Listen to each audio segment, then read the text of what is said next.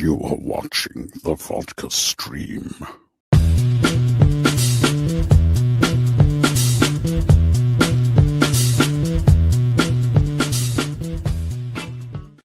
Hey, what is happening, folks? We're back. Took a week off last week, but hey, we're back. But the week prior, we did 2 vodka streams, so made up for it. What is happening, everybody? Welcome to the vodka stream. Yes, it is a hot one here in SoCal. Holy shit, we're going through a heat wave. 100 degrees. It got to 105, I think, yesterday and today. I think yesterday was 106. Today was 105. I don't know. What is it currently right now? It's currently 92, so it's going down, but, the house just absorbs. So I got my fans on full blast right now, and the AC's rolling, so hopefully it's not, hopefully the microphone's not capturing that as much, but I had a pretty good mic, so probably not. Anyways, what's happening, guys? Let's put a little mood music on. All right. There we go. Okay, let's get it on, guys. Have some discussions tonight. Yeah, we're going to be talking about superhero suits because that's a topic this week. That's for damn sure. Box office, of course, still talking about box office. I'm sure there'll be some discussions when it comes to box office. I think, I want to get the opinions on everybody about the new Spider-Man suit because that thing is just that thing of beauty. That thing's a thing of beauty, but, we've got other things too. We got a whole little Batman 2 thing that was all happening today, which was pretty funny that I'm going to rant off about just a little bit.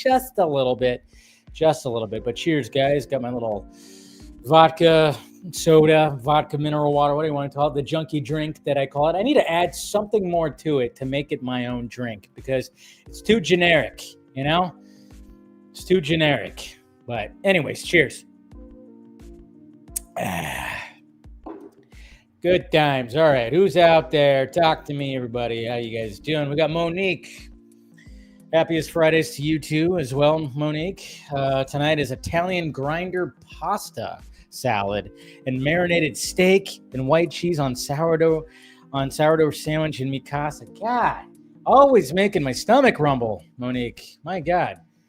One of these days I got to come over for dinner because, geez, always making the stomach rumble with your choices of dinners. Awesome stuff. Clone Avenger, Punisher's beard game is too strong for real. Superman suit is glorious in all the photos. I've seen also, just watched The Departed for the first time. Awesome movie, yeah. Awesome movie indeed. There's like a funny thing in the Departed, apparently. Watch it again, or if anybody, obviously I've seen The Departed, I don't know, a few times. Never noticed this one thing. If you notice, there's one thing.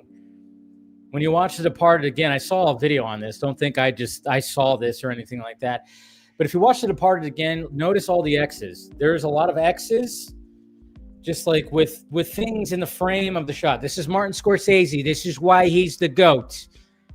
There's X's in frames with characters that will die. So he's basically foreshadowing the killing of characters because, a lot of people die in The Departed. So you'll see like X's in the frames with these characters just randomly. I saw a video on this, and sure enough, they showed like clips from the movie where you see X's, and yeah, that character ends up dying. I mean, it's kind of just like there's Marty Scores, man, just doing that symbolism shit, that foreshadowing shit. What's happening, Arkham Knight? Good to see you. I see you changed your profile picture to Spider-Man, the new Spider-Man stuff, and you're seeing Weapon Sunday morning. And no spoilers, don't worry. I'm going to give my full review, as always. Anytime a new movie comes out, I always give my full review at the opening of the stream tonight. But I will not be giving spoilers. Don't worry. I will not be giving spoilers. There will not be any spoiler discussion that is happening because I don't even know who's watched it. That's going to be part of the panel. So a lot of you plays. What's going on, kind sir? Always great to see you out there. Hopefully things are doing well with you and your channel. I haven't watched King of the Hill yet. That might be something I gotta start firing off this weekend. I know they just premiered all the episodes on Hulu, and I was an avid watcher of the original series, big time. Damn it, Bobby! I sell propane and propane accessories. God damn it, Bobby! Yeah. Always was able to do a good Hank Hill. I always felt I was good at that impression of Hank Hill. What's going on, Mr. William? Mr. William Powell's here. We'll be joining later in part of the panel, as well as Mr. Chris Valgo. What's happening? Punisher and Spider-Man costume reveals this week. Color me excited for what is going to come from both of these two meetings. It's going to be crazy. What is Frank Castle going to be calling Spider-Man? He calls Daredevil Red. So what's the nickname he's going to give Spider-Man, all right? Anybody? What is he going to give? He's got to give a nickname to Spider-Man, right? I mean, Frank Castle, he's calling, what is he going to give him? Spidey? Where we go? What's going on, Eight Legs? What's going on, Eight Legs? I don't know. What could Frank Castle give as a nickname to Spider-Man? That's a good question right there. I think that question that should be answered. I don't know. And there was also an awesome video that was going around too when it came to they wrapped up the Punisher special. And so there's a video going around that shows John Bernthal, obviously giving like a nice little thank you to the cast and crew and everything. You always love to see those videos. So definitely check that out. Tony Movie Chappie, D9 Neil Blomkamp fan. What is happening, man? I feel like I don't see you as much in the chat, but always great to see you and read off your name. And I read it perfectly this time, so feeling pretty good today.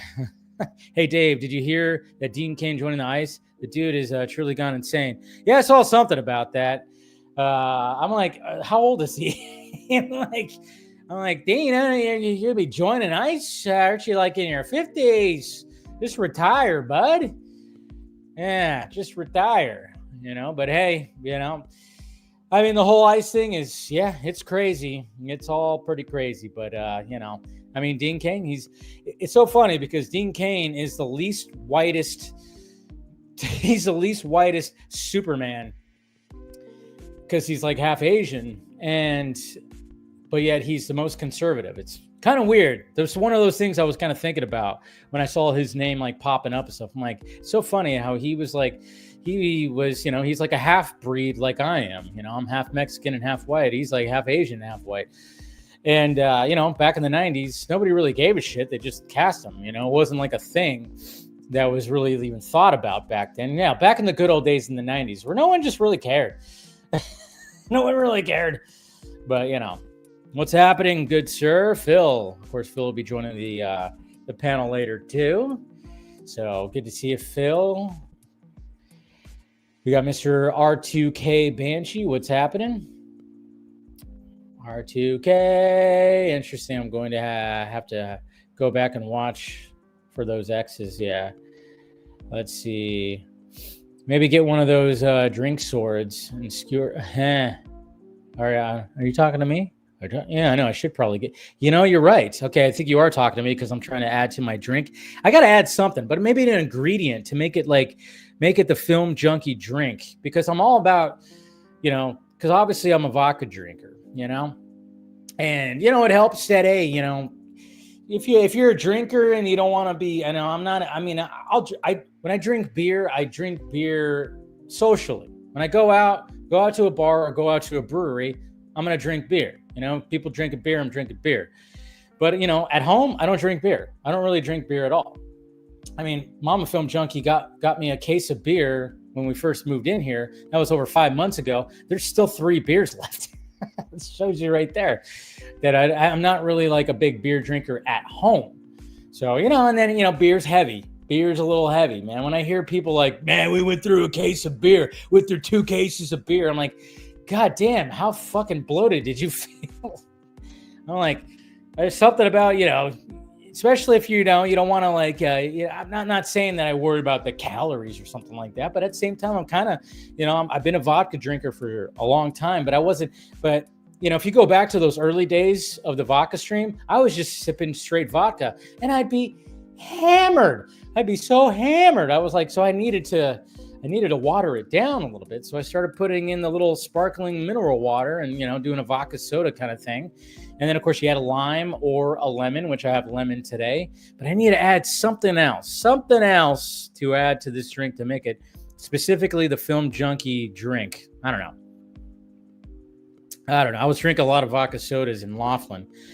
And I was drinking a lot of beers too. And then when I didn't want to drink beer, I was like, all right, give me a vodka soda, because it was hot.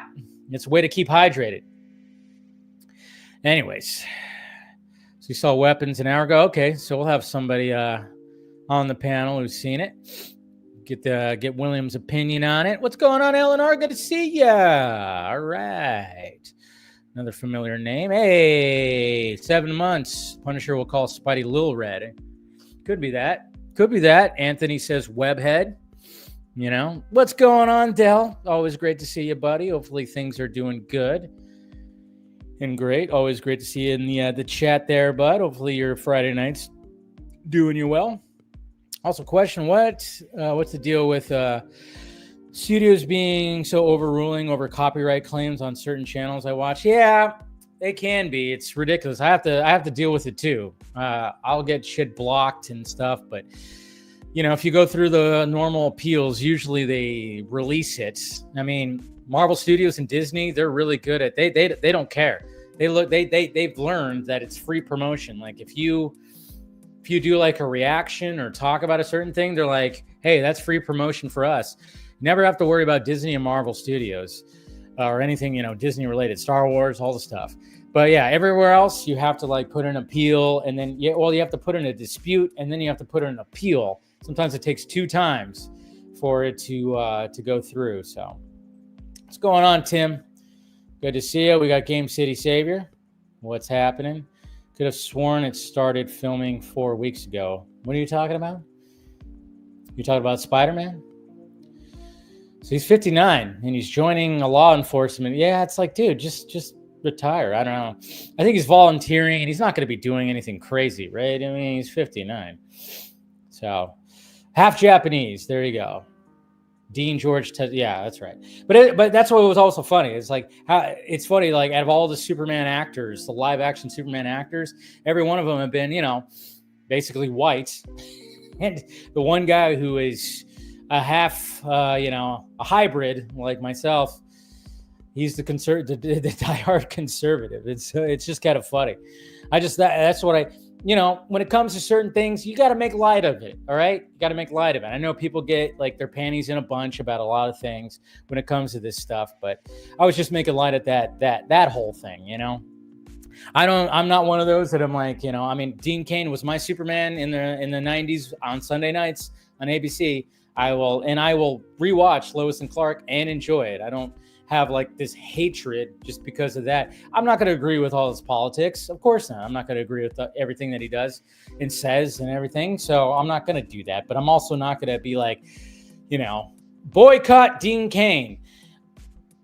I mean, it's very easy to not watch his movies because they're very B-roll. You know, I'm not going to, you know, there's not many things that he was in besides Lois and Clark that I'm going to watch. But, you know, so you can make those jokes too. Anyways, all right. Braden, what's happening? Did you see the South Park crypto clip? Yes, I did. I saw that clip and laughed. And I'm wondering if Jimmy Guns is going to comment on it. Because, you know, Jimmy Guns very much vocal on the sock meds. So I'm kind of wondering if he's going to comment about it. I would really like that to be the case. I actually posted the clip yesterday. No, it was on Wednesday. It was Wednesday that the clip came out. And I posted on Twitter, said like, oh yeah, we got our first clip of the crypto animation shorts, because we're going to be getting some crypto animated shorts that are going to be on, I guess, the DC Studios YouTube channel. And I said, wait. And then, of course, you know, you get that. And it was funny. It's funny. I mean, South Park, they ain't holding back, of course. And, you know, I thought it was funny. So, you know, other people are getting a kick out of it too. But I haven't seen the entire episode. What's going on, Mr. Axel? Good to see you, buddy. Anthony, I think a Spider-Man prison fight where all the villains Spidey has fought for the past 3 years since No Way Home as an opening montage would be great to see. Jesus Christ, I'm half chubbed right now. Holy crap. That would be pretty amazing. And then all of a sudden Frank just shows up and starts, you know, just man.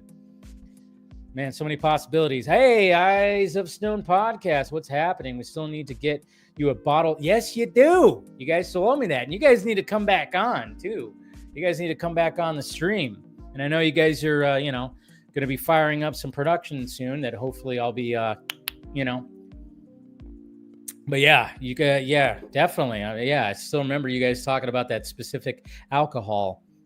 And I definitely still want to try it. Super Rooter, pomegranate. So are you, Super Rooter, you're a jack dude, by the way.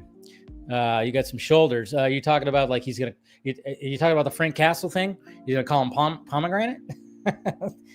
Maybe. The darker the booze, the more chemical. Yeah, exactly. See, Monique knows. That's why they say like, hey, like health experts, obviously they're like, don't drink alcohol. But if you are, go with the clear ones first. The clear ones are better. And they always say like clear tequila is your best option because of the guava, the GABA, whatever, all the stuff in there. It's like, and then they say vodka.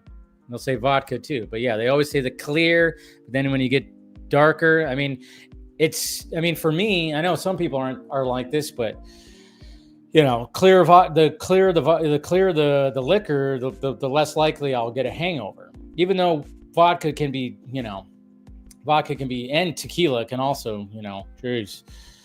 You're on the fence about weapons? Yeah, I could see that. And, listen to my review too. And I could see that, Del. I could totally see that. Especially if you saw Barbarian. Zach Cregger is definitely going to be an acquired taste when it comes to the way that he makes his movies, for sure.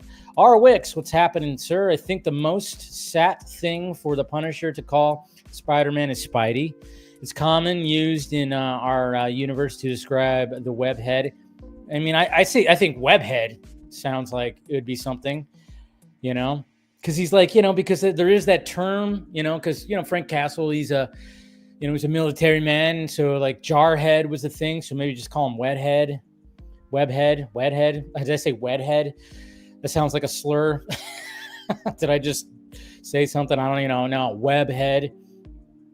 But yeah, so it'd be nice if somebody used it, especially Frank. Yeah, he's definitely going to call him something. Meta sucks for this. Yeah. And Jonathan R. Dave, I have a question. Are Marvel and DC pretty even now? Yes. Even in the sense of, basically in the sense of that they are both rebuilding. Not in the similar sense, but they are definitely both rebuilding, and they are both feeling the international box office not giving a shit about superhero movies anymore. That's one of the things that's happening. I know, I've gotten, stupid asses in my mentions going, the international box office, what the hell? I'm like, yeah, same thing's happening to all the other CBMs too this year. Did you not see that too? Or are you just, oh wait, you just want Superman to fail? God damn, those people hate, they hate I don't know how many times, and I've seen in the past couple of weeks and everything, I've had people come at me and seen people, all of a sudden the domestic box office, all of a sudden we give a shit about the domestic box office. I'm going, when have we not given a shit about the domestic box office? When have we not? The domestic box office is very important. Yes, the international was always the driving force. But yeah, this year, it's not the driving force, it seems, for at least the superhero genre. But it's so weird. Oh yeah, it's like, I've had people come at me, you never mentioned the domestic box office. What the you don't listen then. You are just picking and choosing, because that's what you do from the comfort of your mom's spare bedroom in the garage because she didn't want you in the house. I don't know. Like, it's so weird when people are like, all of a sudden the domestic box office is important. I'm like, when was it not important? It's so weird. It's always been important, and it is kind of nice that people are in America are going to the movies. It's nice to see. It's nice to go to the movie theater and not be mostly empty. It's really nice. I've felt this year that a lot more people are going to the movies. When I go see a movie now, it's not as empty. I'm actually loving that fact. So yeah, if you want to look at that as ammunition to shit on Superman because you have this weird obsession, with James Gunn and this Superman, okay, fine. And I know there's people that don't live here that like to shit on America like crazy. That's fine too. We're used to it. We're fine. Just don't get mad if we shit on your country too. As long as we could do that. We can go back and forth, right? Anyways, okay. That was a partial rant right there. You mean a half-breed bastard. There, maybe he'll call that. Let's see what else we got. Jimmy Guns did Rick and Morty. I think I want him to. I hope he leans into it. Lean into it, Jimmy Guns. But then again, he might not, because he's all, because it does show Crypto getting shot and killed.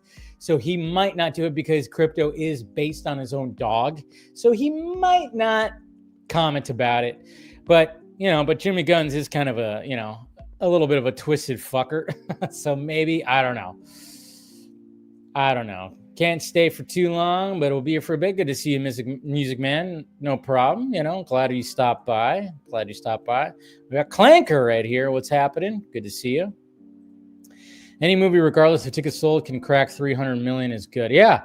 It's funny because when you look at the past decade or so and you look at domestic, and you go, wow.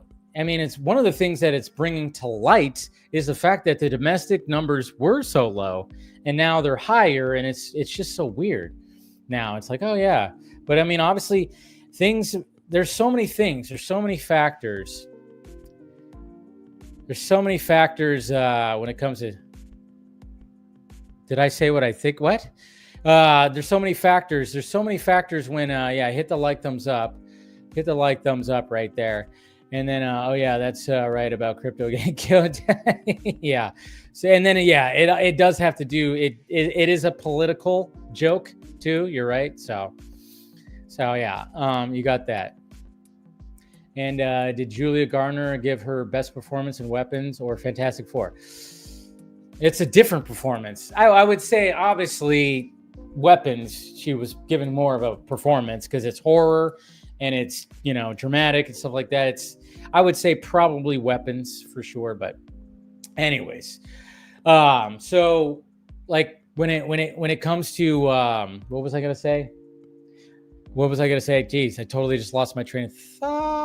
Yeah, domestic and all that. Now, like I said, it's just great to see that people are flocking to the movies. Like I said, even with every movie, even with those smaller movies. Last night, when I went to see Weapons, pretty full. It was probably halfway full, maybe a little bit more. I don't know.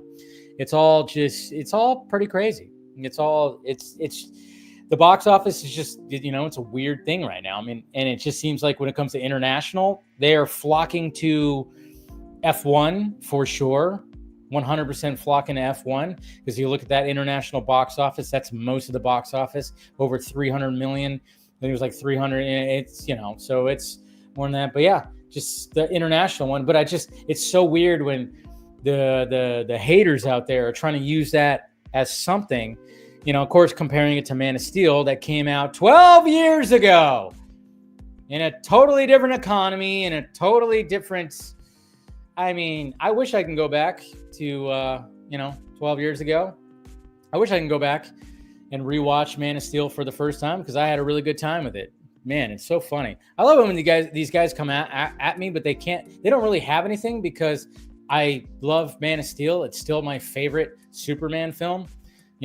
Yes, sorry, the new Superman film didn't overtake Man of Steel for me. If I had a ranking, I probably rank it maybe third or fourth. It's up there. It's a good film. I enjoyed it. I saw it 3 times because it's entertaining as all shit. Anyways. So, all right. Let's talk about weapons. Let's talk about weapons before I talk about a certain thing. There's even another thing that I was going to talk about. I'll talk about on Monday's show. But let's see. Let's talk about weapons. Zach Cregger and weapons. So this movie, obviously, the way that this movie was sold, the trailer and everything, and the way the trailers have been, very easy to sell this movie because all you have to do is just go, this is a movie about an entire shit. Sorry, my phone is dying and I forgot to plug it in, and my charger's in my other room. I'll get it later. But so weapons, when it comes to selling this movie, I mean, when I first saw the trailer, I went, oh my God, I'm in. And then when I first heard the description, I remember reading the description first, and then I saw the trailer, and I'm like, oh my God, I'm in. First off, Zach Cregger, I really enjoyed Barbarian. I think this guy is becoming like my new horror movie, favorite right here. So I liked Barbarian. I liked the craziness of Barbarian and the way that story was told. Yeah, I can understand why people didn't like it. It's not going to be everybody's brand of vodka. I get it. Just like Weapons is not going to be everybody's brand of vodka. But I would say that and I'm seeing it out there that Weapons, people are enjoying Weapons. I've seen so many times, oh, I enjoyed Weapons more than Barbarian. Totally can see that because Barbarian goes really off the cuff. Weapons goes off the cuff in the final act, but it's not as crazy as Barbarian, for sure. But like selling Weapons was a very easy sell. It's like, oh yeah, these kids just end up just leaving their homes, and it's this one teacher's classroom. The pitch right there, you don't need anything else. You're intrigued. You're going, holy shit. So then when you actually see the movie, it is a slow burn. It's a slow burn, which is good. It's a slow burn. And then, like I said in my first reaction review, if you guys saw it, Zach Cregger going out for my heart, because I love me some I love it when a story is told non-linear. I love it when it's not linear. I love it when a movie is not linear, when they tell different perspectives of the story. That's exactly what it does. As soon as you get he basically shows it from, there's different perspectives from the different characters. That's the way the format of the story is. And like I said, I'm not getting any spoilers. I'm just telling you how he's telling the story. And it's fucking fantastic because then you get the different point of views of the story until you finally get the last point of view. And then you really go, oh shit, that's what's happening. So it's told very well. It unfolds awesomely like that, and you get to flesh out all these characters and where they come from and the struggles that they have, and everything. So it's the story is told very well. But yeah, like I said, some people are going, yeah, but the ending was it gets a little too crazy. Yes, it does. It goes off the rails. The ending, the way that this thing wraps up, it goes off the rails. And I was laughing. People in the theater were laughing. That's how off the rails that it gets, where you start laughing going, oh my God. You're like, oh my God. It's just, that's how much it goes off the rails. So if you like that kind of shit and you don't like an ending that it's just going to put a nice little bow on it and be like, and then everybody lived happily ever after. No, you're not going to get that with the Zach Cregger movie. You're not going to get that. You're not going to get that with most modern day horror movies. You're not going to get a happy ending. Okay, so don't expect a happy ending. And like I said, everybody does well. Acting is great. The directing is great. Is it better than Sinners? I don't think it's better than Sinners. Sinners is just on a whole different level. What Coogler did with that was just, I need to watch that again. Maybe I'll watch it this weekend. I don't know, but yeah. Now I don't know. I don't think it's better than Sinners. But it's definitely up there with one of my favorite movies of the year so far, and I've been keeping a good streak. I've been keeping a good streak on seeing movies every week too. So glad that, anyways. Oh, did William not like it? You didn't love it. Okay. It wasn't worth the trip to the movie. Oh, okay. So, you didn't love it, you didn't hate it, but you wish you didn't pay to see it, kind of thing. Okay, interesting. I don't know. Okay, well, interesting to see that, have that conversation with it. So there you go. There's my, like I said, if you're a horror fan and if you like Barbarian, even if you didn't like it all that much, you might like this one a little bit more. The way when you find out exactly why all the stuff is happening, I mean, like, again, the way that the story is told is pretty cool. Some people might not like certain things, and then certainly might not like how it ends because it just there's a part, the part of the ending to the credits roll, it just goes fucking crazy. It goes fucking crazy, and it's not exactly the happiest of endings, but if you like that kind of shit, you're gonna like this. But I really enjoyed it. I mean, at first I was kind of going, oh man, this is kind of dragging a little bit. Like the first act and everything, I was like, okay. It felt very Fincher, the first act for sure. But I'm not gonna lie, I was kind of like, okay, this is slow. But I mean, they're just building and building. And then once it starts getting the second act, that's where I was like, oh, okay. I started perching up like, oh, okay. So, but anyways, all right. So let's talk about this. Let's talk about the Batman part. That's right. The Patman. Well, you can call it the Patman because it is Robert Pattinson. But the Batman part two. Well, first off, it's been now released in the trades that the Batman part 2 is going to be filming springtime of next year. I guess. Is that what it is? They said springtime of next year. So, I mean, that makes sense because it's coming out in 2027. That gives a lot of time for Robert Pattinson to do what he's doing. Gives a lot of time for them to do pre-production and everything. I mean, I still have people that say that that this movie is not going to happen. They keep on saying that. They keep on claiming that this movie is not going to happen. But this movie is definitely going to happen. Movie's definitely going to happen. And,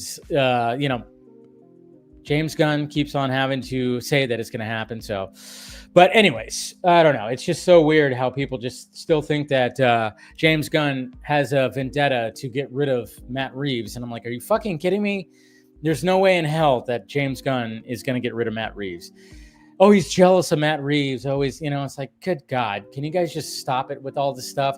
Stop projecting, things into the people you hate. Like, you don't know these people. Stop trying to think that you do know these people. That's what's so funny about that. It's like, I don't know. The obsession that people have over directors is so weird. It's so goddamn weird. Like the obsession, and they're addicted to just slamming these directors. I will never understand it. I'll never understand it, but hey, what can you do? But yeah, so that was released today. And then it was released today too. And, well, I'm just going to bring up this tweet right here from Screen Time that, actually, I should bring up a better one. Let me bring up a better one because, let me bring up, why am I bringing up that one? No, let me bring up this one because it has a better description. Obviously, DC Film, the news is always going to be better. I don't know why I wasn't thinking about bringing them up, but yeah, here we go. Robin will reportedly appear in The Batman 2. The sequel is said to be a big swing from Matt Reeves and Mattson Tomlin and just as dark as the original. And then you look at the source. Oh, fuck me. No.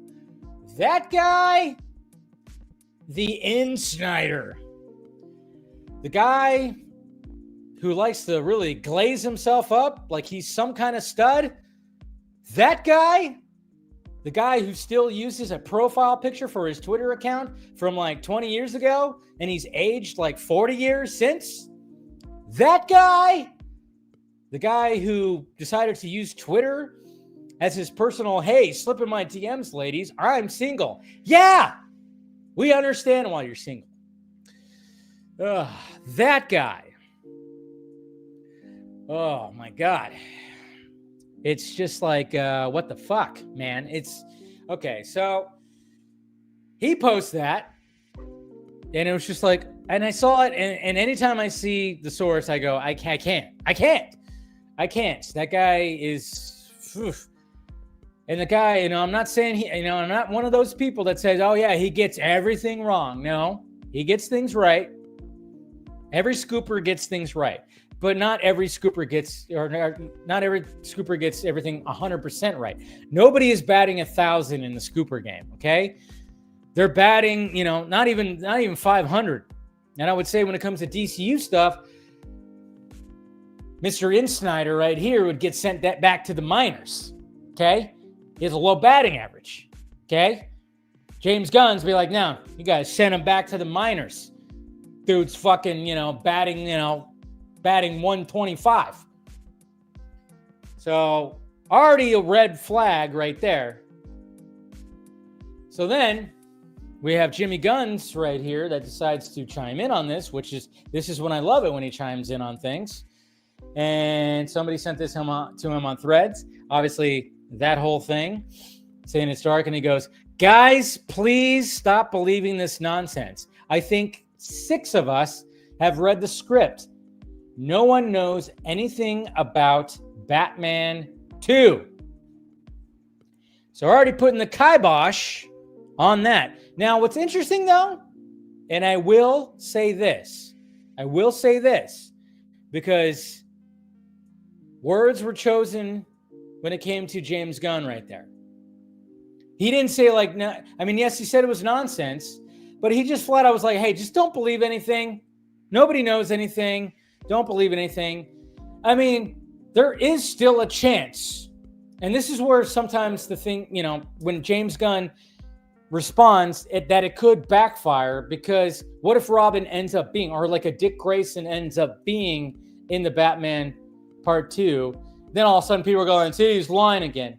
And I'm like, well, but he said, just stop believing that only 6 people, nobody knows, there's only 6 people, blah, blah, blah. So it's not like he just flat out said, wrong, that's not happening. Nope, that's absolute bullshit and everything and blah, blah, blah. Now, he didn't exactly do that. Now, there's always a chance where, yes, it could come back and be like, oh, yeah, there is going to be a Dick Grayson or a Robin presence in the Batman Part 2. But I think James Gunn's just he's just going, Jesus Christ. Only 6 people read the script. Stop believing any kind of scooper. He's just basically telling people, stop believing these scoopers, certain ones. So there's always a chance. There's always a chance that maybe his choice of words right there are a little, whatever. But then there's this one right here. This one's actually really funny. So Jimmy Gunn's in response to the Batman stuff and to the fact that the DCU is going to have a Batman, and then Matt Reeves in the Elseworlds is going to have a Batman as well. And everybody always talks about why would you have 2 Batman? Why would there be 2 Batmen when it comes to all this? Because, people have said that many times, and this is hilarious. I actually give props to Jimmy Guns right here for this response. What is the point of Reeves making another Batman movie if it's not part of your DC universe? We don't need 2 different Batman movies to confuse fans. Jimmy Gunn says, you don't seem to be confused. Ha! But then, of course, you could go, well, the general audience. Sure. But, fans, actual fans of all this shit, they're not confused. He's got a point. Us fans, people who are more in the know, yes, the general audience could be confused, who are not big-time fans like us. I'm a big Batman fan. I'm not confused. A lot of you guys out there, same thing. You're not confused. There's no confusion at all when it comes to we have a Batman in his own world that is under the DC Elseworlds title, which is going to have its own opening, which I can't wait to see. And then you have the DCU, the main timeline right here, that's also going to have a different Batman. And I can understand that. That's going to be interacting with Superman, with Wonder Woman, with all the DC Universe characters. But it's just kind of funny. I was like, yeah, that is funny. But yes, I get it. The general audience maybe can be confused. Sure. And that could be a problem. And I even saw somebody, and they brought up a good point, that James Gunn knows how to feed the fans what they want. But James Gunn needs to learn how to feed the general audience also. And I'm going, yeah, I could see that. I could totally see that. Maybe Jimmy Gunn needs to start going, okay, I need to start thinking about more of the general audience. But then at the same time, being a fan of all this shit and knowing that I'm going to be there day one with everything, I'm like, fuck the general audience. I want, feed me the shit that, the deep cuts and all this shit. I don't know. It's such a crazy balance. We're pretty much at that level right now with Marvel and DC. It's like, what do you do? Do you overfeed the fans that are very much in the know about all this stuff, or do I mean, obviously you want to also feed the general audience, but sometimes, when people are going like, why is there a Clayface movie? It's like, yeah, general audience, are they going to know what a Clayface movie is? But if you sell the Clayface movie in such a way where people go into a Clayface movie or a Sergeant Rock movie, just going like, hey, I saw the preview of this movie. It looks very interesting. I'm going to go see it. And they have no idea that it's actually based on a comic book. That's the way you have to sell those movies. And hopefully, Jimmy Guns and DC Studios can do that, where they could sell the Clayfaces and the Sergeant Rocks out there, sell those movies as just individual movies with small budgets, sell them for specific genres that they are. Sell Sergeant Rock as a war genre movie, obviously. Sell Clayface as a horror movie. And then when people walk out of it, general audience people, they could be like, oh, I really enjoyed that. I had no idea it was based on... Wait, so those characters are in the same universe as Superman and Batman? Holy shit. That's what you want from the general audience. You want somebody to walk out and to be talking to a nerd like me or like you to be like, what? So Clayface is a Batman villain? What the... I had no idea. That's my impression of a general audience member. You like that? I thought it was pretty good. Anyways. So, it's like one of those things where you have to sell it like that. And, I think when you think about like a series like The Penguin or even like The Batman, but specifically The Penguin, I guess you could say, if you want to talk about something recent, is people can enjoy watching The Penguin and not really knowing anything about Batman because you don't really, there's no homework. And again, that's the thing. That is the thing now, I think, that the general audience gets turned off by, is like, do I have to have homework? Do I have to have my annoying cousin who wears, Superman? Do I have to have a Sheldon from Big Bang Theory with me to explain things that are happening? And I've been that guy. For friends, for ex-girlfriends. I see you out there. I've been that guy where I have to explain things. I've been that guy, where you have to explain. I do that with, when it comes to like seeing movies with my brother or my dad, I have to be like, well, there's this, there's that, so that's the balance. And that's like part of the thing that you have to, but at the same time, you also have to make it super entertaining. I think the reason why Superman is doing well at the box office is because even though like people might not know all the characters or whatever, but I think the way that the movie flows, because that's why I say I enjoyed Superman more than Fantastic Four, and the way that, because it just flows from start to finish. And it's like, you don't need homework. Yeah, you might have to look up who the fuck is Guy Gardner, who the fuck is Hawkgirl. You might have to look up some things, but and even though there was a little too much expositional dialogue when it came to Superman, certain spots there was too much expositional dialogue, but the thing still flowed very nice and it was still very entertaining from start to finish. Like I said, Fantastic Four, the first act was like an opening slog kind of thing. So, we'll see what happens. Like I said, it's just one of those things where, okay, so if we're going to do these movies like a Sergeant Rock and a Clayface, these movies can do very well. Because if Clayface is only going to have like a $50-60 million budget, there's not going to be that much return that's going to need there. And the box office snobs aren't going to, be out there going, well, shit, it should make, this much or that much. Obviously with Superman, different story, because, obviously there's a lot of box office snobbery that's happening all over the place when it comes to that. And I don't know why every day there's these guys that are just going to be beating the shit out of their keyboards, trying to make it like, it's this, it's, I'm like, okay.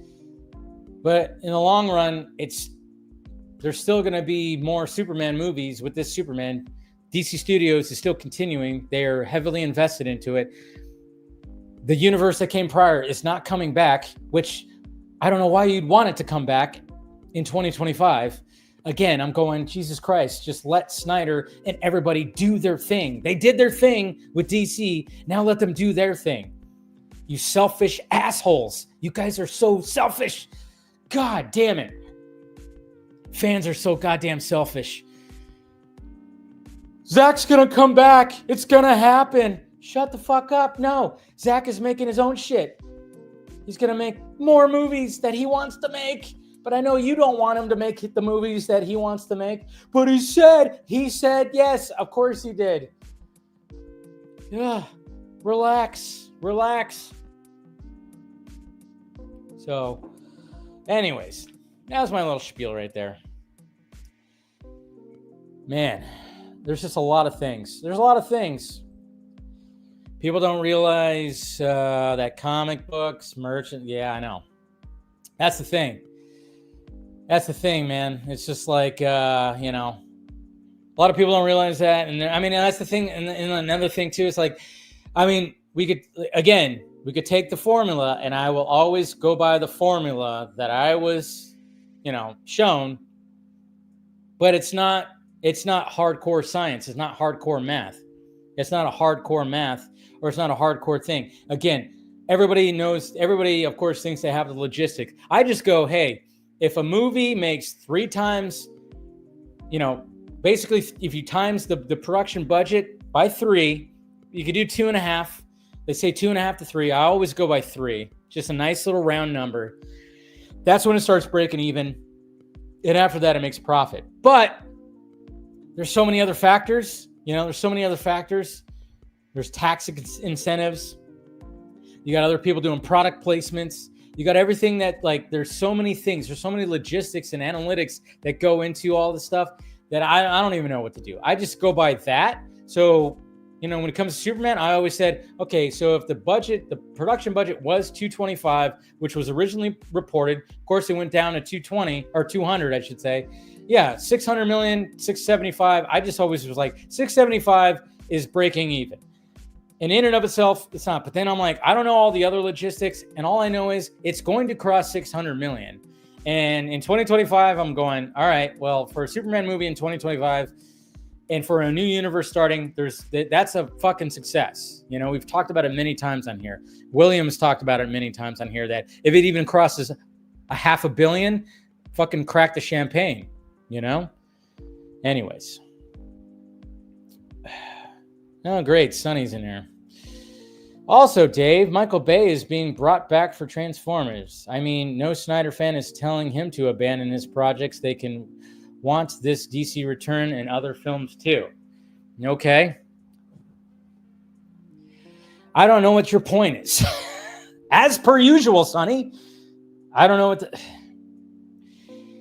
what Jesus Christ. If Zack comes back, he's going to do Dark Knight Returns. That's what he's always said. Listen to the man. You guys don't listen to Zack when they ask him, what DC movie would you actually do? He said his white whale is Dark Knight, doing an actual Dark Knight Returns. Jesus Christ. My God. Anyways, what are we doing here? Okay, I should start sending out some invites. Start sending out the invites. But anyways.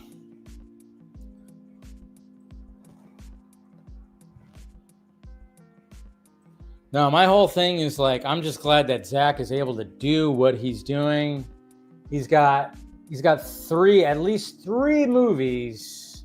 And then, of course, hopefully he can revisit some of the other universes that he does. That's why I'm like going, okay, when people are like going restore the Snyderverse, do Justice League 2 and 3, it's like, just let it go. Fucking let it go.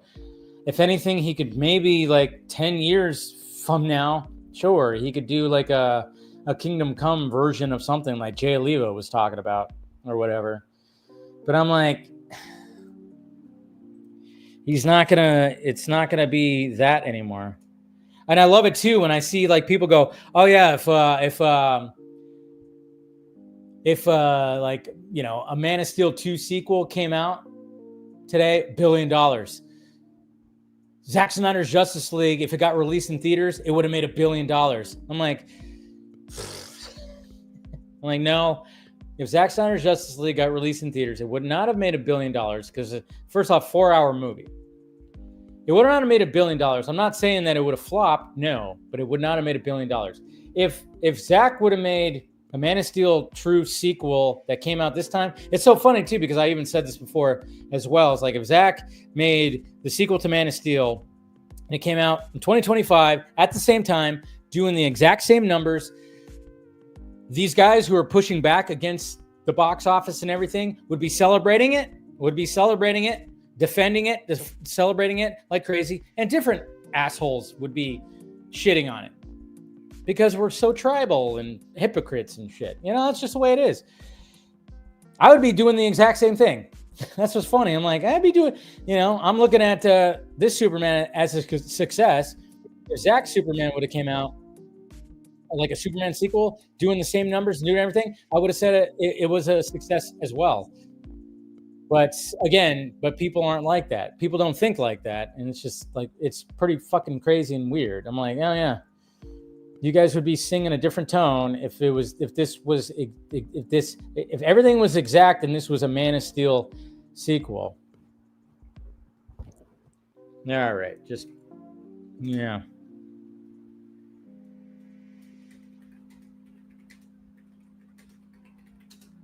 All right, sorry, just sending out some invites right now. Okay, sorry about that.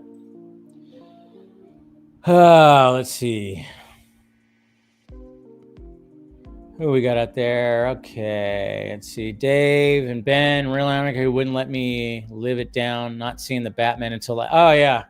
How dare you, sir? But it's okay. We forgive you. Hey, what's happening, Steph? Saw you out there. Good to see ya. Let's see. What else? Who else we got?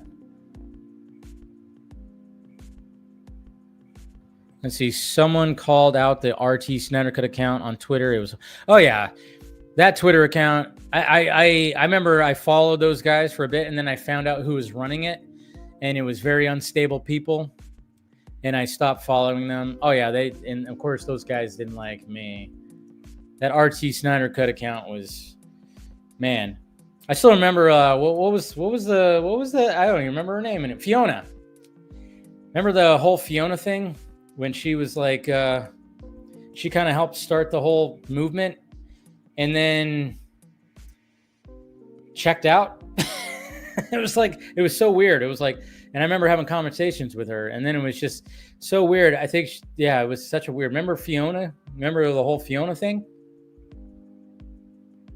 Yeah, there were some people, and then even people of the RT Snyder Cut account that were okay, and then all of a sudden, like I said, it got rocky, and I think at the end of 2018 into 2019, it got pretty bad for us over here, like our little group. It got pretty bad with a lot of people. If you guys remember some of those days, man, I mean, you can go back and find a video where I did a vlog where I said, I'm stepping back because people are trying to attach me. They were trying to make it seem like I was doing certain bad things and putting really bad memes out there. They were trying to do all kinds of things. It was crazy. And then it was even gentlemen of a certain group who were close to Zach that were hating me. And it took Zach to be like, oh, no. He's actually right about that. He's actually correct about the Snyder Cut's not finished. It's not finished. Shit you not. It was just like one of those things where I was like, because I was, Zach like had people within his like core group reach out to people, and somebody reached out to me and was giving me information. I will never reveal who that person ended up being, but I'm just saying, you know, when I was giving out information and I remember I got handed the Dark Side fucking storyboard and I leaked it out, and it was just, man, good times. It was fun times. But man, I tell you what, there's some people, and then, you know, and then now with the whole Superman thing, and man, I tell you, it's all pretty crazy. Crazy where we've come now. What people don't understand about Scoops is that it's people compiling a bunch of hearsay on a whiteboard with red string. It kind of is that. It's like that Charlie Day thing. So, Jeff Snyder is a moron. Yeah, he definitely is. He definitely is. Agree with you on that, man. Clayface is going to probably make $500 million. You think? Well, yeah, that'd be interesting. I mean, yeah, it could. I mean, it always has potential. That's the thing. It's like, you never know what something is going to do. Did anybody think that the Joker movie was going to make $1 billion? And see, and again, it's like, then you have someone like Sonny who goes, we can't be making up numbers now. He's not making up numbers. He's just saying that, you know, but there's always a percentage that it could. That's the thing, because nobody expected the first Joker movie to make $1 billion. There's a lot of things where nobody expected to, you know, this movie to make that money. So yeah, Antonio's being a little bold by saying that. He didn't say it could. He just said it will. It's gonna make, you know, and I get that. But see, then you get somebody like Sonny, he just goes like, so what are you doing, bud? Are you kidding me? It's like, no, he's just, okay, yeah, I get what you're saying, but at the same time, there is a chance that it could. There is a chance that it could. Most likely won't, but if it's going to be made with a small budget of like 50, 60 million, again, you do the math and you times 60 by 3. What do you get? What does it have to make to start, you know, doing all that? I mean, that's the thing. That's what we have. I mean, that's what you have to, like, you know, when you have to think about stuff like that. Yeah, and then there's toy sales. Yeah, I know a lot of people don't talk about the toy sales and the comic book sale. I don't know how much that like goes into a lot of this stuff. And like I said, there's the tax incentives. There's all that. I mean, there's so many logistics. That's why, like, when everybody claims that they're a box office expert, they're not. I try to do my best of being like, all right, here's what it is, and here's this, and here's that. You know, movie theaters are a different story now. Things cost more now. People aren't going to the movie theaters as much. Still, it's never going to be the same. It's definitely not going to be the same back in 2013. Because then, of course, you could do like, okay, but what if Man of Steel was released today? In and of itself, what if it was released today? Would it still have made the same amount of money? You have one group that will say it would make $1 billion. And then, of course, you have one group that say it'll flop. And I'm just kind of going, it probably wouldn't have made the same amount. I mean, it'd probably be around the same amount where Superman is right now.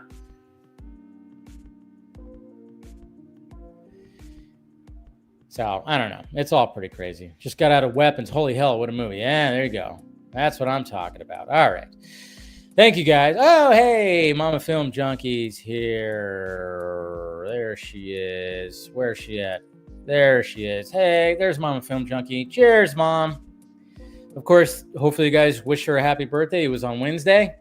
We went to an excellent, excellent Mexican restaurant. Just every part about that. I mean, yeah, it was a little busy, and there's karaoke happening with some questionable singing, but hey, that's part of karaoke. But we had a good time, and fucking hey, man, that food was absolutely delicious. Absolutely delicious. So good times, and of course, good times last weekend in Laughlin. All right, but love you, Mom. Oh yeah, I should do. Since she's here, I should, obviously do her. There you go. All right. Now that's over with. All right, let's start bringing some peeps in here. What's up, William? How you doing? Good. We got some echo happening on your end. Damn it, I know it's coming in perfect. Is your mic not on? No, the mic is on. The new mic is on. Oh, you have a new mic? Yep. That's one right here. Yeah. Amazon Basics. But I can hear myself. Hold on. Let me mute. Always having trouble. The mics. Echo cancellation. How about that? You shouldn't be able to Test. test. Okay. Okay. You're good. No, I don't hear it now. All right, good. You got it. The stupid echo cancellation, whenever you change mics, they got different mics for different things. It cancels out and gives me the stereo sound, which is supposed to sound, I guess, better, but there you go. Yeah, it happens. It's all good. I know, like new mics and stuff like that. Hopefully that mic does you well. It's funny because I've had this mic forever. Still working really great. I keep thinking about upgrading my mic, but I don't know. I think I'm gonna. I think the laptop. Be honest with you, I think my next laptop is gonna make. Yeah. I could plug in any mic on the new laptop when it comes in. It's built for this type of thing. So I got some of the same stuff I've had since I've been streaming, but now as I acquire new equipment, I have this in mind. So the dynamics on these new things I get and the new mics I get are with all of this in mind, especially doing stuff, not necessarily in two different places. I have an office and I stream from here, and then sometimes I'm at a convention or something. So a lot of that needs to be that I wasn't thinking about when I threw all this shit together. So no, I get it. Yeah, no, I'm hoping to get it. I've been looking at computers because my computer's been, I don't know, my computer's so off and on, and so I don't know what it is about it. It'll work perfectly and then it'll just not work perfectly. I think partially me, I just have to be more, now that I've had this computer for almost 4 years.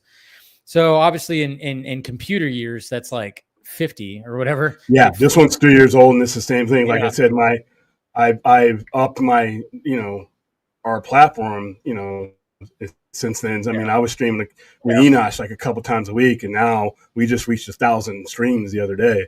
Oh yeah, I saw that. And it's just basically a 2-year time span. So I'm putting this stuff through wear and tear, and we're doing different things that require just upgrades. And I said, the computer. And I'm editing every day, so that's also weighs it down. So it's just. It's like one of those things where, I mean, like I said, so I just have to reboot my computer more frequently. I got to run the programs I have to help clean it out. And I have to delete things just a lot more frequently. And sometimes I get lazy with it. So then when I realize, I'm like, when was the last time I rebooted? Well, shit, it's probably been a week or whatever the hell. So, yeah, I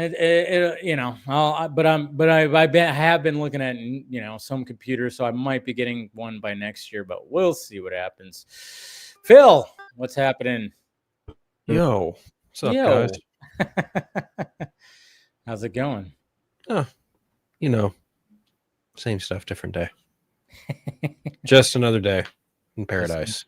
No, it was actually quite hot today. It got up to 107, 108. Yeah. Heat wave. 111 here. Yeah. Heat wave happening I think all over the place. Everywhere's hot. But yeah, it got to 106 today. Lovely. Yeah. So I got my fan. That's too hot for where you're at. For where you're at, I've lived there. That's too hot for where you're at, to be honest with you. Yeah. Yeah, but I was in Laughlin last weekend and it was 115. So it was Jesus Christ. Yeah, it just was never fun to be outside, unless you're in a pool, which I was for over 2 hours on last Saturday. But, as long as you're with that. But at the same time, when you're even at night, it was just not fun to even go outside. It's just like, ugh. Yeah, no, that was today. God, driving home was miserable because it was 105, 106 on the drive home, and it was at 2 o'clock. Yeah. 2:30, 2:30, 3 o'clock, somewhere in there. Yeah.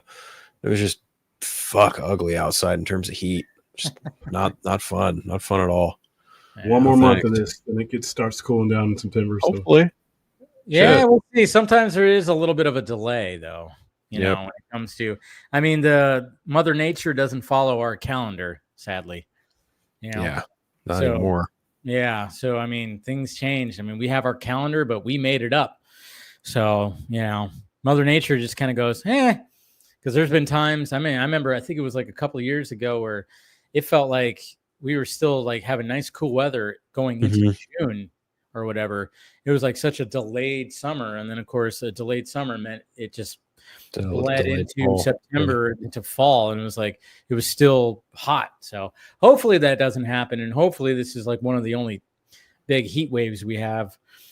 We've only had like a couple little small heat waves. This is a big heat wave because it started on like Tuesday and it's not going to end. We're going to have 100 degrees until Sunday, apparently.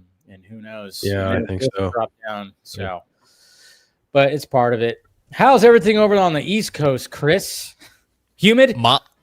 Monsoon season. Yes, so it's nice and sweltering out there. Huh? No, it's like freaking Seattle. It was like freaking Seattle this week. It was rain, miserable. And then it got to the point where it was rain that didn't show up on radar. It was like that mist. So you think there's no rain out there. You go out there, it's like, ugh.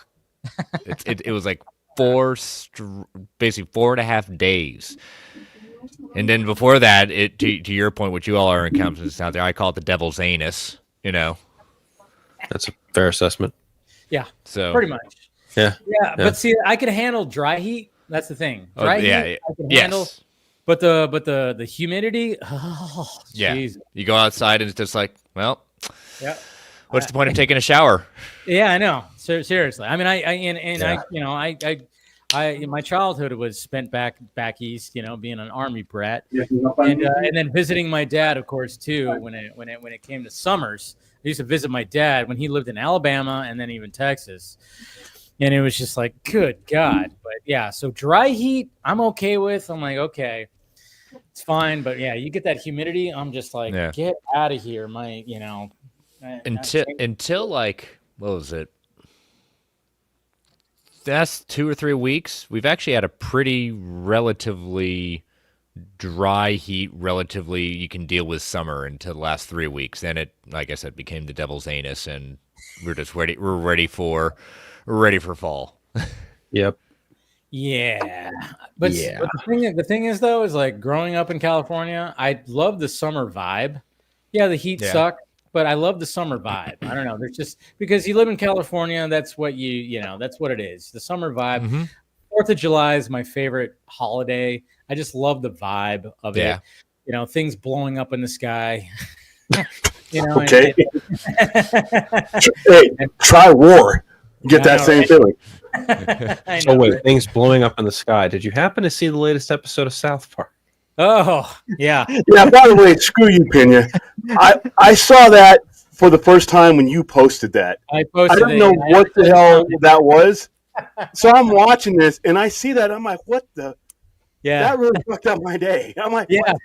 I know. I posted it going like, hey, here's the very first, there's the very first crypto animated short that James Gunn was talking about, or whatever the hell I posted. And it was like, wait. And then, of course, it's that. It was just a clip of fucking... Yeah, I haven't watched the entire episode, but yeah. I know. Somebody brought it up earlier in the chat. That's kind of traumatizing. Yeah. It was pretty sad. Because, the running joke was that politician was under backlash for killing a dog in the past. Correct. Yeah, her dog was she couldn't train her dog, so she shot it. Yeah, Christy Nome. Yeah, she's Christy Nome. That's who it is. She's made for South Park. I'll just leave it there. So, yeah, some circles frown on that kind of action. Yeah. Yeah. So I mean, it essentially is a political thing, but they were like, well, obviously with Superman out and crypto being hyped up, might as well just do that. Lamb.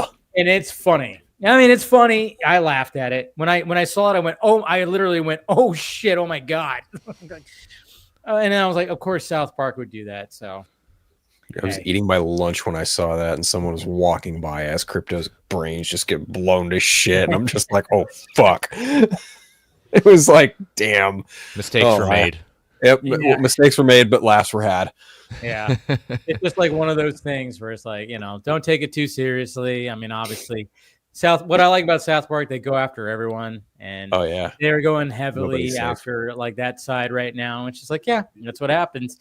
I watched the first episode, the season premiere, and man, the whole Trump with the devil thing. I mean, basically how it was with Saddam and the devil when it came to the South Park movie 20 years ago. Yep. It's just like it's the same thing. They're basically like rehashing that gag with Trump, and it was fucking hilarious. It was hilarious. So they ain't holding back. But anyways, Thank you, gentlemen, for joining. I do have to ask William, since you saw Weapons, you didn't. So give me your initial thoughts. I could have waited for this on PVOD. Okay. I didn't hate it. I didn't. The hype, the trailers and everything else. But I was kind of skeptical because I liked Barbarian up until like the last 12 minutes. And then I can't get over the ending of Barbarian. Ruined it for me. It ruins that movie for me. This was a little bit different. I thought the build-up during the movie was okay until they started telling it from points of view of people who I didn't care about in the movie, let alone at all. There are two characters whose POV in this movie are worthless. They lead to nothing. They give you a perspective or nothing. I could have taken those people and given Julia Garner and Josh Brolin, who neither one of them were in the movie enough. To me, they were the vessels of which this movie should have been driven through. And I got, it reminded me of It and Blair Witch Project. One of those movies I like. The other one I think is trash. That's just my opinion. And it's Blair Witch Project. But it kind of gave me those feelings, but with a little bit better intensity. Not a bad movie. It's just that I guess I'm not cut out for this new type of movie, especially this particular director, because he's 0 for 2 for me now. But I didn't walk out of the movie kicking over a trash can saying what a waste of time. This is just that kind of movie I did not need to see in the theaters. I could have seen this, with a couple of friends on PVOD. It just wasn't that good. And it has the potential, just like Barbarian. There's a good movie in there somewhere. Maybe I needed to sit in the theater another half hour to get to it. Some of the things that they built up to are too convenient, whereas Barbarian's ending was just kind of just whatever. This one was kind of like, okay, that's once a certain character comes into play, and I guess we're not doing spoilers, but once a certain particular type of character comes into play, it just becomes too easy. And I'm like, the only thing missing was like Fred, Shaggy, Velma, and to pull off the mask. And I was like, not a bad movie, but man, I was really hyped for this one. Are you talking about the ant? Yeah. Yeah. Okay. Mrs. Pennywise. I wanted to bring her up because that is Amy Madigan. And I was going, who the fuck is that? I hadn't seen her in a long time. Yeah. I was like, why do I recognize her? And I'm like, Streets of Fire days. It's the wife in Field of Dreams. And she was all throughout the 80s. She's been in numerous movies. And I specifically was going, because I've seen Field of Dreams so many times. Great movie, classic, iconic, baseball, fucking great. And I was like, it's the wife in Field of Dreams. So I was like, oh shit, that's who that is. And she is absolutely batshit crazy. But yeah, I mean, I get it. That's the thing. It's like, when it comes to these movies, it's like, yeah, I mean, the setup for Weapons, so perfect because you watch that trailer, you hear about it, and you're going, well, I got to see why these kids. That run was like, okay, we're going to get all that. But I mean, the sad fact of the matter is we're always going to come up with things in our own head of like, why could there? So then when the actual storyteller goes, well, this is the reason why, not everybody's going to accept it. And, I think it's a difficult thing because, yeah, sometimes it could miss. I mean, to land like a resolution of like why this is. I mean, I think like a lot of, shows have a problem with this. It was like, how do you wrap up a show? I mean, Sopranos, arguably one of the best shows out there. I never got into it, but people didn't like how it ended because it just did that whole little, cut to black. I thought something was wrong with my cable. I actually called Cox. I thought my cable had cut off the ending. The thing. It's like one of the most want to consider like the best show ever. People were like, "What the fuck was that ending?" They even said that about Breaking Bad. They're like, "Why did it fucking end like that?" It is so Breaking Bad. There was no other way that show could really true. But I mean, yeah, but there could have been like certain things that they could have done, but at the same time, I have my reservations when it comes to how that played out, but I still really love that show. But I mean, but it's so hard to stick the landing with a show. Obviously, that's harder. But even like when it comes to certain movies like this, when you have like these crazy ideas, but then you go, well, now we got to see how it all resolves. What I like about how these kind of movies are nowadays is now it doesn't tie everything up into a nice bow and be like, here we go, happy ending. It's not a happy ending. It's not a fully happy ending. It's kind of okay. I agree, but you bring stuff in. You bring elements into the story. If you're not going to use certain elements, then just leave them out of the story because I mean, I can understand there could have been a more explanation, but I almost appreciate that because I didn't need like some crazy explanation or like a exposition dump or explanation dump of like, oh, why is this and why is that? When, again, we're not talking about spoilers, but I'm just saying like the reason why, this is all happening. But I mean, I think there's just subtle ways of like with the storytelling of this, just what things happen during the movie. I was like, all right, that's enough that, okay, it leaves some mystery. Maybe I have a feeling because even Zach Cregger during an interview, I don't know who it was for, but he said he has a sequel idea for Weapons that he wants to, but I'm going, how much you want to bet though, that he's kind of playing like M. Night Shyamalan card where it's going to tie into Barbarian, where it's going to be like his trilogy, Barbarian and Weapons is going to be tied together. And then the ideas in both are going to kind of go into this. Make an actual movie. Yeah. I mean, I think that's what might happen. I think because when they had that website for the Weapons movie that came up, it mentions something that it mentions like a new, I think a newspaper thing of what happened in Barbarian. So I'm thinking that it all is in the same universe and maybe he's going to come because when it came to Barbarian, I walked away with Barbarian more disappointed and I wasn't disappointed really with Weapons. I was more disappointed in Barbarian because it seemed like there was a lot more that needed to be explained than there was in Barbarian or in Weapons because I just that town and the way that the cops were acting and everything and the way I was like, there's more here. There's more like secrets and everything. And I'm going, so now like when he kind of plays out, I mean, again, no spoilers, but even with Weapons, you don't exactly know why this is. Yes, you find out why the kids did the thing that they did, why they ran off, but you don't know fully why kind of thing. Maybe I just got to keep watching. I just felt like I was being Jordan Peeled without the Jordan Peele. Yeah. I felt like, the monkey coming in, beating the shit out of everybody. And then I don't see him for the rest of the thing. I was like, cause like, or the last 5-10 minutes of Us. Oh. I could just find a little appreciation with filmmakers going, you figure it out. I'm not going to just feed it to you. You figure it. You tell give me a discount then. Shit. Why am I paying full price? but I kind of like that. I mean, I like that about Inception. Christopher Nolan's like, you tell me if the fucking top falls or not. Is he in a dream or is he not? You figure. This is how do you feel about it? And I kind of like it when a director doesn't want to just be like, well, this is 100% this, and this. No, he's going.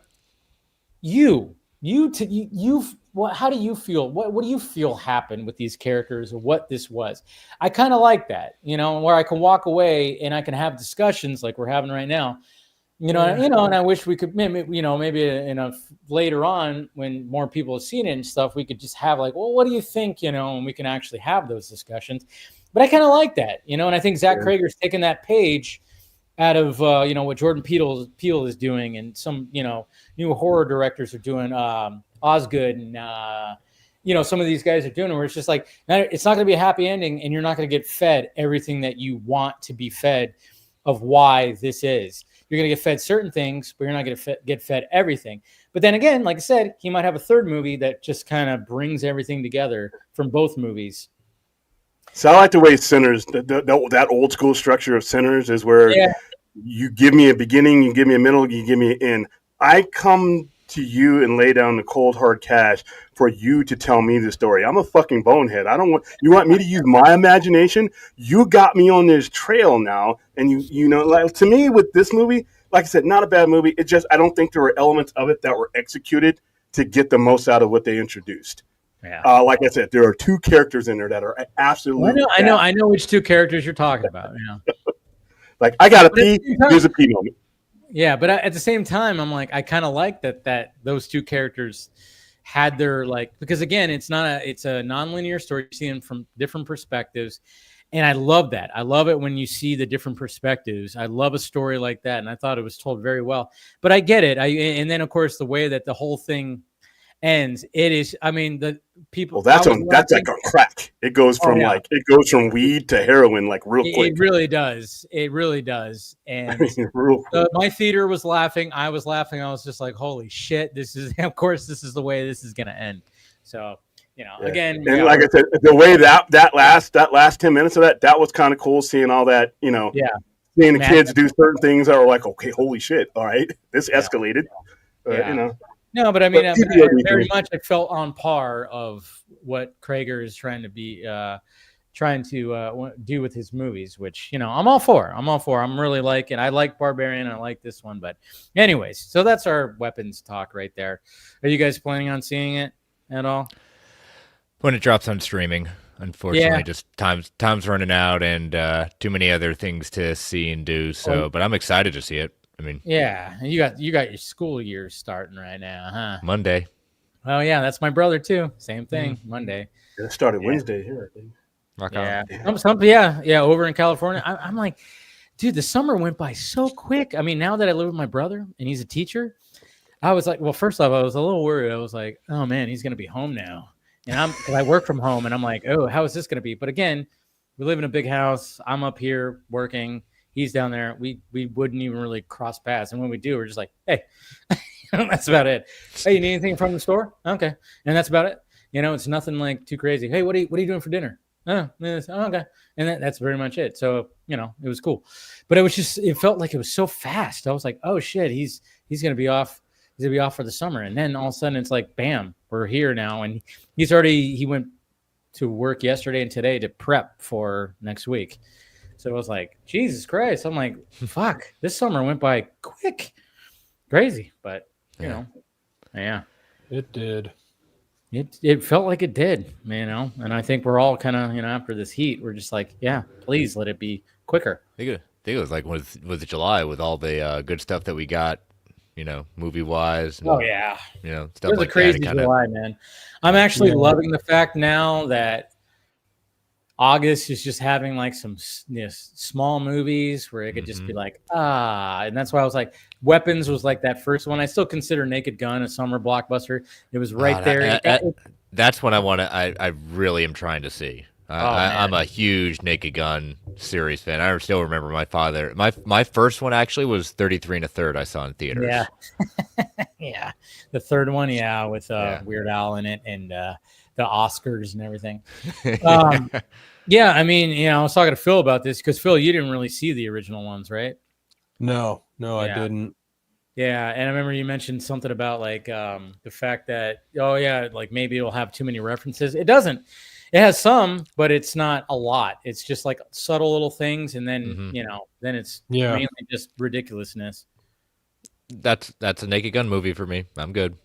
Yeah, exactly. So I mean, they understood the assignment for sure. And I was worried about that. I was kind of going, okay,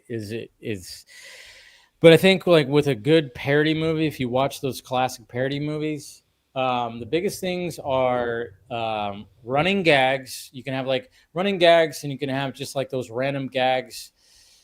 Background gags are a huge thing when things are happening in the background while like 2 characters are talking. That is crucial. And then you also have to have that dry line delivery that Leslie Nielsen was just like the ultimate GOAT on doing. And I think Liam Neeson, not as good, but still he does give like that dry kind of, line delivery. And it worked. And Pamela Anderson was great too with some of the stuff that she did. I was actually impressed by some of her comedic chops. So. Yeah, and it's also, Liam Neeson coming from a similar kind of background like Leslie Nielsen did, being a drama background before he leaned into comedy. That's why he's very good at deadpan. Yes, and it works, and it's so yeah, like I said, yeah, you'll enjoy it. Like I think it surprised a lot of people. I've seen so many people go, "Oh my god, that was so funny! Comedies are back. Everything's back. Everything's always back." We are so back. I know, and I'm so tired of hearing that. Sadly, we're going to be hearing that about Marvel when Spider-Man comes out next year. Marvel is back. It's like, yep. God, how many times are we going to hear that? I mean, I have no idea. It's funny because when it comes to Spider-Man and Batman, like when those movies are happening, I can drown out noise. I can just fucking ignore all the dumb bullshit that people are, going to spew, like the whole "we're back" nonsense. It's like, guys, this is a real rarity right here. Fucking Tom Holland is playing Spider-Man in a 4th movie. It is filming. It is a thing that is happening. Like, an actor is playing Spider-Man for more than a trilogy. I'm cool with watching whatever leaks out. Well, leaks. From the set and whatnot every day. It'll be interesting to see who the big bad is, because I don't think they've clarified. It's kind of funny because speaking it can of be Boomerang, I'll tell you that much. We know Scorpion showing up because that actor posted an image. We know that he's not going to be the main baddie, of course. But what's interesting about it is, like, over in the Scooper world, they keep on going, like, because it was kept on talking about it was going to be Mr. Negative, right? It was going to be him, always be him. And then all of a sudden they're like, oh, actually it's not. All right, then who the hell it is? And then I saw something today. I don't even know how true it is because it was just a tweet that came across my feed that said, like, that there was somebody spotted what looked like a rhino head on the set. And I'm like, well, I mean, I wouldn't be surprised if they try to bring, like, the rhino in there in some form. Oh, just the head? Oh, the Craven killed him then. So we're good. We're merging universes. We're Craven more Craven. Come on. Yes. There we go. All of a sudden, fucking Aaron Taylor Johnson just shows up. All right, that's all. You didn't see that? Surprise. Brand new day. More like Craven's Last Hunt. Yeah. I see what you did there. Yeah, but it's like one of those things where I don't know. Like, and kudos for Marvel Studios to keeping the lid on a lot of things. We're not, where the scoopers are just fucking trying to guess whatever the hell, and God knows what it's going to be. For all we know, it's going to be the Sinister Six. It's going to be like a Sinister Six crazy, bunch of villains showing up, but it's supposed to be street level, which it looks like street level from what we've seen. And yeah, I mean, I'm just hoping. I'm like, hey, I don't mind if Daredevil shows up. I don't mind it. It seems like some of the street level heroes are going to be showing up. We know Punisher showing up, so it just seems like, good old Red's going to be showing up too, which I want to see that. I want to see live action Tom Holland and live action Charlie Cox. We've already seen animated, not them, but Charlie Cox voicing and fake voice of Tom Holland in Friendly Neighborhood Spider-Man interact with each other, but which was always so weird because it was just like, he's basically doing a Tom Holland impression, but I get there's logistics when it comes to contracts and everything, which I enjoyed, but I want to see them, it'd be cool to see them interacting with each other, especially if Punisher and, man, I don't know, but that Spider-Man costume, I tell you. But looks dope. Yeah. Paul, what's happening? Oh, there he is. He's back. Back in his bunker. He survived. God, you made it back from Spain. Good for you. I did. I did not get murdered or mugged or no bulls. No, you didn't get speared by a bull. That's he didn't go to a hostel. He didn't go to a hostel and get his Achilles tendon sliced. Oh, geez. Or have darts thrown at you. I've had darts thrown at me in a hostel recently.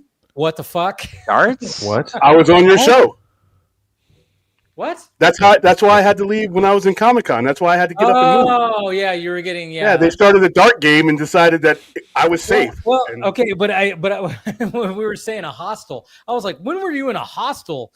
But then I realized you live in Vegas. But I'm like, what the fuck? Where are you going to a hostel there? That was San Diego. Oh no, that was San Diego. That's yeah. You were getting darts thrown over your head. I forgot about that.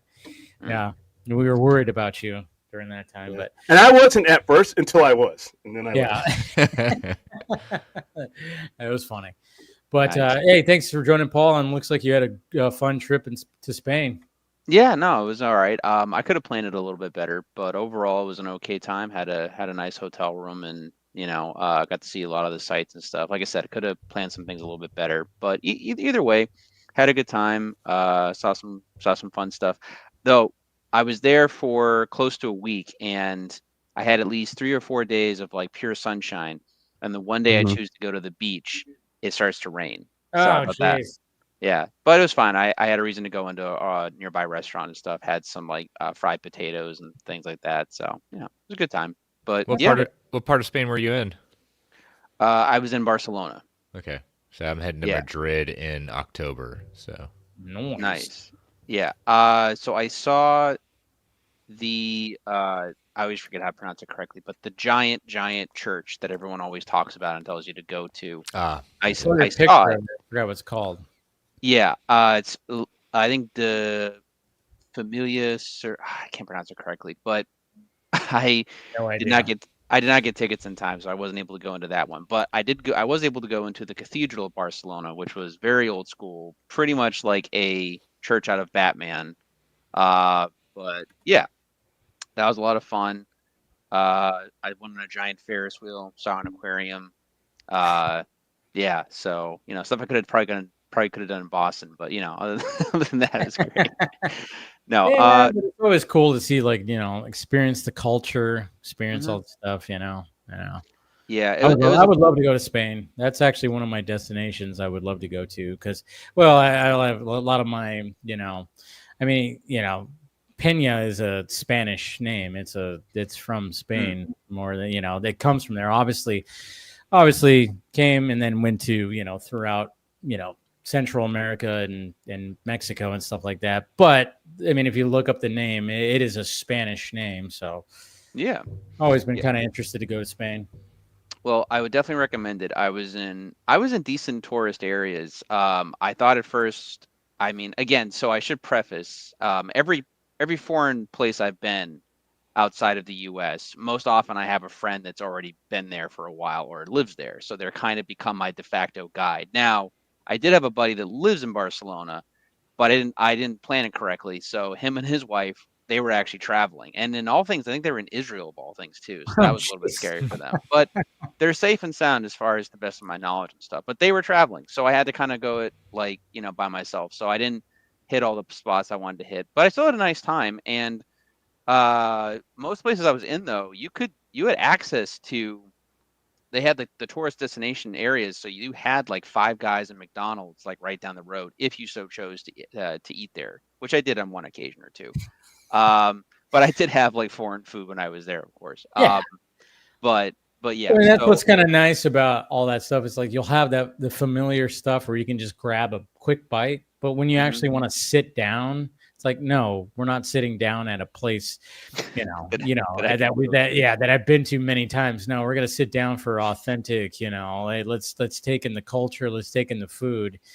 Yeah. Even when you're going to like different places, even in the States. I remember when I went to New York, it's like, the first night we were on Times Square. We ended up in an Applebee's. The Applebee's on Times Square. And it's like, why are we here? We've gone to Applebee's so many times. This is ridiculous. But it was just because we just got there. We wanted to get something to drink and something to eat real quick. And it was like, all right, yeah. And then, eventually there was like twice where we were, a couple of times more than that we ended up in like a good, authentic New York City spot. We got like a good pizza where it wasn't just like a $2 slice at a corner spot. We actually got a good pizza that was like in an authentic Italian restaurant, which was amazing. Nice. And then there was one time where we went for like a fancy steak dinner, and it was just, you have to like go to those spots, but at the same time, in the middle of that, you're just gonna get, hey, let's pop into the McDonald's, get a McMuffin to hang, to help us out, so then we could walk more, Yeah, sometimes you just need a quick hit, Yeah, Exactly. you just need a quick, Pretty much some quick nourishment, and then something familiar is always great. Yep. You're not going to go to like a local like spot in Spain and you're like, I just want a breakfast sandwich, and they're handing you some kind of fucking thing with like, leaves and cockroaches on it. I don't know. It's just like what is this? I don't know. I don't know why. Where do you think I was in Spain? Yeah, that's what they do. That's the side of the tourists they don't take you down. Yes, you never know. No, get a street dog that's made of dog. Anyways, go ahead. I don't know about I'm talking out of my ass right now. No, it's fine. The coolest place I went to outside of like a tourist destination, though, of course, because being me, I found a great comic store. Nice. But all of the comics were in Spanish, so I couldn't really buy anything. But that being said, they had a great collection. I think I posted the store on Instagram and stuff. But it was great because I'm a huge fan of Tintin. If you guys are familiar with Tintin, Spielberg did a movie on it back in 2011. Yeah. And I was a huge fan of the animated series growing up when they used to re-air that on Nickelodeon and stuff. But Tintin's huge in Europe, and they had these extremely well done Tintin figures, like in glass cases and stuff, that I could have bought, but I'm just like, I'm gonna have to go to the post office. I'm gonna have to get that mailed. I don't even know if it's gonna get there.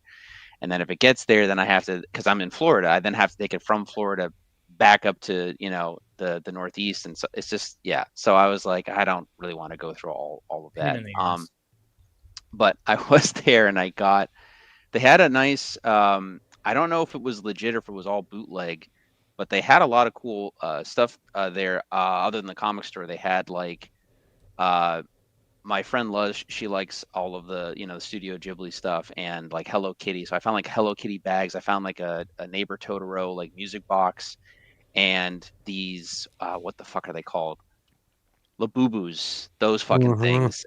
And then I found out that they were actually, because they're so popular, that I actually accidentally got her the knockoff ones without realizing it. So I thought that was kind of funny. But of course I didn't know until she got them, and then she told me there. But she was fine. She liked them anyway. So but yeah, no, it was a good time. I recommend it for sure.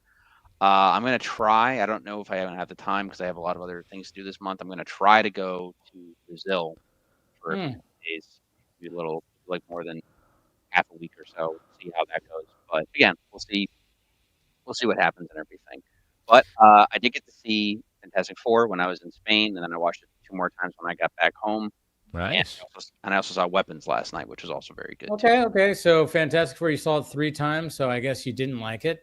Yeah, no, they had to like do like the Clockwork Orange thing with me. No, I honestly, it was. I mean, I'm assuming I saw Phil's review, and I think you guys liked it as far as I know. But I had a blast. It's one of the best movies that Marvel Studios has made in a very long time. It's one of my favorite superhero movies this year. Like, I mean, it's just it was. I mean, I have nitpicks about the movie. I have things that I would have wanted improved. The fact that I wanted to spend more time in the world, I think we've all had the conversation, or it's been in the thing of like the ether of like, it didn't need to be 2 hours. I think it could have been 2 hours and 10 minutes and been fine. And we would have got a little extra more. But for how it is, for how it was paced, for how it was edited, there wasn't anything that was wasted in the movie. Everything that you see comes back into play later in the film. I would have wanted to see John Malkovich, yes, but for what it is, the movie was fine. It kind of got the job done. I think they balanced things out pretty well for the most part. It's going to be interesting to see them, having to like whatever they're going to do with Franklin and Doom and Doomsday and how that plays into it, and then of course into Secret Wars.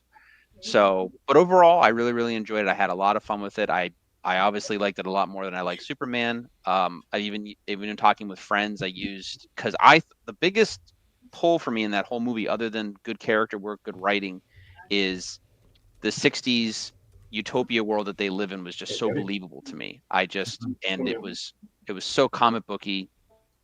I think most people have said this, and I agree. It's the most comic book type movie since maybe Watchmen, and just that it was a fully believable world, and it was our world, but it wasn't our world. It was, and it was a love letter. It was a love letter to Stan, a love letter to Jack, especially. Well, yeah.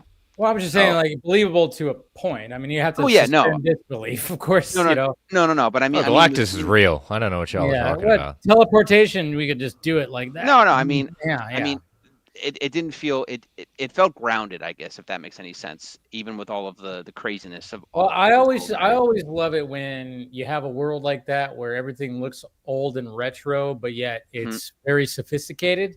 Yeah. I always love that, where, you know, that's I think a lot of people do, and I don't know why. Like, sometimes these tech companies don't just take advantage of that. It's like, you know, but then again, maybe it would fall flat in their face. But it's just like, man, make like little offshoot, like retro versions of like really cool technology. It's like, yeah, you can have a 4K TV, but make it small and boxy. But I don't know if that would actually sell.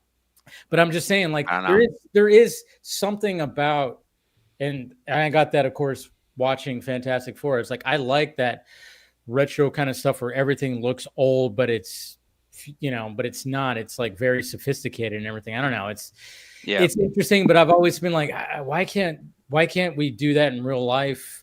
But then I'm like, it probably wouldn't for general production and for general sales, probably wouldn't work, because it's just nerds like us that want shit where I'm like, hey, I bought the fucking, you know, the power circuits.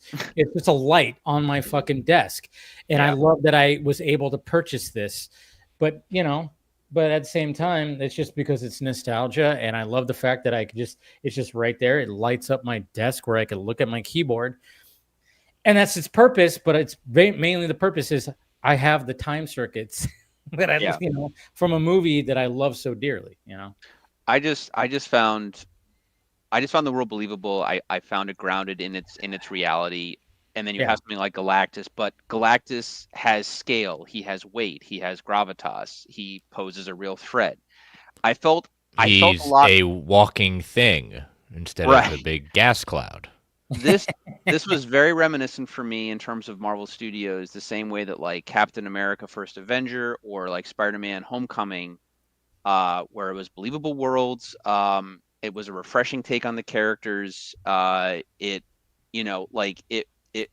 surprised me, yet hit check boxes. I don't know how else to put it, but like I dug it. And Shackman, every interview I've seen with him, he just seems like so sincere in how he is, and that's how the movie is too. It has all these different things from different runs of the books, but it's very sincere in everything that it does. Herbie the robot is clearly like a toy to be sold and all these other things, but Herbie actually has a purpose in the movie. He makes sense of why he's there. He takes care of the baby. He helps like do things on the rocket ship. Like he cleans the apartments. He installs the things. The fact that they make Herbie build the crib, or Reed does, and then that becomes a talking point later for Reed and Sue. Like, it felt organic. It felt like everything bleeds into one another into the movie in a good way, and I really, really appreciated that. So, yeah, I mean, I think they did a very, very good job. I only wanted to be in that world longer. I don't know what's going to happen with Doomsday and Secret Wars. I'm assuming that world is either going to get wiped or they're going to be cut off from it. When I'm assuming the MCU is going to merge into one congruent timeline or whatever the case is. And it was a little interesting that, you know, and I think a lot of people kind of got disappointed. I was one of them, where I was like going, oh, okay, so we're going to see them, you know, we're going to see what led to that Thunderbolts post-credit scene where they end up in the 616, and we don't see it. And I was like, oh, well, that's a little disappointing. But then I was kind of going, well, I mean, I guess that's kind of cool, because, and then of course I think we talked about it here when we were doing our spoiler discussion, was the fact that maybe it's Doom like, takes baby Franklin and then travels to the 616, and that's why they travel to the 616. They have to figure out how to get to the 616 or whatever the hell. I don't know. It's like, and then that's when we're going to actually see it. But then again, it's Marvel Studios. It's sometimes, you know, when they set things up, it doesn't exactly go the way, because sometimes they're flying on the seat of their pants, you know, and it could just be something like that. Especially, you know, when you're hearing, you know, an actress like Rebecca Romijn saying that, oh yeah, I don't know if I have any more scenes to film because the script wasn't ever completed. I was like, yeah, there was a whole, it was very brief on Twitter I saw, but there was like a brief where like, I think James Gunn had an interview and he was making a point. He's like, yeah, like we're trying to do this and that with DC Studios. We're not working with unfinished scripts before we start shooting. And everyone's like, oh, that's clearly like a hit on Marvel. And then simultaneously, Kevin Feige was doing interviews and he was like, oh, we don't work with unfinished scripts. And then literally like a day later, it's like a new writer has been brought on to Doomsday while it's currently shooting. And I'm just like, it's like, wow, what okay. are we doing here? Yeah. Yeah. But, you know, like seat of their pants sometimes with Marvel, sometimes that pays off, sometimes it doesn't. I think there is a plan there. I mean, with Doom and the powers of Franklin Richards, even at 4 years old, he could be easily manipulated. There's a lot of different things you can do, a lot of different directions. I just hope that whatever they do, it feels organic. It feels like a good decision. It's not us like kind of, you know, cringing, hoping that things kind of work out. But who's to say? Either way, for right now, I really dug FF. I dug Thunderbolts. I dug the reconstruction stuff they did on Daredevil Born Again. Honestly, as far as this year goes, Cat 4 is really the only outlier that I felt was kind of like a mess. But overall, the reconstruction period time seems to be working out for them. So I hope that that extends to Doomsday and Secret Wars and whatever else they end up doing afterwards. And everything I've seen of the Spider-Man stuff, I know you guys talked about it earlier, the Spider-Man footage looks great. So much so I want to stay away from it because even this stuff I've seen, I'm like, great, looks great. Shang-Chi director, he's definitely cooking. Like he knows what he wants to do with this, and I'm like, awesome. Yeah, what's his name? Creighton? Daniel Daniel Destin Cretton. Daniel Destin Cretton. Thank you. Yeah. In terms of the later phases, Shang-Chi is one of the outliers of. I love Shang-Chi. I thought it was great. Mm-hmm. Yeah, it's definitely one of the ones in that movie. So good. Very good, very good. And I mean, I like Iron Man 3, but everyone can agree that the Mandarin stuff was not handled well. But the way the Mandarin shit was handled in Shang-Chi was awesome. So, yeah, that guy definitely seems like he's like good over there at Marvel, and I trust him to handle this very well. And John Watts did a solid trilogy, in my opinion. Like, he did. You can go back and forth all day between the Raimi films and Watt films, and like what's better here, what's better there. And the Webb films, yeah. Yeah, I mean, the Webb stuff for me is kind of a mixed bag because I don't hate Mark Webb. I know he's had a bad run of stuff lately, but that is such a studio handled franchise, the Amazing Spider-Man films. But Andrew Garfield, terrific actor. He was amazing in No Way Home. If he ever comes back in any capacity, I'm there. Like, I want to see whatever else he does with that character, and in general. I think with Watts like trilogy, I mean, I think Homecoming was just like it was a great little start, and it was like a small start, even though it was like it was a little jarring. It was a little jarring for me because when you see Peter in Civil War, it doesn't feel like it's the same Peter in No Way Home. It's like literally like the apartment looks different, his clothes are different, everything's like different. I'm like, it was kind of weird when you look at how he was in Civil War and how he was here. I'm like, I always was like, it seems like Spider-Man's handled better with the Russos. But at the same time, I'm like, okay, but I still really enjoyed Homecoming. Far From Home was is hard to watch. But the final act, the Mysterio stuff at the end, excellent. Like that scene where he has to like, kind of just like dig in and try to. Those scenes, the Mysterio scenes, are fucking really good. So every movie has had the one big Spider-Man sequence, like his solo films have had the big Spider-Man sequence that he cements himself more so as Spider-Man. And I would say the first one is, the like recreating the post, either the panel or the cover, but when he gets all the stuff on top of him and then he lifts it up and then he pushes it off, he's becoming Spider-Man. He's had that moment. And then the second one is where he finally trusts his spider sense and he works through the Mysterio illusion and then stops Mysterio, basically, I think, if I remember correctly. Yep. And then the third one, there's a lot of great moments, and it's really more him sharing the stage. But I think it's that, and it's really more of a dour moment. It's him having that moment where everything has been ruined for him. It's the lowest point in the movie, and he's sitting there in the rain, and he's like looking at Jonah on the screen, I think. And but that is a Spider-Man moment. And there's other stuff. Obviously, Yeah, that's Spider-Man, and then the fact that he was about to kill like Green Goblin, like he was Right. like doing, and then of course Toby Peter like goes, and just stops him. He goes, "No, you're not doing that." And of course he gets stabbed, and then there's a whole thing. And then he seems fine, and yeah, I know. And then I know. Oh God, I remember the It's whole. not the first time I've been stabbed. It's okay. The whole theater just gasped when it was like, Right. and it was just like, and then it was like, no, not Toby. He's not gonna. Oh, right. I would, I would have applauded Marvel for having the audacity to do that. I was like, oh, they're gonna do it, aren't they? They're gonna wipe them out.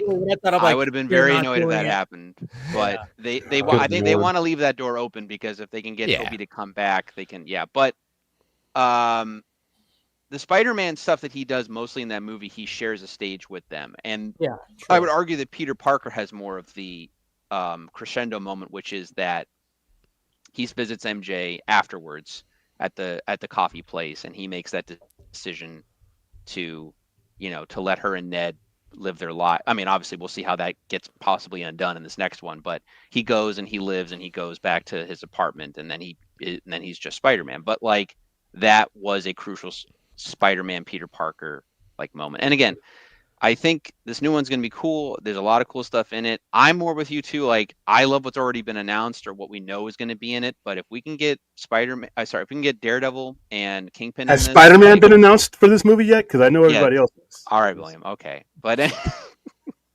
yeah, that'd be cool. But we got somebody else joining right now. Ray. Hello. Hey, Ray. Hey. What's happening? I have to say this. It's Shang-Chi. Yeah. That was literally a joke throughout the movie. He was correcting everybody. It's Shang-Chi. Shang-Chi. I like the movie. It's all right. It's all right. Like Paul and I mispronounce things so much. I mean, your Americanism is showing. Yeah, I grew up calling it King Street because no one else ever said it. I would buy the comic Master Kung Fu, and there was nobody there to correct me when I said it. So I was like, I caught it early on when people were like, "Oh yeah, it's not Shang-Chi, it's Shang-Chi, it's Shang-Chi," and it was like, "Oh okay," and that one actually stuck. Other things sometimes just don't stuck. I cannot still say Denis Villeneuve. I can never. Oh, Denis Villeneuve every time. Yeah. Dude, I can't tell you like how often I wince every time I hear Paul pronounce Kevin Feige's name, Kevin Feige, and it's like, dude, that's like on record. His name is Kevin Feige, and you still call him Kevin nails on a chalkboard. I will admit that was one I mispronounced. Like secretly, I mispronounced it. And then one day I saw Chris Evans pronounce it in the interview. I'm like, shit, I've been saying it wrong this whole time. There's another one. I'll give you another one. Everyone's saying Giancarlo Esposito. No, it's Esposito. Wow. It's Esposito. Is it really? Yes, I remember. No, the only reason I know that he was on Mark Maron's a couple years ago, and it came up, and he said it's Esposito. So I was like, all right. Wow. Okay. Yeah. Did not know that. Wow. Is that like the Denzel? Was that like the Denzel? Is that he said it's actually Denzel, but everybody's just pronounced it Denzel. Yeah, I know. Yeah. Right. Like the same thing. Yeah.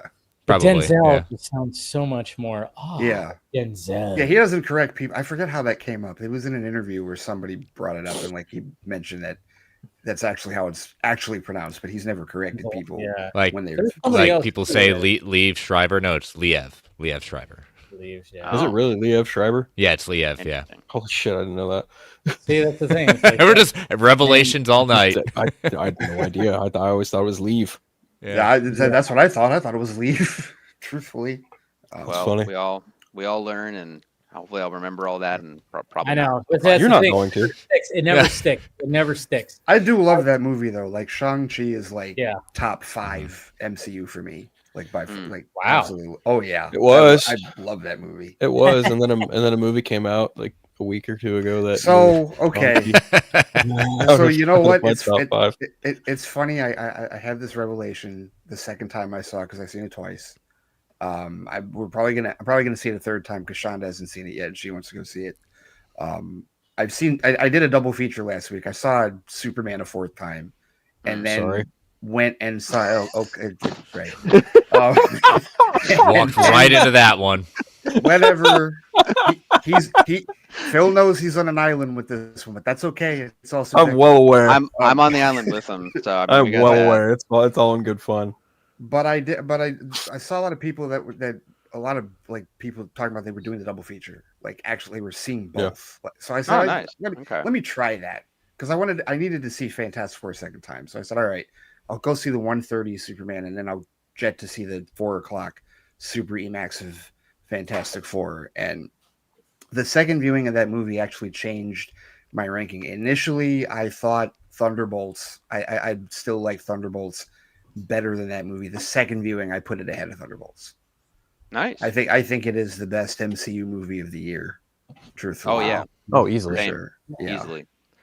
Thunderbolts connects on so many other levels. Oh, it does. It's more than, for me, it's more than just a superhero movie, and it's like a razor thin. Like for me, the best comic book movie of the year is Thunderbolts, then Fantastic Four, then Superman. But Thunderbolts, just on so many levels, I was not expecting to leave Thunderbolts with any of that. Thunderbolts is a mental health comic book movie, which is insane. I never would have thought that would have ever been made. That Bob scene, they say Bob from the Void. Oh, I can dude. watch that scene forever, okay. Listen, seriously, like it was getting emotional, and then like I'm like, nah, I'm not really gonna get there. And then as soon as that happened, it was just like, okay, yeah. I'm done. I would definitely argue. Well, not argue. I would be in agreement with William in some ways. Like Fantastic Four hit all of the things that I wanted to see from an FF movie, like done correctly. You know, things that I love from the books, certain things with the characters. But I already love the FF, so it's not. You don't really have to sell me too much as long as you get certain things correct. Whereas Thunderbolts, I think, is more of a challenge. Oh, awesome! A real Galactus was there, not a cloud. That doesn't look like Ralph that Ineson. does help. I'm glad you actually kept yours and didn't fucking scalp Look it on at that eBay. shit. Let me solo that. Look at I have the Herbie. I don't. Wow. Look at that thing. That thing is huge. You got a big head on your shoulders there, William. Well, I have a big head to begin with. So I really like the noise. The noise that was made every time Galactus's eyes would light up. Dude. Yeah, that was dope as shit. I love the fact, and you know, you always think like you're just conditioned to think CGI with everything. I love seeing that behind the scenes shot of Ralph Ineson. Like, they shot that practically. Yep, he's in the fucking suit. Like, okay, they had that suit at Comic-Con. They had a suit at Comic-Con. It was like dope. That was a practical suit. I'm like, I was impressed. Mm-hmm. No, I was phenomenal, absolutely phenomenal. Dude, that's what's cool about that. I'm glad. I mean, obviously, like, you know, going back to the Spider-Man stuff. I mean, first off, let's bring up that costume. I mean, I think this is one of the best shots that was from the set photos. Was just that shot right there, where you see the whole thing in its glory. Yeah. And I mean, come on. I mean, well, I don't know if it's my favorite. I still think Garfield's Amazing Spider-Man 2. I don't know. I just love that one. Oh, with the big eyes. Yeah. It's a good mix of Toby and Andrew's costumes. Great mix. I mean, this is Ditko and Alex Ross right here. This is boom. Those are the two influence I see. Exactly, William. Good call. Only thing I heard from people, and I don't agree with this, is I heard some people complain that the web shooters were too big. It doesn't bother me though. Apparently those aren't web shooters. He's on his own. He doesn't have Tony. Exactly. Yeah. So he's got a makeshift. Right. Yeah. So, but I mean, I love that. I mean, the spider right here. It's just, come on, that looks pretty sexy right there. That's much better than. I never was a fan of the Homecoming spider. It's just the whole, like, it looks like a I don't know, it looks too. I mean, it's the Stark Tech spider, right? Yeah, I mean, that's exactly so. Yeah. But I didn't hate it. I mean, it didn't ruin it, but it was just I love the eyes. I love the eyes. The eyes are straight out of the cartoon. Seriously. Oh yeah. So the only nitpick I have with it is that I think his back, the back red Spider-Man on the back, is very similar to the front. I would have liked the fat. Like the shape spider. The original. That's the only nitpick I really have with it. Other than that, I think it's pretty much like it looks homemade. It looks Alex Ross, Steve Ditko, pretty much perfect. Like I'm set. And it's callbacks to Toby and Andrew. So I'll tell you what, if that I love seeing Daniel Destin Cretton wants to. He's got images of comic panels and covers that he wants to have those in the film, which is again like man's a student of us. You know, he loves the stuff and he wants to kind of really bring that love to Spider-Man that has been there since the beginning. Yeah. It's I feel this movie's. I would be shocked if like it was like it was just not what it's advertised as, because right now it seems like this guy is trying to make his like dream Spider-Man movie, and I'm here for it because I'll tell you what, if he was directing, I can't remember what he was originally attached to, either Doomsday, Kang Dynasty, I think it was Kang Dynasty. Okay, Kang Dynasty. This. I'll tell you what, better pivot, much better pivot to this. It's a much better pivot. Sorry, go ahead. No, I was just gonna say it's a safer pivot because just like Batman, Spider-Man doesn't fail.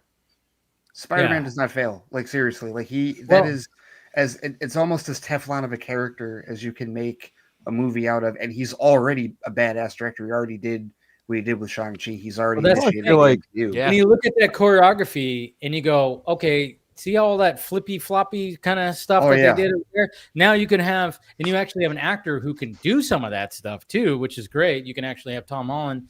He knows he can flip. He's very acrobatic and very light on his toes. But so when you have, that's why when he was announced, I was like, well, did you see the fight choreography in Shang-Chi? It's like, bring some of that to this, it's going to be badass.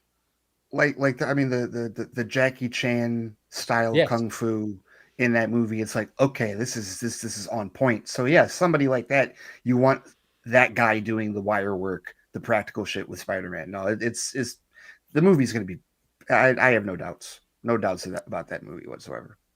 I think one of Marvel's biggest takeaways this past year, especially with having to scale back content, even though this year was kind of flooded for them with 3 movies and like God knows how many TV shows between animated and live action, like they kind of want going forward to continue having what they had with the Russos. And what I mean by that is a working relationship to have these people kind of graduate with characters through the MCU. Case in point, like look at Jake Schreier. And then look at Matt Shakman. Matt Shakman went from WandaVision to Fantastic Four. Jake Schreier went from Thunderbolts, and now he's working on X-Men. I think they want more people in that circle because they clearly have a much better grasp on what the hell is going on, like narratively overall, in terms of like where we're taking these characters and just how to make them feel fresh and authentic and relatable too. But I mean, that's what you should do with a franchise like this is graduate. It's what they did with the Russos, and it's almost similar. Like I guess it's like when you've been around for this long, and when you've built a franchise like this, you want, like when you start getting into heavy hitters who start making epic films, you want people that are initiated, that you don't always have to like train to like, okay, this is what we're doing. Here's our Bible. This is what you're doing. Like I feel like in the content creation portion of the MCU, they're like, okay, we need filmmakers, right? We need someone to do this. We need someone to do that. And they just went and grabbed everybody they could because they need to make this many shows. They need to make that many movies. And Feige keeps reiterating the mandate that they were under and how much he disagreed with it. And he's saying all the right things as far as because I've been saying this for the last couple of years. You're releasing too many movies a year. And I think it bit him again this year. With respect to, not just release date, like proximity, but just giving the general audience too many choices, like too many things to choose from. Like, okay, which Marvel movie am I going to see? I'm not going to see all 3 of them, right? And so you've got to get back to like epic storytelling, epic filmmaking that you can build up. And you're only going to make that work if you're using filmmakers that are already initiated and already understand how the world works and are ready to take the next level. And that's why, I mean, look, you know how I feel about X-Men. Like Schreier did I'm glad he did such a great job with Thunderbolts, because don't fuck with my X-Men. Don't fuck with my X-Men, seriously. And I have faith that it'll be really good. I think there's confidence in there. But do you think that Fantastic Four would have benefited having a November release? I think it would have benefited from at least being longer than 2 weeks from Superman. And I think this because we and saw Jurassic World 3 weeks. and it's just and I get it from initially. I get their standpoint where some people will be like, they have nothing to worry about. It's Marvel. Why they going into this month, going into July, they weren't seen necessarily. I mean, despite Brave New World, despite Thunderbolts, people weren't thinking Fantastic Four was going to have anything to worry about from Superman. That's all I heard was like, oh, it's going to cut Superman off completely. And this is like the second time, because remember, Justice League came out 2 weeks after Thor Ragnarok. And that, as all the other fucking issues with that movie aside, that was also a mistake. To be 2 weeks is not enough time. It is in the same month. You need more of a distance, right? Like Spider-Man Homecoming was a month after Wonder Woman, and they both succeeded, right? They both made over $800 million. You need at least that much of a distance. So I don't know about November. I mean, maybe. I mean, anything further away than where they were would have helped, without question. No doubt. It's just interesting because, I mean, it's so funny because now we don't have another superhero movie until Spider-Man, which is filming right now. I think that's a good thing. It is a good thing. We need a break. I think what and no, I think no. Supergirl comes out before it in June. Yes, that's right. It does. But, so Supergirl's the next one. Yeah, that is true. But I think it's a good thing for both studios. And I mean, Gunn's already said 2 and 2 every year as far as 2 movies, 2 shows. I hope he sticks to that. And Feige's essentially saying the same thing without saying exactly the same thing, and that's what they need. It needs to be more epic, like events, like the fact that there's 4 and not just 4, but like I know they're all kind of in the back end of 2026 because it's June, July, October, and then December. I get that, but still, I feel like there's enough space there for them to for both studios to be like, okay, let's pour all of our push into Supergirl, right? You don't necessarily have to do the exact same push for Clayface because it's not going to be a 4-quadrant movie at all. It's going to be a horror film. Horror movie, yeah. Right. Mike Flanagan. So like you can do something different with that for October. Stick with that and keep it October. Do not move it. Don't let what happened to Batman happen. Keep it October. It's September. Well, Clayface, September? Okay. Clayface, September 11th. I know this because it comes out on my late grandfather's birthday, September 11th, 2026. Yeah. So it's still in the fall. What are we going to say, William? I think there's a couple factors. I don't know how much when we were doing our surveys and when we did Superman, when we went out of the theater and we were talking, the average moviegoer, according to some of the people I've been talking about, it's still, I know we go multiple times, but for the average family of 4 that goes as a unit, it's still 1 time a month, if that. Yeah. So the movies at the beginning of the month got the money first. Another thing that I'm running into personally, I can only speak for myself and what I'm seeing, is non-essential for back to school got kicked in the nuts last weekend. My non-essential people, this is a luxury. It plunged because school started for us. It's already started in Vegas. So when you're talking about the family unit, that money gets switched over there depending on when your payday is. Also, your weekday traffic goes up in smoke because of that particular situation. Now, other movies, horror movies, that's different because you're taking a couple and/or singles are going. But when you're talking about a movie which demographic is a family unit, you're running into expenses and you're not in the best economy going into that. So I think it would have benefited from a November release or a release that made it the priority. Because if there's a movie in front of you right there and then, you got the money, here's the kids, here's the vacation, you're going to go to that. And it's not really going to matter what's coming out in 3 or 4 weeks later. But it comes down to math, money, and timing to me. So I would have never it's hindsight, but now going in the future, I don't. Well, you muted yourself somehow. Sorry about that.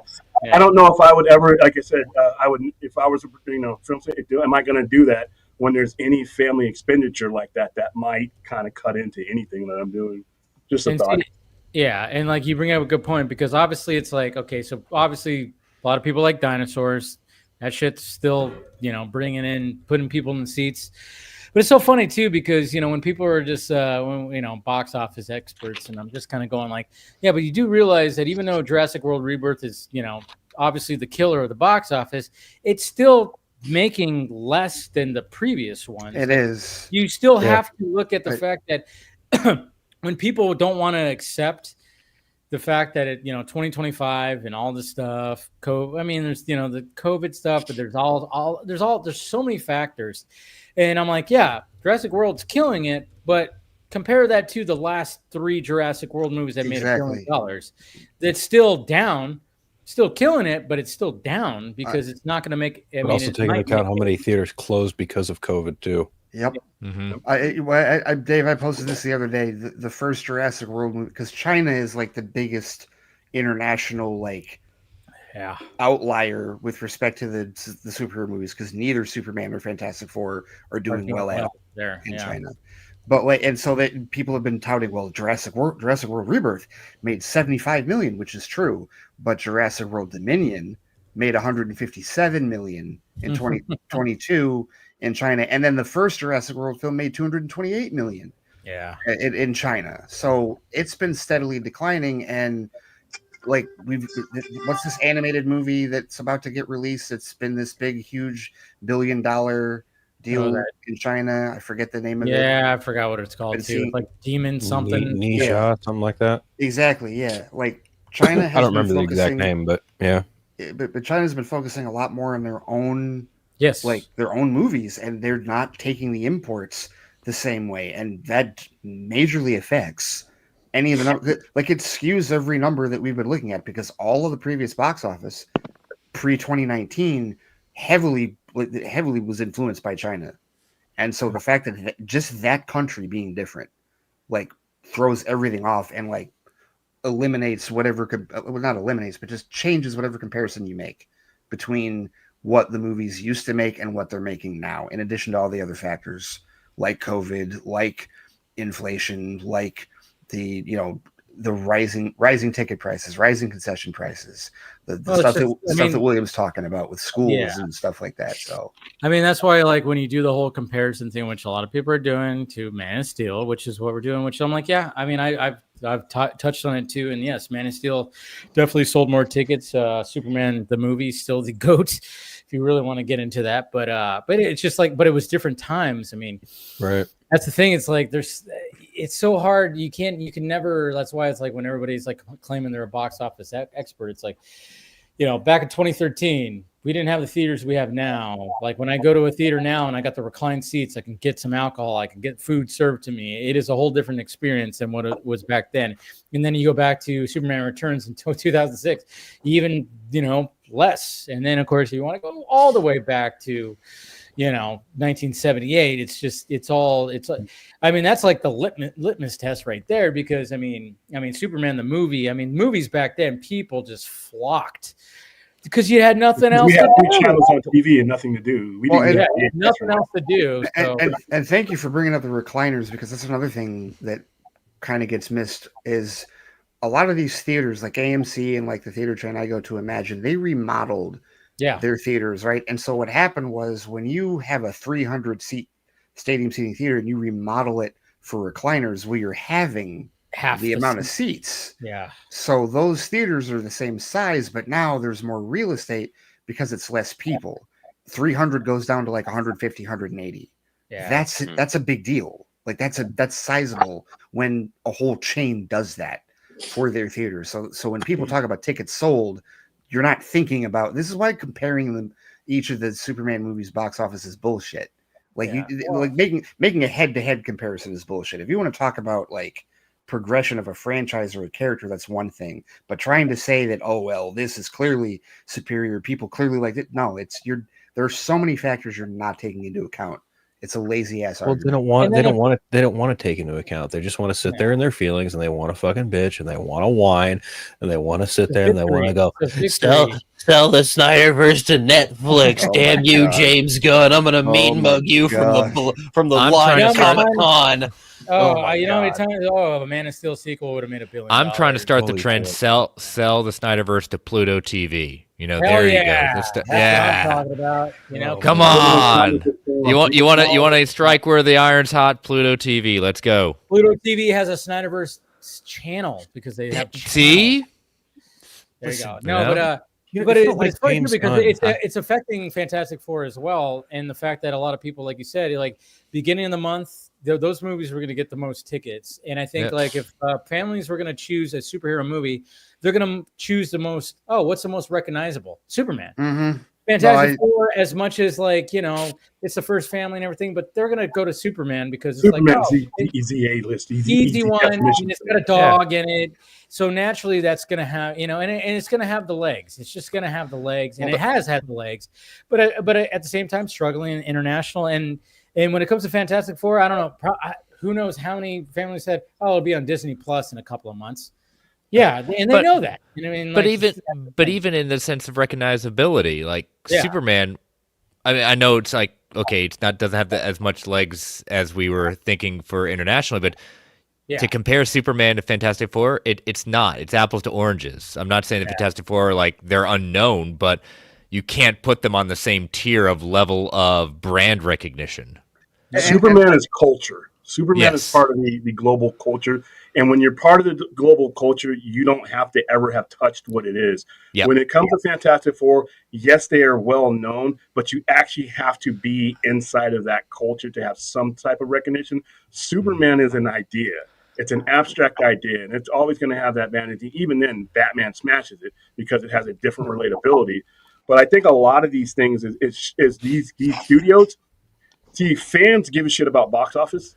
People who actually make the money and pay the money, they care about counting the money and keeping that count going till the money stops. The box office doesn't mean as much to them as we think it means to them, because there are so many other platforms where they get a higher yield of and a higher benefit from that product than the box office. There's other places where they're not giving up 35%.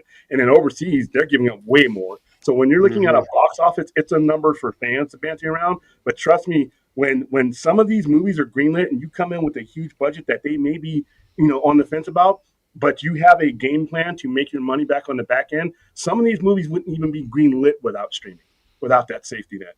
So I think that's a big deal. And I don't think the whole $1 billion thing and all that, I don't think they care about getting a higher percentage of their dollar. No, there's a whole different breakdown with it. And thank you, Jonathan R. But he asked if you saw the crypto South Park. I didn't. I don't watch South Park, but yes, I did hear about it. That's fucked up. Yeah, okay. To be fair, I've caught up. Phil sent me something, but though it was dealing with like Homeland Security, like retweeting about the ICE using a panel from the episode and them not getting the joke. I don't know, but there was, in context of the episode, the whole point is that Kristi Noem is just a psychopath and killing dogs. Right? The whole going back to her killing a dog. It worked. I'm not saying it doesn't work. Certainly, like the context of it absolutely fits. It's still fucked up. Right. It's not a joke per se that Matt and Trey hated the movie. It's more the fact that if you're killing crypto, you're not a good person. Exactly. Exactly. Yes. I saw it. I'm on his feed. I'm watching since he posted it. Junkie posted it. I'm just thinking he's showing something with crypto because he's been posting all kinds of shit with crypto flying. And then to see that, I'm like, you motherfucker, man. Right. I know. I posted like, hey, we got our first clip from the crypto animated shorts. Wait, that's what I posted, and I had like a lot of messages going, "What the fuck?" That's how I found out it happened, because I just my whole feed on Threads was just pissed, just like, what the fuck is going on? Like, oh well, damn. Okay, I saw it, and I will admit, I laughed. I laughed too. I think you're supposed to laugh just because of how absurd. It's so absurd. I mean, right, because it's just like you know that was the mantra. Everyone went into Superman like, no one better fucking touch that dog, right? And then South Park is like, oh, okay, hold on, I'll raise you.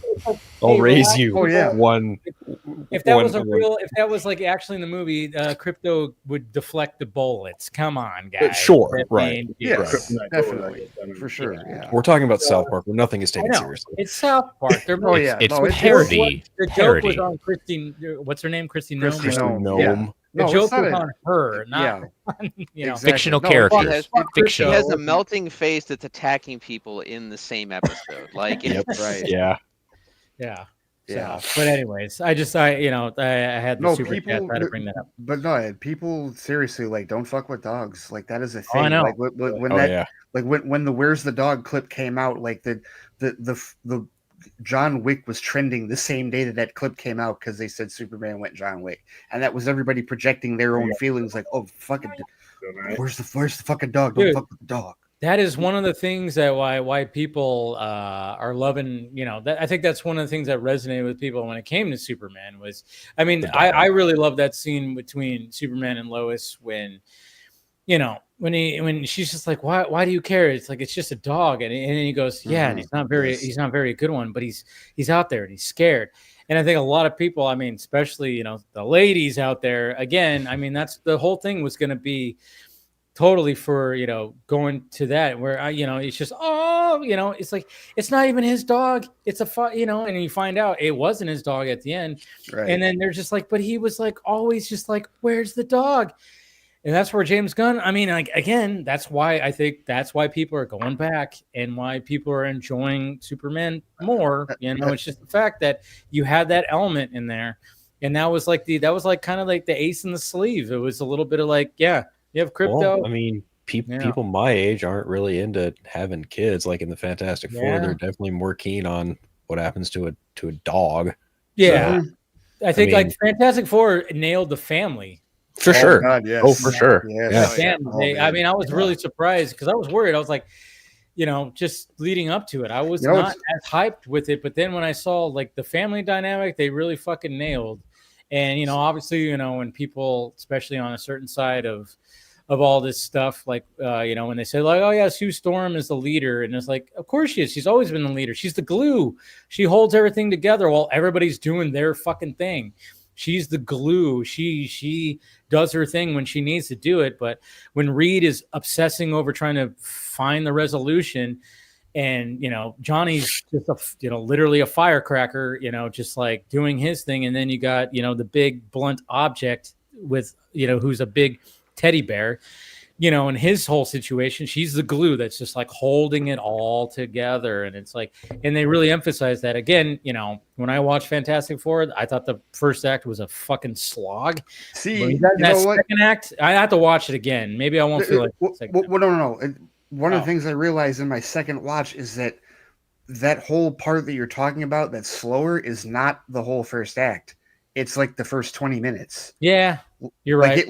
Because initially when we talked about it, I agreed with you, and then I watched the second time, like, no, this isn't that long. We don't get like Silver Surfer shows up pretty fast. Yeah, like within when I watch it again, I kind of want to see like how long did it take, because it felt long.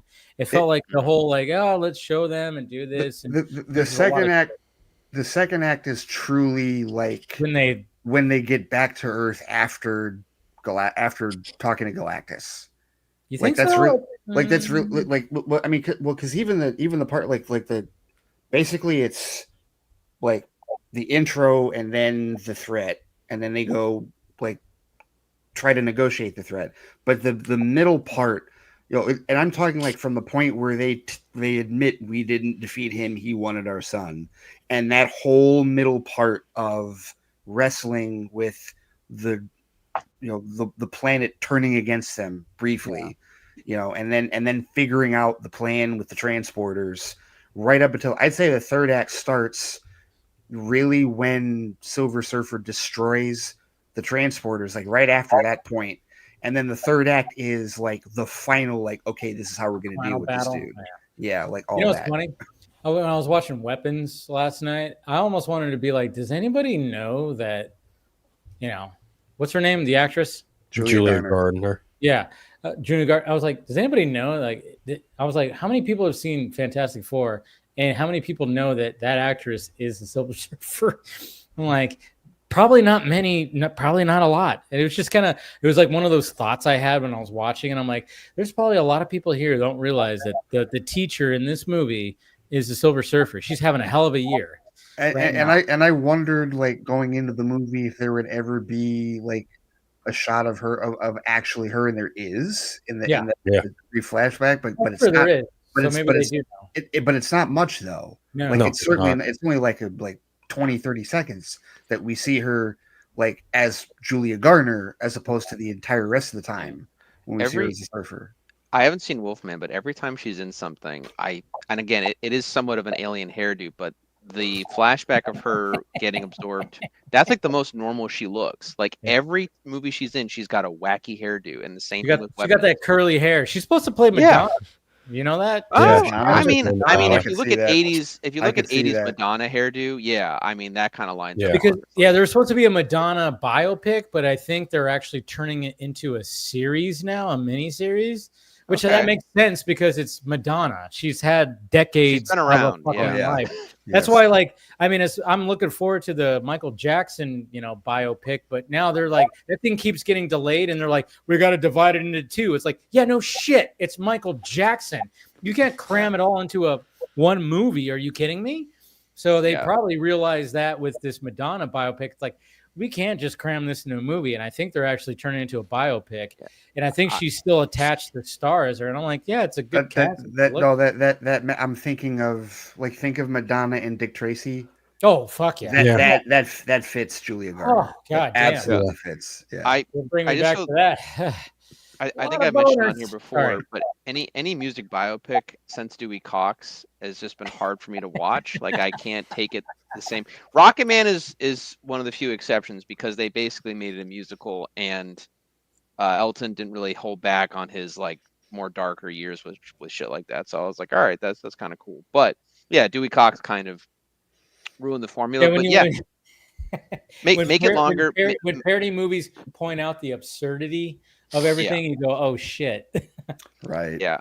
I think the Austin Powers movies, when they were coming out, instead of making Star Wars jokes, they should have just waited after every Pierce Brosnan movie and then just make fun of it in all the different ways that those movies worked and didn't work, I guess. But the Pierce Brosnan stuff didn't start going off the rails till I think the last two. But that's the story. The World Is Not Enough and Die Another Day are definitely the two weaker ones. The first GoldenEye and Tomorrow Never Dies. Never Dies. Yeah, those are real quick. I didn't get a chance to see it today because we're talking about parody movies. Did anyone get a chance to see the new Naked Gun? Yep. Okay, Dave. I enjoyed it. Okay. Compare. Me and my dad laughed throughout. When my dad gets his high-pitched laugh, like my dad has a certain laugh, I kind of have a little bit of it, but he was getting into his he was like trying not to laugh so hard, and he was. Well, you were saying they understood the assignment. They understood the assignment because when it comes to a good parody movie, especially those ones, when you have like running gags, which the running gag is the coffee. They keep like doing the coffee gag. And then background gags. When there's like when there's characters talking and then you have background things happening, that's pivotal to a good parody movie. And then of course the dry line delivery, obviously Leslie Nielsen was the ultimate GOAT. And I think Liam Neeson held his own, and Pamela Anderson actually shocked me with some of her comedic chops when it came to this whole thing. So that's great. That's really good. Naked Gun and probably Monty Python the Holy Grail are like two of my favorite comedies like ever. So Naked Gun for me is kind of a high point. So I was skeptical about this new one. I know it's produced by Seth MacFarlane and one of the Lonely Island guys is directing it and stuff like that. But I've heard nothing but pretty much good things. So I was originally going to do a double feature of Weapons and then Naked Gun afterwards. Like if Weapons is really too fucked up, I could watch a good comedy afterwards. But some other stuff got in the way. So I think I'm going to be seeing it tomorrow night, the Naked Gun, and we'll go from there. But either way, I enjoyed Weapons a lot. So that was good. So you enjoyed a Weapon? Yeah, I know. Like I talked to William about it. He said he wished he waited for streaming. Like he didn't hate it, but he didn't like. Perfect VOD movie of the year. Yeah, kind of like that. Yeah, and we're not giving away spoilers, because we're not doing a spoiler discussion. But I'm glad you liked it because I'm Zach Cregger is becoming a favorite because I really enjoyed Barbarian because it was. What I like about Zach Cregger is. He's got a unique style. And what's funny too, one of the things I don't know if you guys noticed this. It's just a simple thing. It's like a director will do. One of the things that a camera thing that he liked to do in this movie, he liked to put the camera with a door. I don't know if you guys noticed this, but when like people would get into their car door, you would see the camera it was propped up the door, so you see it slam and the camera angle be poof, like that. Or with or if they had a slam like a regular door, he'd put the camera on it so the camera would go with the door. It's just one of those stupid things that I noticed, but I was like, oh, he's like, his whole running thing was like, yeah, let's put the camera with doors that are slamming shut. It was just kind of like a cool thing. I like it when directors like try to do a little signature thing in a movie. And I just noticed throughout, and if you guys go and watch it, notice like when somebody's either shutting the door to a car or even like quickly shutting a door in the house or something, he puts the camera on it sideways and it goes with it. And it's kind of like a cool little shot. It's just the way that it moves. I was like, oh, that's really cool. It's just it's one of those things. But I love the fact that it's not a linear story. You see different perspectives from the characters. Like I said, again, we're not going into spoilers, but you don't see that in the trailer that it's going to be told like that. Yeah. It's strictly selling you on why these kids decided to run out of their houses. And it's a slow burn and you get the different perspectives, and it's in the way that the story's told out. I thought it was great because you do see it from these different, and then of course the last one you go, okay, then you start really seeing like, oh, this is what's happening, so. Right. Okay. So it's interesting. I loved the movie. I thought it was great. I liked it more than Barbarian. Yeah, so did I. Yeah, but again, both very good movies. I had a very interesting experience. And again, I won't go into spoilers at all, but afterwards, I talked to a friend who saw it pretty much the same time I did, and then we called each other like an hour later and we talked about it. He was kind of like William. He wasn't as impressed with it.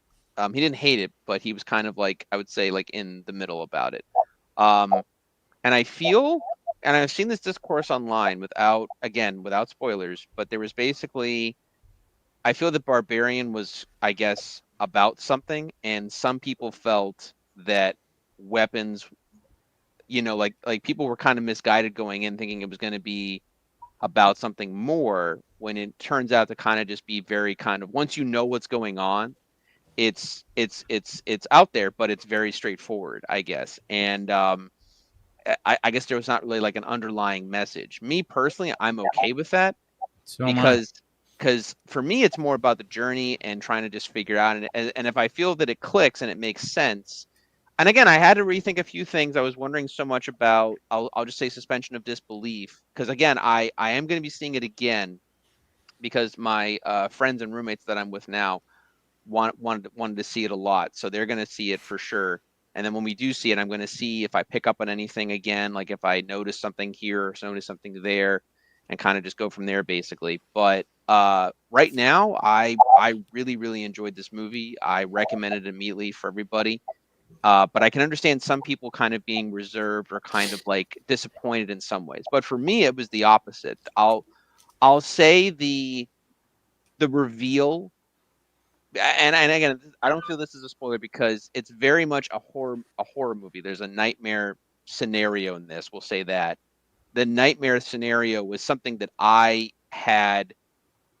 connected with a lot as a kid, like in terms of things that I feared a lot about. And so for me, my personal experience, I connected a lot with that. So for me, in that, I would say it was very much made for me. Yeah. And I can see that. Yeah, and so that's where I connected with it. But that might not be the same for everybody. Someone might have gone into this thinking it was going to be something much deeper or much bigger, and it is and it isn't. But I'm going to not talk about that too much because I like the reveal so much, and I thought it was very fun. But like, yeah, I get some mixed opinions about it, but from what I'm seeing online, from what I'm seeing, a lot of people are very positive. A lot of people are digging it. But whatever Cregger ends up doing next, which I think is Resident Evil of all things. He's doing Resident Evil. I'm like, man, okay, so I mean, that makes me curious now that seeing both of these movies. I'm going, okay, what are you going to bring to that franchise that has not had a good movie since fucking the first one? I didn't even like Apocalypse. Well, Those, that's the second one. Is Apocalypse the second one? Apocalypse Yeah, the second one. yeah. Afterlife Okay, is the second one was third okay. one.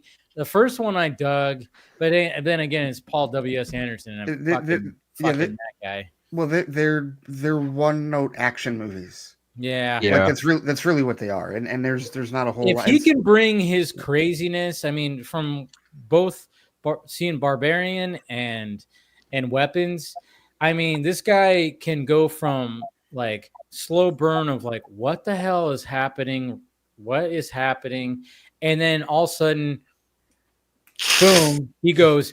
Now it's batshit crazy. I mean, because Weapons, once like the last 10 minutes, you just go, what the fuck? I mean, yeah. What the fuck? Like I haven't seen it, but the way that Paul describes it, it's kind of reminding me of Us, because I remember that after seeing Get Out, I think everybody, but maybe not, but a lot of people expected, like you're talking about how they were expecting like a grander message within Weapons, and they didn't, and there isn't really one there.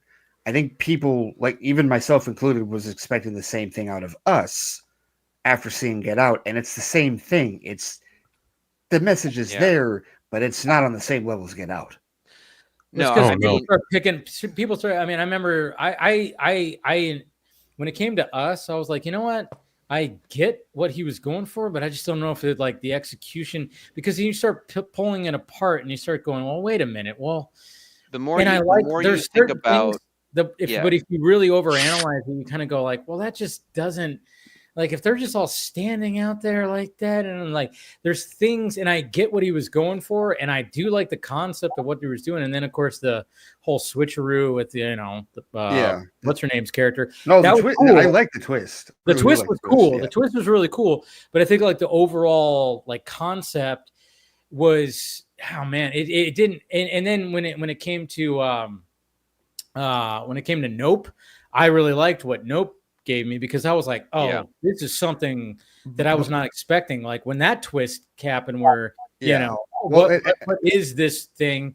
And then when it was like, and then I know some people are like, I didn't understand the monkey part. I'm like, that's supposed to be symbolic to to this. And I totally understood. That's why Nope is my favorite of his three movies. Get Out is still definitely my favorite. Yeah. But that's the thing, is like in both of those movies, there are deeper layers. Oh yeah, with both of those movies that are not quite there in Us. Yeah. And so it sounds like that's what you're saying about Weapons. Well, so okay, I'll say this, at least my own opinion, and again, I've only seen both of Zach's movies once. I like Weapons more than I like Barbarian, but again, I like them both. I think they're both very well made and very, very well, like, getting to the reveal in both movies is very like interesting. It's a fun journey to get there. Yes. I would see. I'm of a different mind about, because I want to go back to Jordan real quick. Jordan Peele. I like Us quite a bit. Do I think it's the weakest of those three movies? Yes, but still good. Yeah, it's still good. Yeah, I don't know about that. It's an entertaining ride. But for me, at least in terms of Jordan's filmmaking, I do think that there is a lot of a deeper meaning with Us. The problem with Us and the execution is that if you think too much about the shadow world or whatever you want to call it, there's too many flaws with how it exists. That's what I was trying to like say too. It should have ended 20 minutes sooner than it did. Yeah, I understand what he was going for, but at the same time, when you start really thinking about that little underground world, you go, well, that kind of doesn't. Right. I think Weapons, and again, without getting into spoilers, I think the way that they try to explain how certain things happen, because you are going to immediately start, because I was doing that while I was watching the movie. I'm immediately starting to think, what is the suspension of disbelief with these characters, or this happening here, or blah, blah, blah. But I think for the most part, it works. Like, and I don't think you're meant to think too hard about it. But again, I'm going to see it again second, and I'm going to see if I catch anything differently, or if it plays better or worse or whatever. But as it stands right now, it's only like the Weapons aspect, as far as like not that deep, is more so just the story, I guess. Like, because because again, the best horror movies are the allegory, or like, what is this supposed to be representing? And I'm trying to think. I don't think this goes into a spoiler territory, but I think we do need to talk about, because I've seen this mentioned a few times online. I'm a huge fan of The Whitest Kids You Know, from what Zach was from. Yeah. And people got to remember that Zach Cregger was like in a comedy group, and he was in that TBS show where they were abandoned on, like they crashed on a desert island. I forgot what it was called. Yeah, he was one of the main guys on there. Yeah, right. Yeah. But he was an actor and comedic actor before this. Yeah, he was very. I don't know what the real connection is, other than maybe it's him dealing with grief as well. But he was extremely good friends with Trevor Moore. Trevor Moore died on August 7th. That's right. Yeah. And that's essentially when the movie got released, which I think is weird. And supposedly Trevor Moore died around 2:30 in the morning. Oh shit. And 2:17 is the time when all the children disappear. I don't know what that wow. I don't know. I don't know, and I double checked that. That's the thing. I don't know, because in terms of what the movie's actually about, like what the reveal is, it's not about like lost friends necessarily or anything like that. It's a much different thing that they're doing in the movie. But I don't know. Maybe this is Zach dealing with that in some way. But again, as far as deeper meaning in the film, for me, I'm trying to say too much because I don't want to spoil anything. I think that basically it's just very straightforward in when you find out what it's actually like, what's actually happening.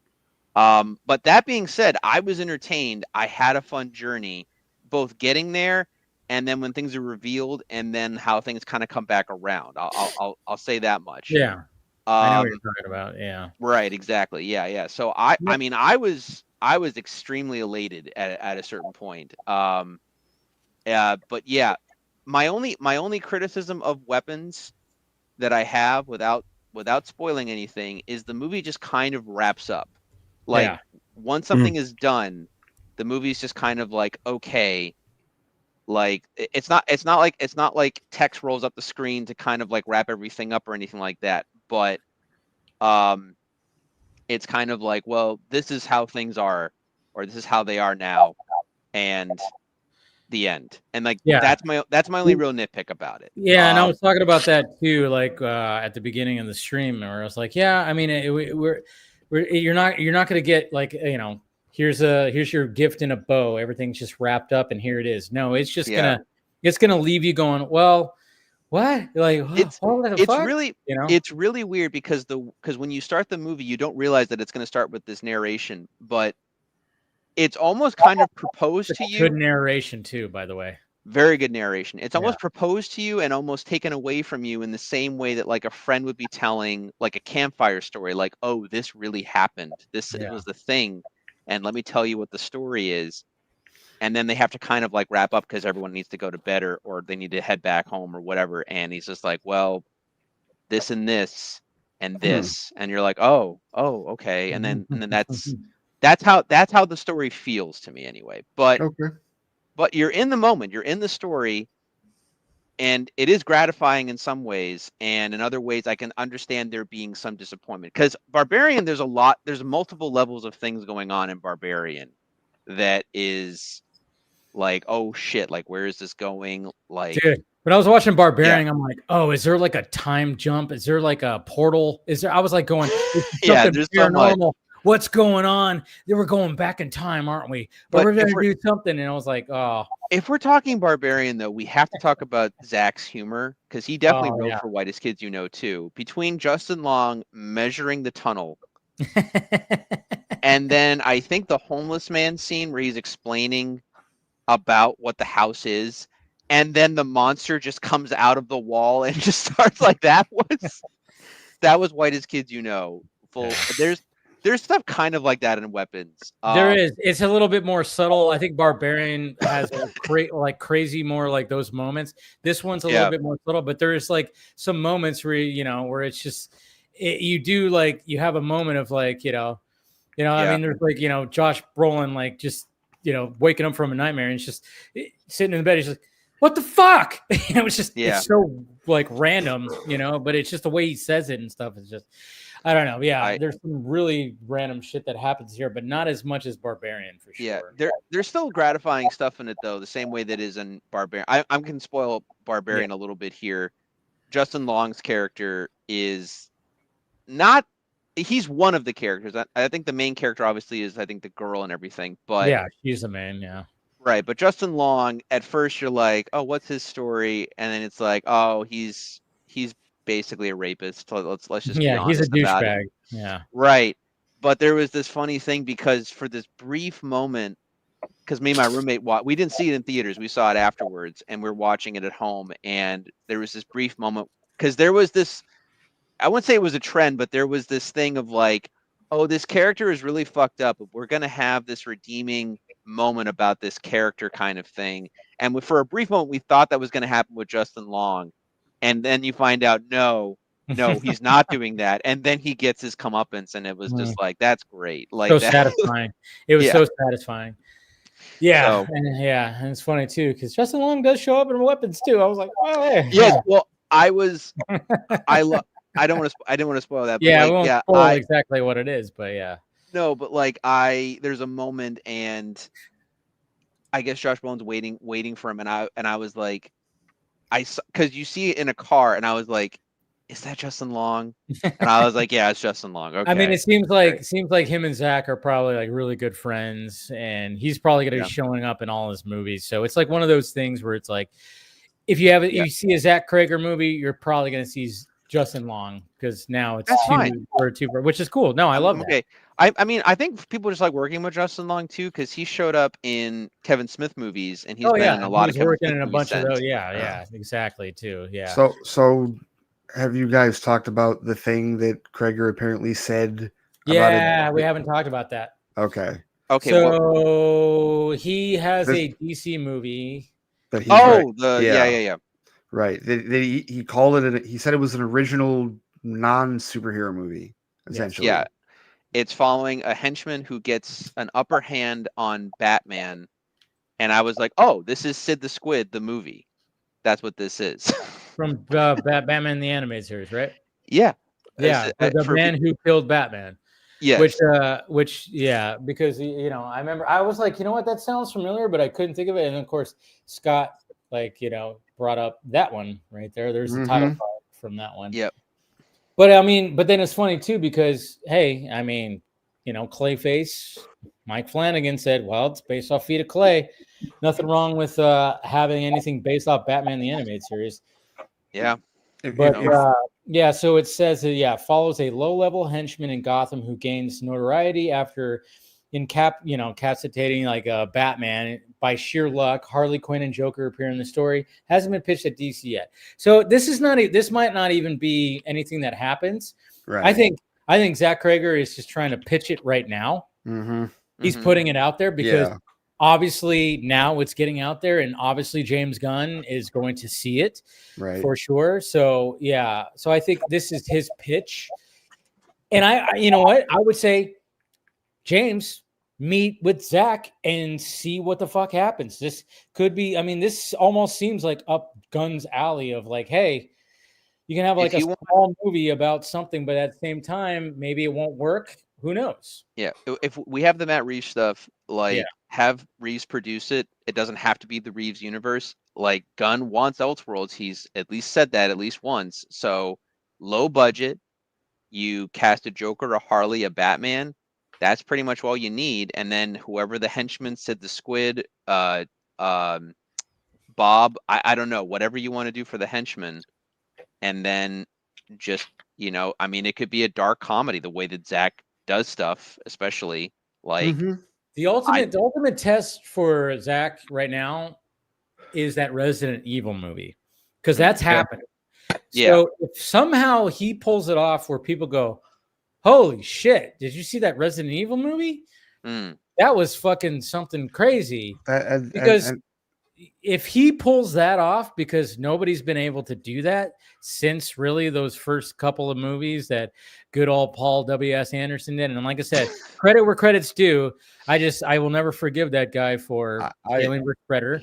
I will never but he did Event Horizon and he did Mortal Kombat. He also did Pandorum, and I like Pandorum. I don't know if I saw that one. I like that. No, that's the one Dennis Quaid, right? And I cannot hit another name that I can't pronounce. Yeah. Feora from Man of Steel. I cannot pronounce her real name. Maybe I did see that one, and I don't. Yeah. It seems like he's good when it comes to horror space movies, because Event Horizon, that fucking movie will give you fucking nightmares, for God's sake. But I would even say that the Resident Evil challenge is an even greater challenge, because it's not just can he do Resident Evil, it's the whole video game movie challenge. Like so many have failed at the, subjectively speaking, of course, have failed at the video game movie challenge. It took them however long to figure out that, we should just do CGI minion style Mario movie. It took them that long to figure that out. I screamed it for years. Just do CGI animation so he can do his actual shit that he does in 64, right? And guess what? $1 billion. It took them for fucking ever to figure it out. They finally did it, right? Yeah. But video game movies, it's always a challenge. Like because it's like this weird, they can't figure Hitman out. They can't figure Assassin's Creed out. It's like, this should be fucking like it's a case by case basis too, because what does the game encapsulate? Like, I just saw the Legend of Zelda movie got pushed. I think May of 2027. 27. Yeah. Mm-hmm. And the guy who's making the movie, Zelda and Link. Yeah, they cast Zelda and Link, complete unknowns, and I think that's actually really smart. Oh, they very good idea. Yes. Very good idea, because that's going to be a testament right there, because that franchise in and of itself is so. But you got what's his name? He did the last Apes movie. West Ball. That's the thing is, like, that last Apes movie was actually fucking good. It looked great. It was good. It looked great. And coming off of what Matt Reeves did with those last two movies, which were excellent. Yeah. I was worried. I was like, I don't know if this is gonna. But then I watched and I was like, oh shit, he pulled it off. This movie is really fucking good. Like, whoa, shit. Even the visual effects, everything's still right there where Matt Reeves left it, and this guy just fucking did something else with it that I was not expecting. And I was like, good job. Yeah, maybe not as good as those story-wise, but still really good. So I'm going, okay, if this guy's gonna do Zelda, all right, Legend of Zelda, fine. That's gonna be a tough one to do as well. But it's gonna be really hard, because a lot of fans are so all over the place in terms of like which Zelda is their favorite, right? And I'm sure everyone probably has a different idea of what history they're going to go down. Bingo, right? There will be. If you guys thought like DC and Marvel's going to be a bloodbath, just wait till this movie happens. Like the Zelda fandom just might implode on itself. There is no way that Zelda, whatever they do, they're many Zelda fans will be pissed off. There's no win situation. It's Kobayashi Maru for them. But really, when it comes, they're already ticked. They've already written it off. But really, like with video game movies, what I think it really comes down to is story, because a lot of times with video game movies, it's like they dismiss story and just go for like the moments that you felt in the video game, right? Like, we've got to give them the stupid first person POV shots in Doom, right? And we've got to have the animus, and it's got to look cool in Assassin's Creed and all that. And it's like, okay, where's the fucking story? Like, where can we get it? Because at the end of the day, as much as the fans are important, again, by and large, the studio already has their money. You got to make this sell. You got to sell this to the general audience. But you bring up a good point, Ray, because you have to have those callback moments to appease the diehards, but don't let that be like, oh, we have to get to that moment and let's just get to that moment. You have to have a good story, and that Doom moment was pretty cool, but overall Doom was not that great. But I'm remembering, I think it was Sonic 2, the second Sonic one. And there's a lot of callbacks, but I think one of the biggest ones that made me, because I played the first 3 games pretty, every time I went to my cousin's house, he had the Sega Genesis. I didn't have one. So when I went to his house, we were playing that all the time. It was like when it was that world that he had to go to, which was straight out of the video game. And then when he was like running through, and then he gets hit by something, and then he does the whole, and then like he looks at the camera and he's like spread out. I'm like, it was straight out of it's the game over. I still haven't seen those movies, so. And he was just like, and then, like, basically the Sonic game over. Rings were falling out. I started cracking up in the movie theater because I was just like, I remembered that. I was like, great little callback to appease people who play the game. Right. But that was one little moment. But overall, still those movies had a good story and a good, heart and message and shit like that. That's why they had 3 of them. Yeah. And it was same with Mario Brothers. There are so many fucking callbacks, and I mean like generational callbacks, like not just 64, but like original, like the 8-bit Mario Brothers for the regular Nintendo, Super Nintendo, like Mario Kart callbacks. Like there's stuff in there, but there's still a story. Like it's still. You got to have that there for the general audience because that's who you ultimately have to sell it to. And they've even just scratched the surface with what they can do with Mario too. Considering the next movie is going to be about Yoshi. Dude, I lost my shit when it was that end credit scene. Mm-hmm. Yeah, lost that was my shit. That was fun. That was great. Yes. The biggest challenge that the Zelda movie I think is going to face in terms of fans is not just the story or which one they go with or the divided fandoms, all this other stuff is the idea of Link, because they're going to most likely, like 80%, they're going to have him have real dialogue. He's going to talk. Right. He's going to talk, just like in the cartoon. Thank you. Excuse me, princess. If he does that, I'll kind of laugh, but I don't know if that'll be taken very seriously by the fandom, other than it's a callback to a cheesy, 80s, 90s cartoon show. But personally, what I would do is I would have him have dialogue or talk when he needs to, but I would mostly try to keep him mute if I could. Like not have a personality. He's got a personality, but he only talks when it's absolutely necessary. So Henry Cavill in Man of Steel. Like or Keanu Reeves and John Wick. Right? Yeah, that's even better. That's not a bad idea. Answers. Yeah. Yeah, so I mean that's at least the trajectory I would use. But again, it's about him and Zelda, so there's probably going to have to be a good amount of dialogue, and obviously Link pines for Zelda, and I think vice versa, depending. That's the challenge, though. It's like when you make this movie, do you make it, do you make it as realistic? I mean, do you make it like a fantasy realism kind of thing, or do you go where it's or do you have like a video game aspect where it's just I don't know. It's like there's and that's one of the things that they're gonna have to balance, where they have to have like try to make it where the general audience will just go see it because it's like this fantasy epic, but at the same time have the level of obviously the big time disbelief fantasy element as the video game had it. I don't know. There's going to be a crazy balance. If I was to make it personally, or at least if I was producing it, I would say, have the video game accuracy of Mario, but as far as tone goes, I would not have like kid humor. I mean, you can have levity, obviously, because Zelda is not a humorless game. Yeah, there's a lot of malleability. The franchise isn't like, and again, it all really fucking boils down to continuity too, because there's one timeline, and then after Ocarina of Time, there's 3 timelines, and that's when things get stupid fucking confusing.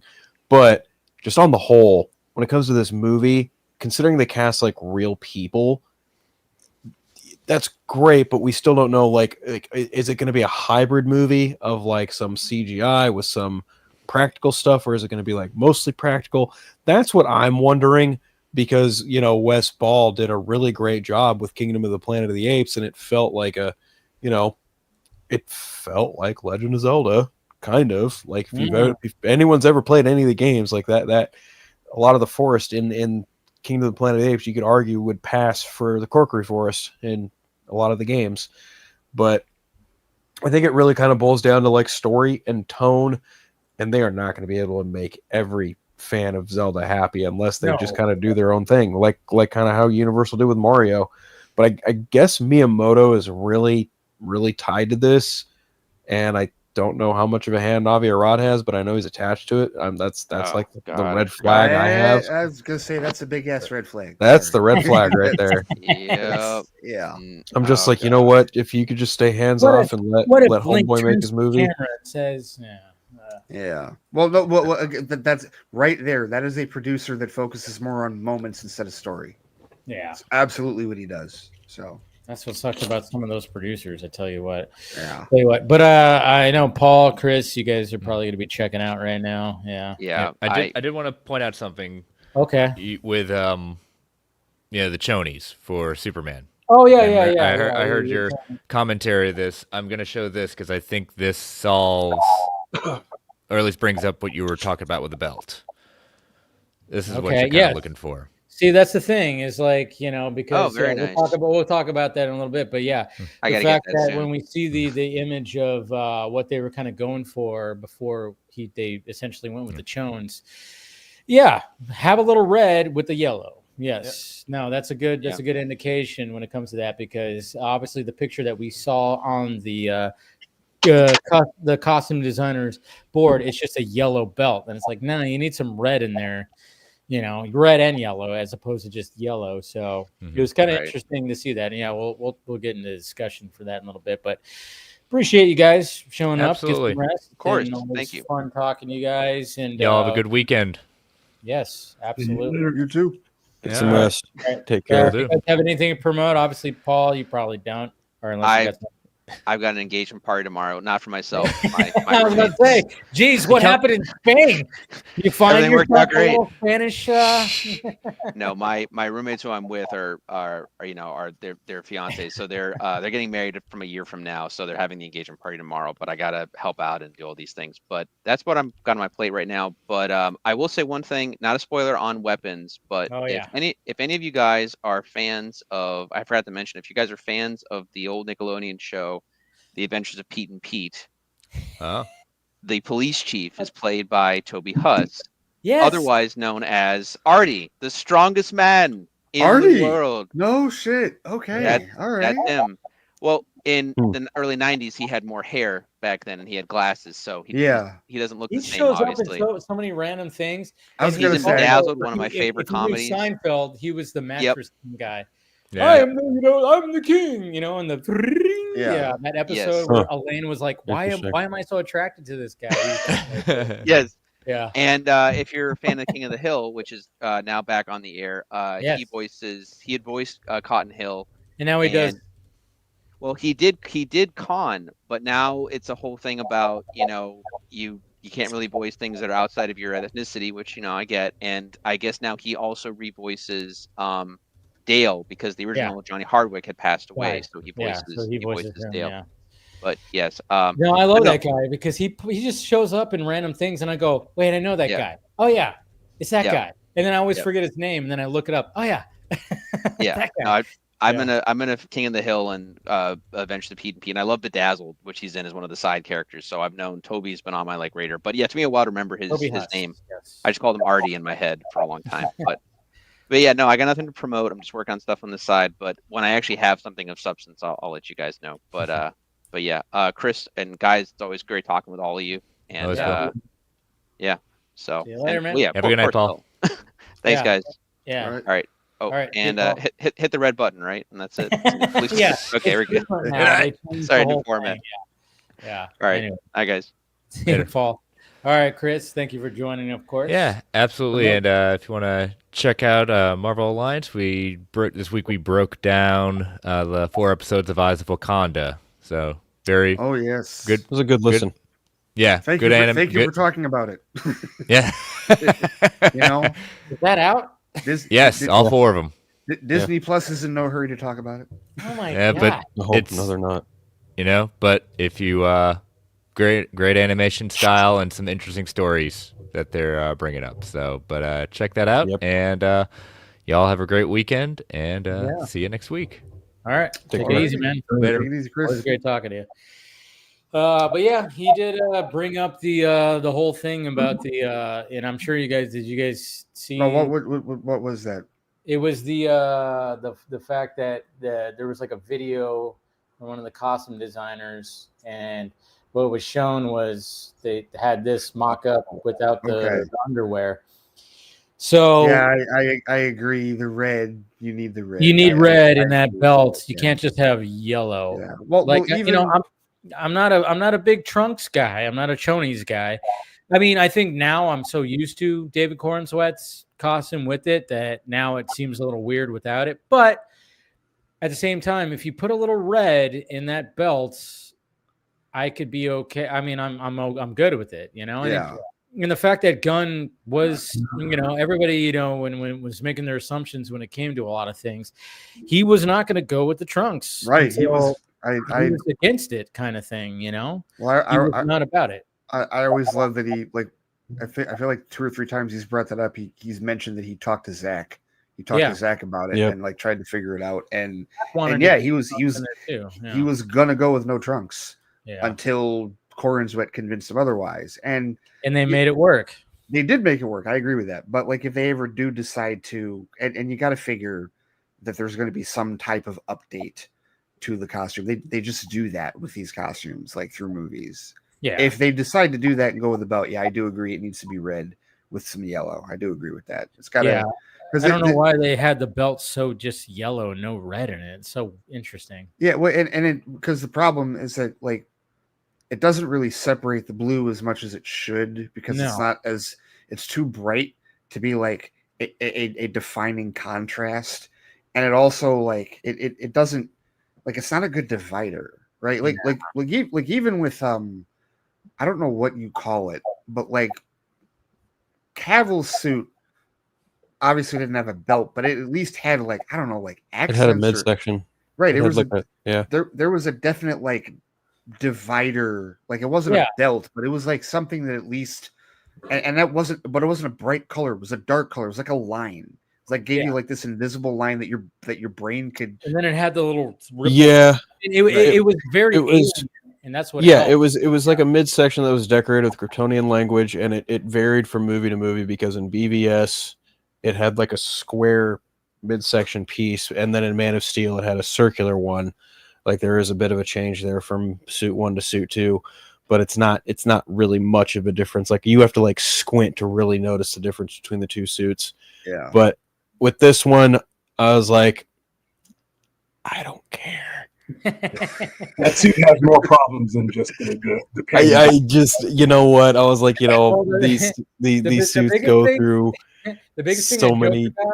On Wednesday was the fact that because we did, you know, when the suit was revealed, and I think I like did a Film Junkie Live where I wore my leather jacket. Yeah. And I was like, I showed up like, and I was like, you know, when the because I was like, yeah, I was gonna poke fun and like, yeah, they decided to go with like this, and you know, and I knew that the costume designer who did, who I think helped on Guardians and helped with those costumes, I was like, oh yeah, that makes sense that it's gonna look like that. So I poked fun at it, and then when you see some of the shots in the behind the scenes, like what's hanging up, it looks like a leather jacket, but at the same time, you know. I get it. It's like it is something different. And James Gunn emphasized, I didn't want him to be wearing a wet T-shirt. I didn't want the built-in muscles and everything, you know. And I'm like going, okay, yeah, cool. You wanted something different. There's something different. It's a different kind of costume. Didn't want to do the same thing and have like the built-in. Sure. I mean, I know I don't know how many times where I was like Cavill, that's just him. I'm like, no, it's not just him. There's built-in fucking muscle padding that helps the definition. Yes, Cavill is still very muscular and very, you know, it's fine. But you look at the behind the scenes, there are still plates that go over his muscles, and then the fabric goes over him. But that helps it make it look more alien-like. And I think even Zach pointed that out too. I mean, and they got the chrome inserts got even more chromier. Like when you look at the Man of Steel costume, it's not as, you know, you don't really see the chrome, the shine.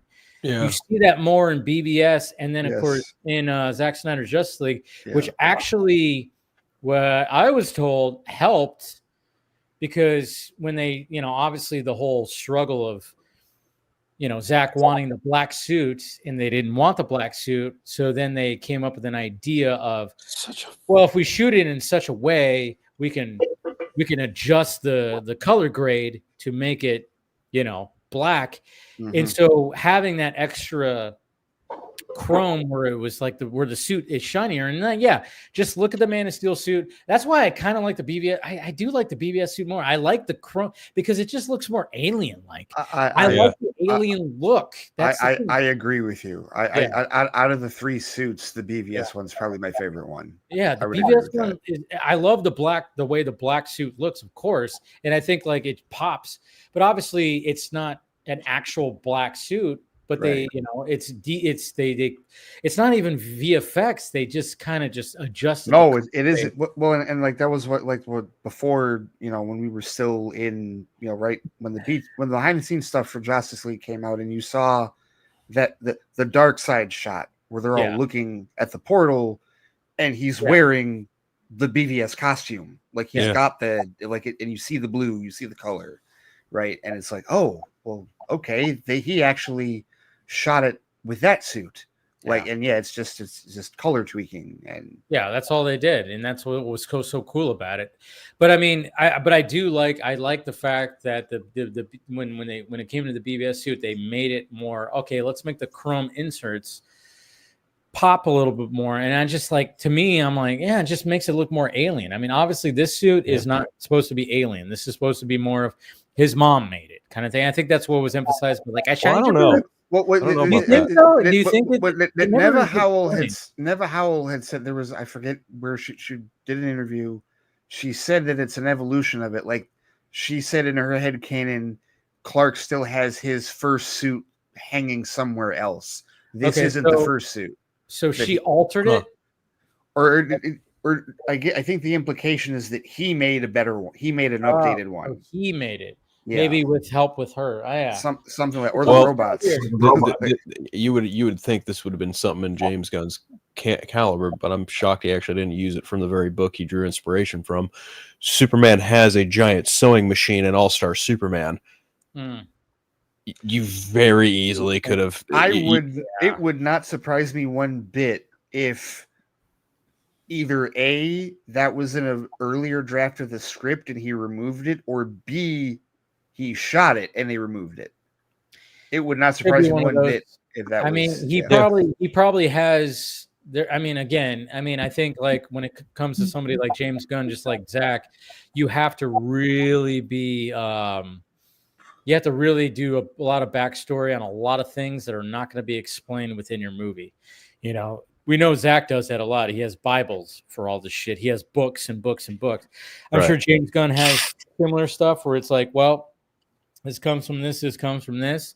Maybe not as detailed as Zach does, because we've seen the books, but who knows? But it's like one of those things where it's like, I'm not going to explain where the costume comes from. Maybe later we'll explain it, but I'm not going to explain it because a lot of people are kind of, and I was just kind of going, is it from his mom? But then, I didn't really think about like what he said about the fact that it could be like, he has an early iteration of it hanging up somewhere.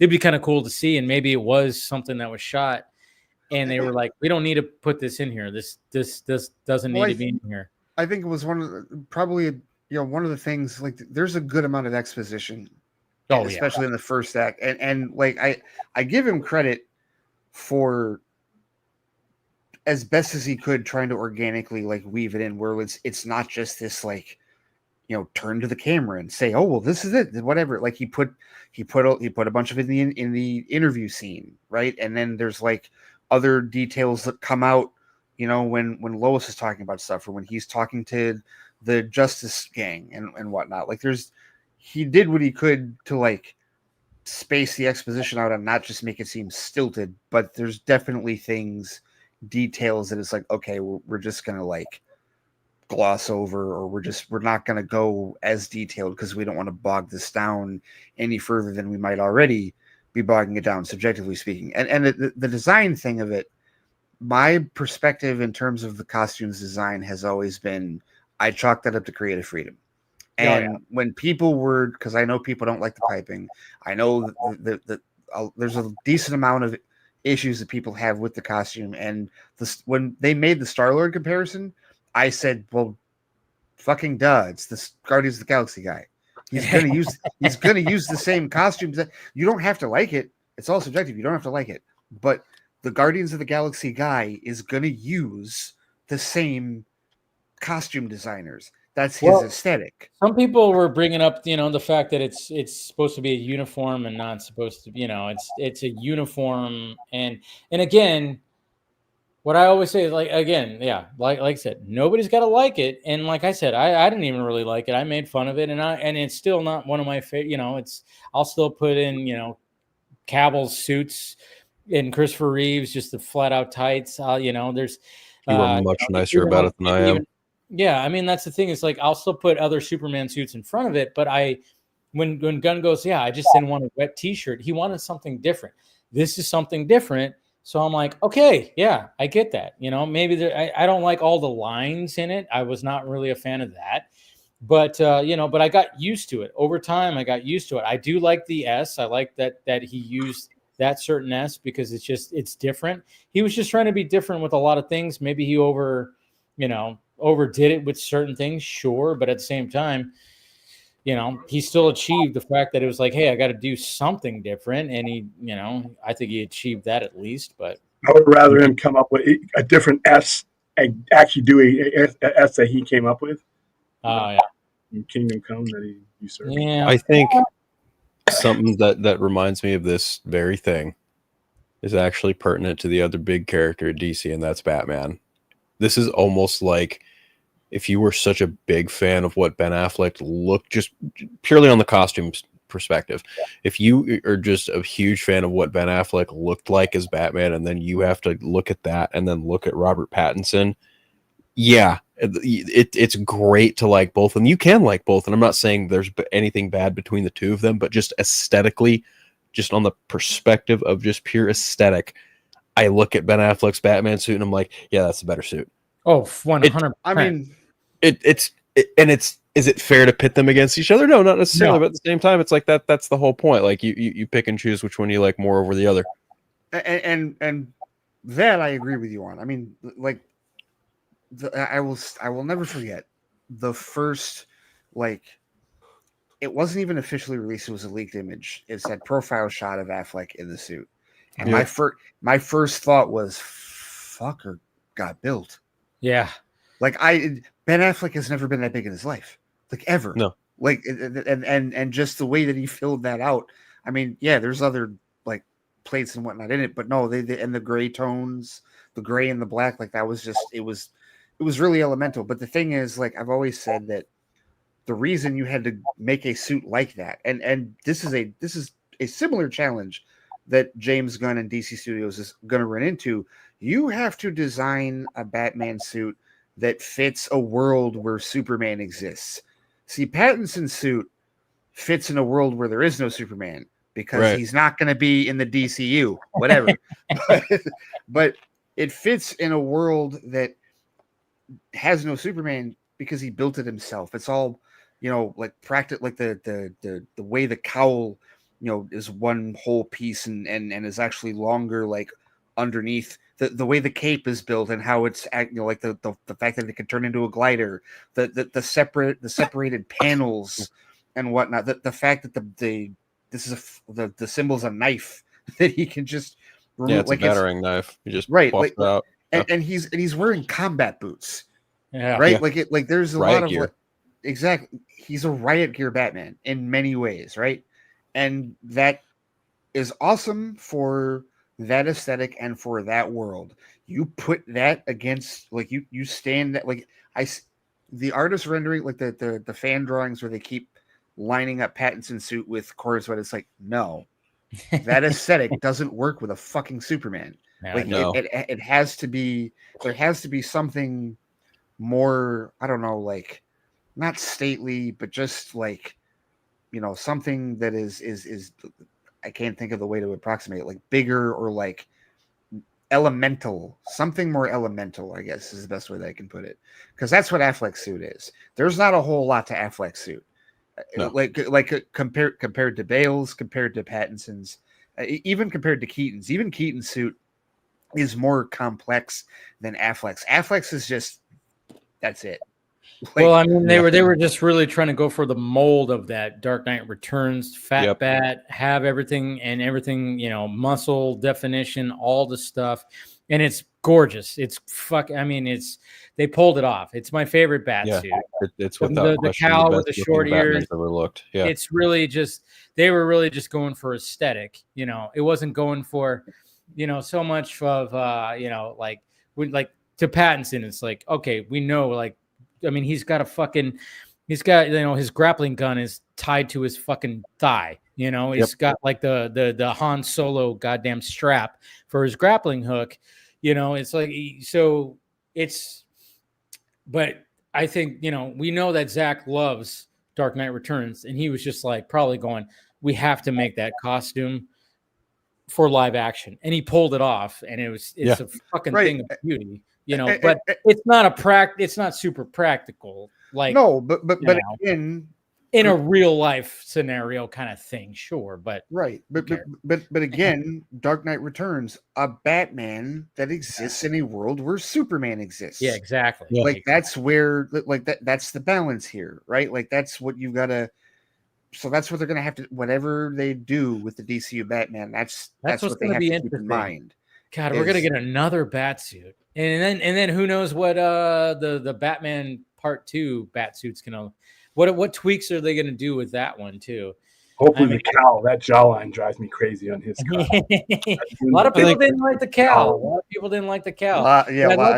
like the fact that it was inspired by the Adam West Batman. Yeah, you could see it. You could definitely see it. But I'm kind of wondering. Yeah, the cowl is probably gonna have the most change, I think, with Matt Reeves. I don't know. Like I made the joke way back when that movie was starting to film. Like, I called it "Build a Batman" because it just looked like they just took parts of a bunch of other Batmans. And just stuck them together. So it's just something I've thought about. Like, what if we watch Batman just like slowly upgrade his suit through these, this movie and whatever comes next after that, if anything at all. If any Batman was going to do that on screen, it would be his. Right? Absolutely be his, no question. Because he's like a tinkerer. He just fucks off in his cave during the day, while all manner of business happens throughout Gotham City, and he just sits in his cave and fucks with his bat cave, and like he fucks with the Batmobile and like all the trinkets and shit throughout his suit. His suit is literally the belt. Like he's got shit on his belt, but his suit is literally a belt. Tell me it's not. And he also, you're right. The first time we saw, I was like, okay, he's wearing the suit all the time.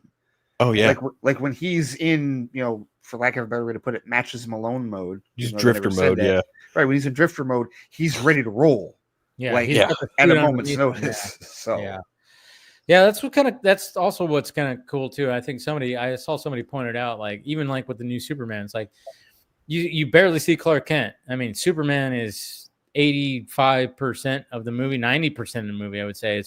It's Superman. It's like he's in the costume, similar to how Matt Reeves, was like, Robert Pattinson is in that bat suit for such a good chunk of the movie. You don't see him out of it that much. What, 2 scenes? 3 scenes? Maybe. Yeah, I mean, a handful, if that. Yeah, and there's a time disparity, obviously, because that movie's nearly 3 hours. Yeah, that's very true. But no, you're right. Like there is. I mean, and arguably, I would say that it feels like, especially like watching it multiple times, it feels like we may get more. Like on the surface, it feels like there's still more of Clark in the movie. Oh yeah, I hope so. And it's really just because of the in the movie, like more of Clark, because Bruce doesn't say a whole lot at all in the Batman, but there's the whole interview scene, and then there's the stuff at the Daily Planet. Maybe that's it, but then technically you can also say the stuff at the Kent farm. Yeah, because there is the conversation with him and Jonathan. He is out of the suit. Yes, so like that. So there's that to contend with. So I think because he has more dialogue, at least from my perspective, because he has more dialogue, it seems like it's longer, but it's probably around the same amount of time. Because when it comes to Pattinson, it's like that scene where he just comes down and talks to Alfred and puts on those sunglasses. You got that. You got the funeral scene. The funeral scene, yeah. And then you got when Alfred's in the hospital. And also Carmine, same scene. Oh yeah, when he goes to Carmine. Yeah. So there are about 4 scenes, maybe. Yeah. Yeah. But again, in a 3-hour movie. Right. But again, when he's in Bruce Wayne mode, he barely says shit. Yeah. True. Like the actual conversations, the bulk of his dialogue, 95% of his dialogue is in that cape and cowl because he's talking to Selena or he's talking to Gordon the majority of the time. It's going to be interesting to see what 2 has to offer. First off, how long is that movie going to be? And then I mean, I know Matt Reeves has he's expressed this too when talking about it, and I think a lot of us agree with it. I mean, I was always like, when people were complaining, oh man, Bruce Wayne was too emo and dark. I'm like, he didn't know how to be Bruce Wayne yet. Give it time. He's got to learn. And then I think that's what Matt Reeves is going to show us with his version of Bruce Wayne. Is like, yeah, he's going to learn how to be Bruce Wayne. I always said if they take the story arc that's been in the books of him and Harvey Dent being old friends, if Harvey Dent's going to be in the picture, which there is a rumor, and I think they would be smart, especially since Matt Reeves is very much the spot for his position is open. Yeah. Is the fact that if Harvey Dent were to come in and maybe he kind of helps Bruce Wayne be Bruce Wayne, there could be that element to it because I think that's where we're going to be really seeing in the Batman Part 2 is this Bruce Wayne trying to be Bruce Wayne and not be so quiet and just off-putting and just the way the movie ends absolutely suggests that because and that was the thing, the whole complaint about he's not really Bruce Wayne was always silly because he makes it very clear that it's 2 years into the Gotham project and he's obsessed with it. Right. Like he's obsessed to the point where Alfred's like, if this continues, he literally says it won't be long before you have nothing left. You are sacrificing your parents' legacy for this project. And throughout the movie, like when Bella Real confronts him at the funeral and is like, you're not really doing anything. Yeah. And then he kind of gets it when he starts rescuing people at the end of the movie and realizes, okay, I have to alter my approach. I can't just be about vengeance. Yes. So that's the natural progression of that is, okay, now I am going to be involved with Bella Real. I'm going to take her up on what she says, and I'm going to proceed as Bruce Wayne doing more of the stuff like on the surface. Bruce Wayne's a phony. There is no Bruce Wayne. Yeah, it's all persona. Bruce Wayne is the mask that Batman wears. Yeah. Bruce Wayne's a phone. Bruce. Well, I always said there's 3 personas. There's the actual Bruce Wayne, and then there's the persona of Bruce Wayne, the public Bruce Wayne, and then Batman. I thought that was very much emphasized when it came to the Two-Face episode, 2-parter. Yes. Okay. Yeah. But only one of those is real. Yeah, which is the Bruce Wayne. It's the Bruce Wayne that Alfred sees. I always say like the Bruce Wayne, that's the actual Bruce Wayne. I don't know. That to me it was always like that's the Bruce Wayne right there, and then he's got that. I mean, even in the first episode of Batman the Animated Series, I always loved it, and I remember like even when we rewatched it on DC Fanimated, it was leather wings. Yeah, like there was like a part where he's Batman in the Batcave and he has to talk to like that doctor, and when he answers the phone, like he goes from obviously Kevin Conroy goes from like, hey, I'll answer the call kind of thing, and then he goes, hey, what's up, doc? And his voice changes, and it's like that's just like he's putting on the Bruce Wayne persona right there, and I love that right in the first episode of Batman the Animated Series. You know what the funny part about that, and I've talked with Scott about this, is regionally here in Michigan, that was not the first episode that aired. Oh yeah, the first episode that aired too. Yeah, the first episode that aired here was The Cat in the Claw. Yeah, like that was like supposed to be the first. If you look at the actual order of things, that is supposed to be the first episode. But we were going by production right here, like what we saw, and it was so we decided to do that, and it was so weird because when you can literally look up that and then you see the different order of things of like, we decided to do the Blu-ray release is in production.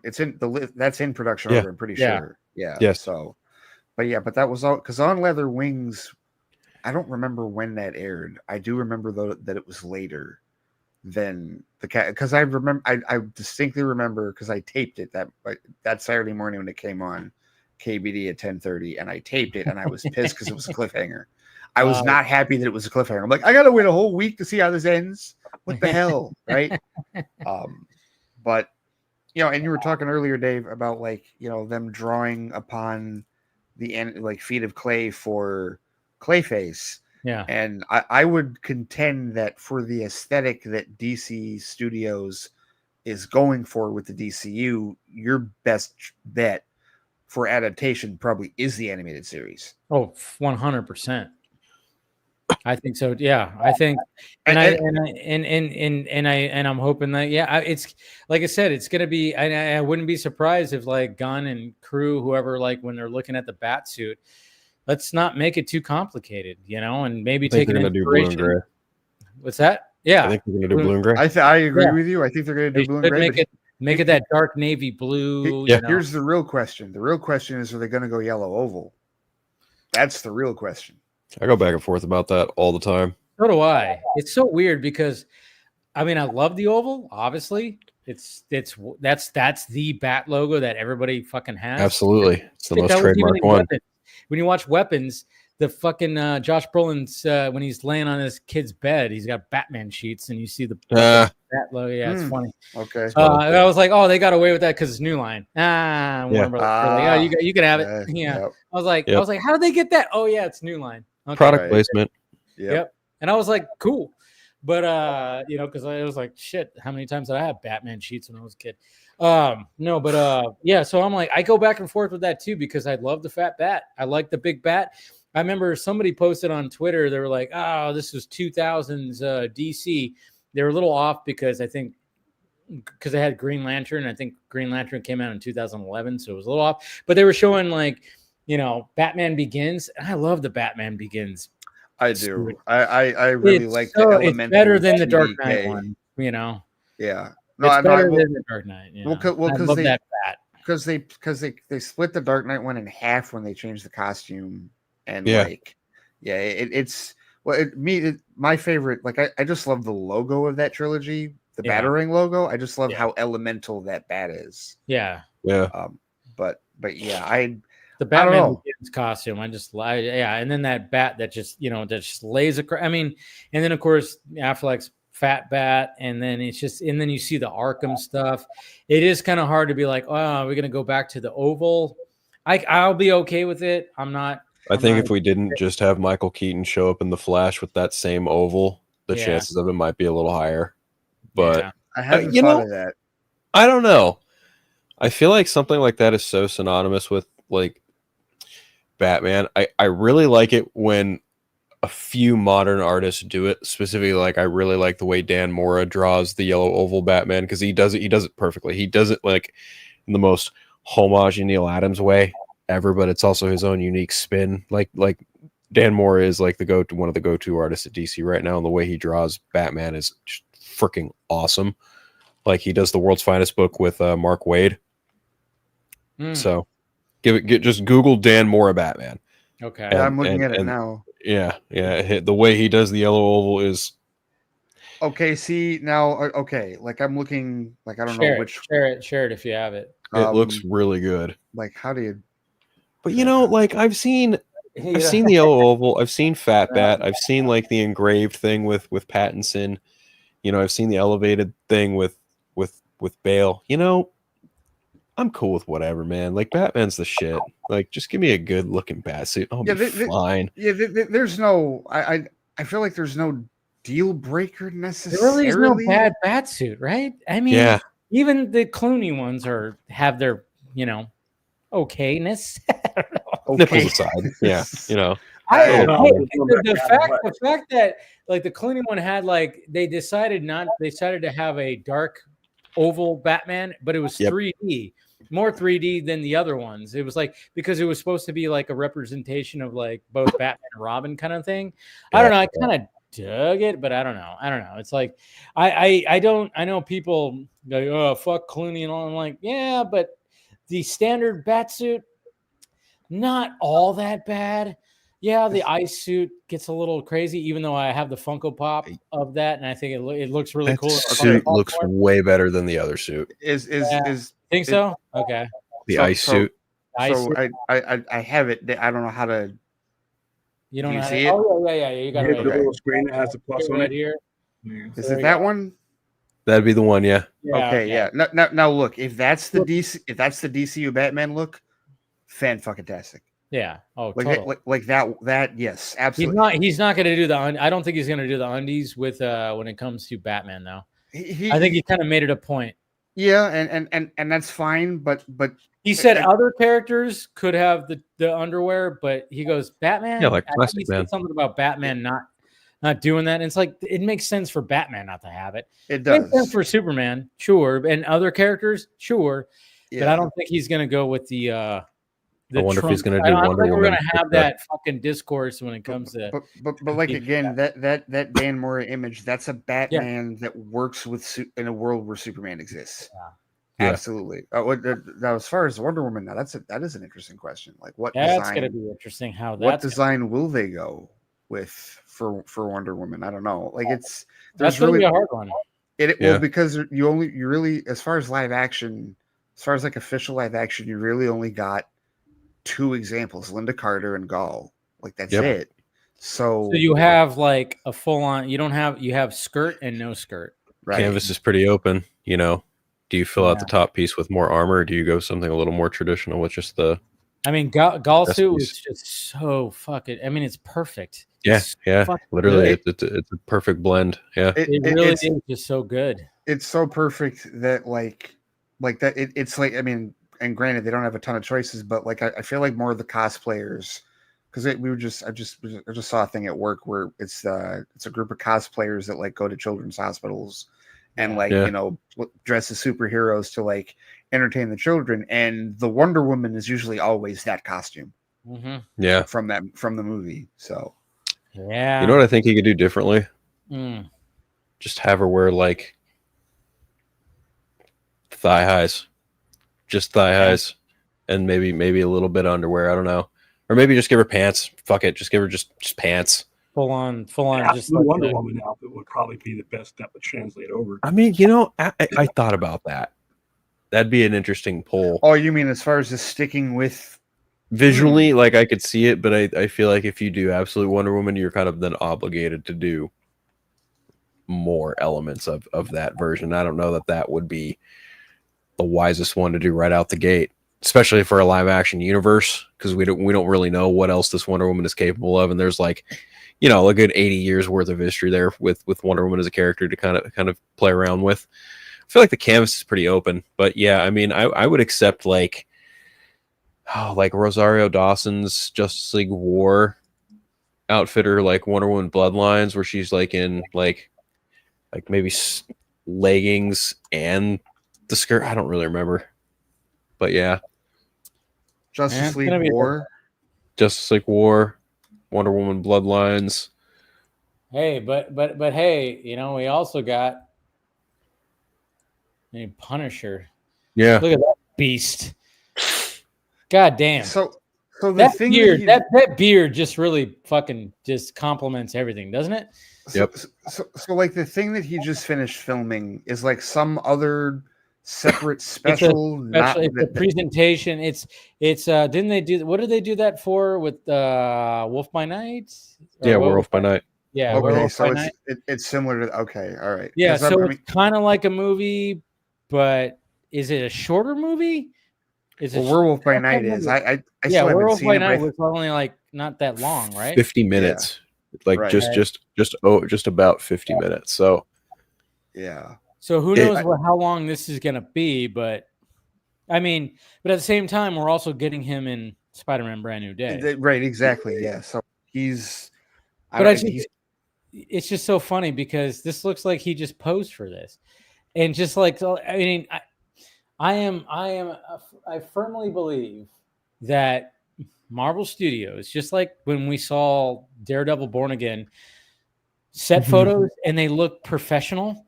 I'm like, they're hiring people to do this and put them online. That is smart. I have said for years. Yes. I believe in the controlled leak. Yes. Yeah. Absolutely. Oh, yeah. John Campea getting those leaks and going like, look at Toby, Toby's bulge. Are you kidding me? The fact that he didn't get in trouble for that, they wanted that shit out there. 1,000%. When it comes to these images, the images that I've been seeing for Spider-Man, and the fact that like Tom has been waving at everybody and greeting people and doing all that stuff, it's just they're doing the PR a year ahead. You know what's funny about that too? What's funny about that is I did this TikTok where because the thing was like that. Fantastic Four had only been out a week. Yeah. And we're getting an official video of Spider-Man Brand New Day. And I'm like, wow, that's really fast for you guys to just be moving forward. But then so that happens. I was like, wow, that seems really quick. And then the set stuff comes out. I was like, okay, no, now I get it. There was way too much outdoor shooting, way too many videos. Yeah. There was no way into it. And it's also Marvel Studios maybe making the movie, but at the same day, like, who's handling the PR and the online presence? Sony. So, yes, yeah. Right. We got to remember that it's not just Marvel Studios. That's it. Excellent. But at the same time, they could probably give like a rat's ass if this is a week or so after Fantastic Four. They could give less than two shits about that. Yeah, it's a very good point. Excellent. Oh yeah, but I made the joke. I'm like, oh yeah, don't look at the second weekend drop of Fantastic Four. Look over here. Look at what's coming out next year. I mean, is it disheartening? Sure, but you know what? Do I give a fuck? Okay, no. Phil, I'm gonna tell you this because I posted about this earlier because here's the thing, like a lot of what William said earlier about how we place more of an importance on box office than the studios do because they have other revenue sources. He's 100% right about that. True. But for our purposes, Phil, here's what you can take to the bank. It's the highest grossing Fantastic Four movie to fucking date. True. You know what's funny? It's like I pointed that out to you in the email I sent you today. Good, because I was good. But yeah, like that's kind of the approach I have taken. Like it's like, what the fuck does it matter if it doesn't make as much as Superman or Captain America or Thunderbolts or like?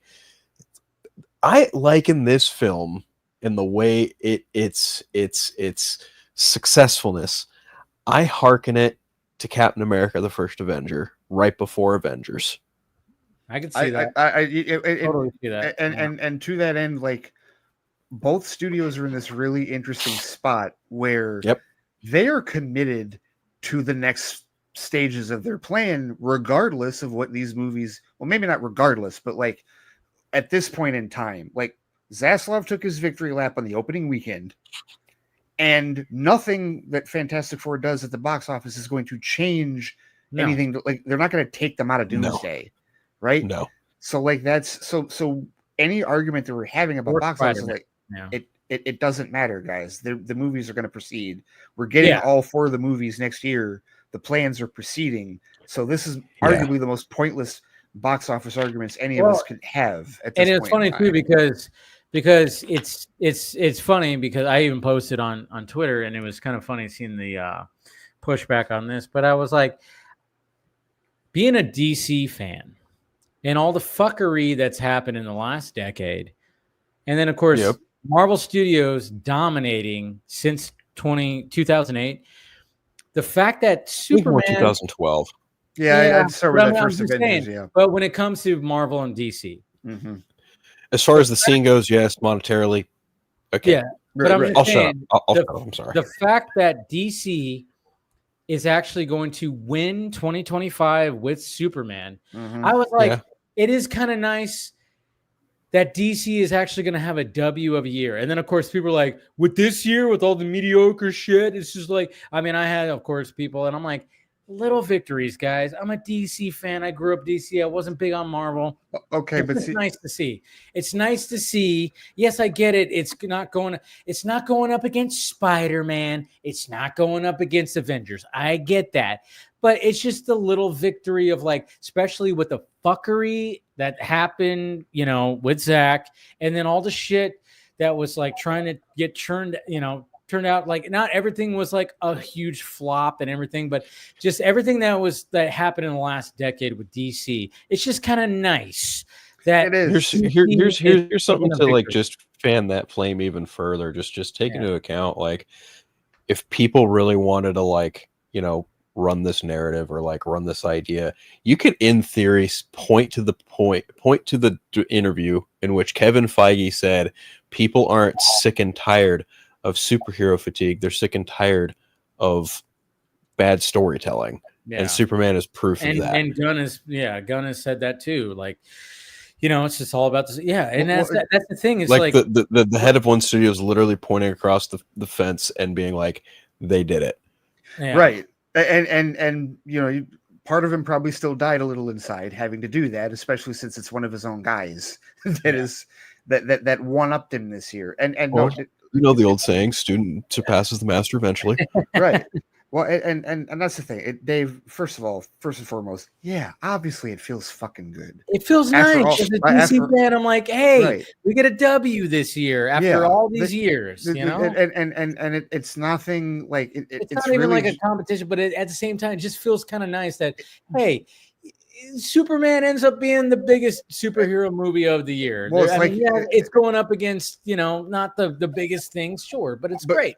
Right, but it's like you said, because of it's really literally because of all the bullshit that we've gone through in the last 9 or 10 years with DC. But here's the other thing about this, and my last episode of Flightcast was about this on Tuesday, because the title of the episode is "We're Even Now," because if you look at, and what I mean by that is if you look at what is the conversation happening right now within the Marvel fan base, the same stupid shit that we've been dealing with for years with DC tribalism is happening now with them. Like you have their own fans declaring the MCU dead, DOA. They're not even confident. Some of them are not confident Doomsday is going to make money. Like it's crazy narratives. The same crazy shit that we've been dealing with in the DC fan base is now over there. And so I said, okay, well, Marvel fans, we've been dealing with this for years. Now you get to deal with it. First time. Huh? Welcome. Okay.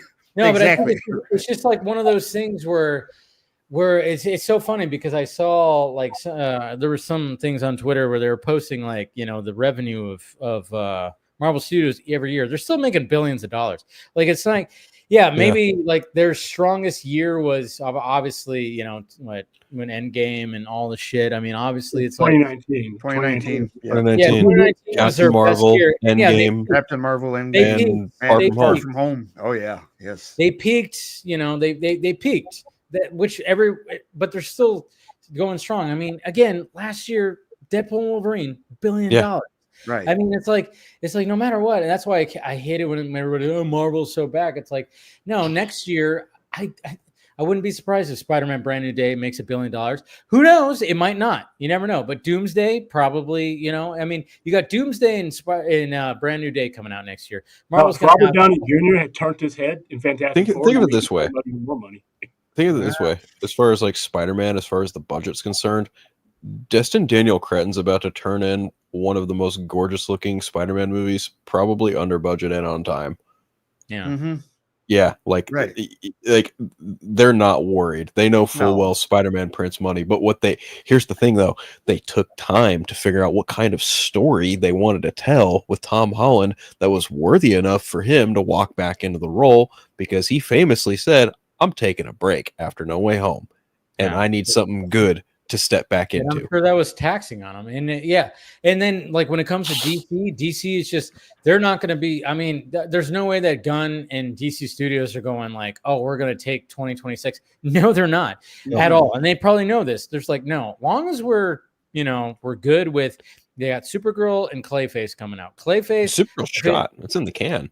Yeah. Supergirl shot, and it has potential to be a huge hit, and I think it will be. I think it's going to shot.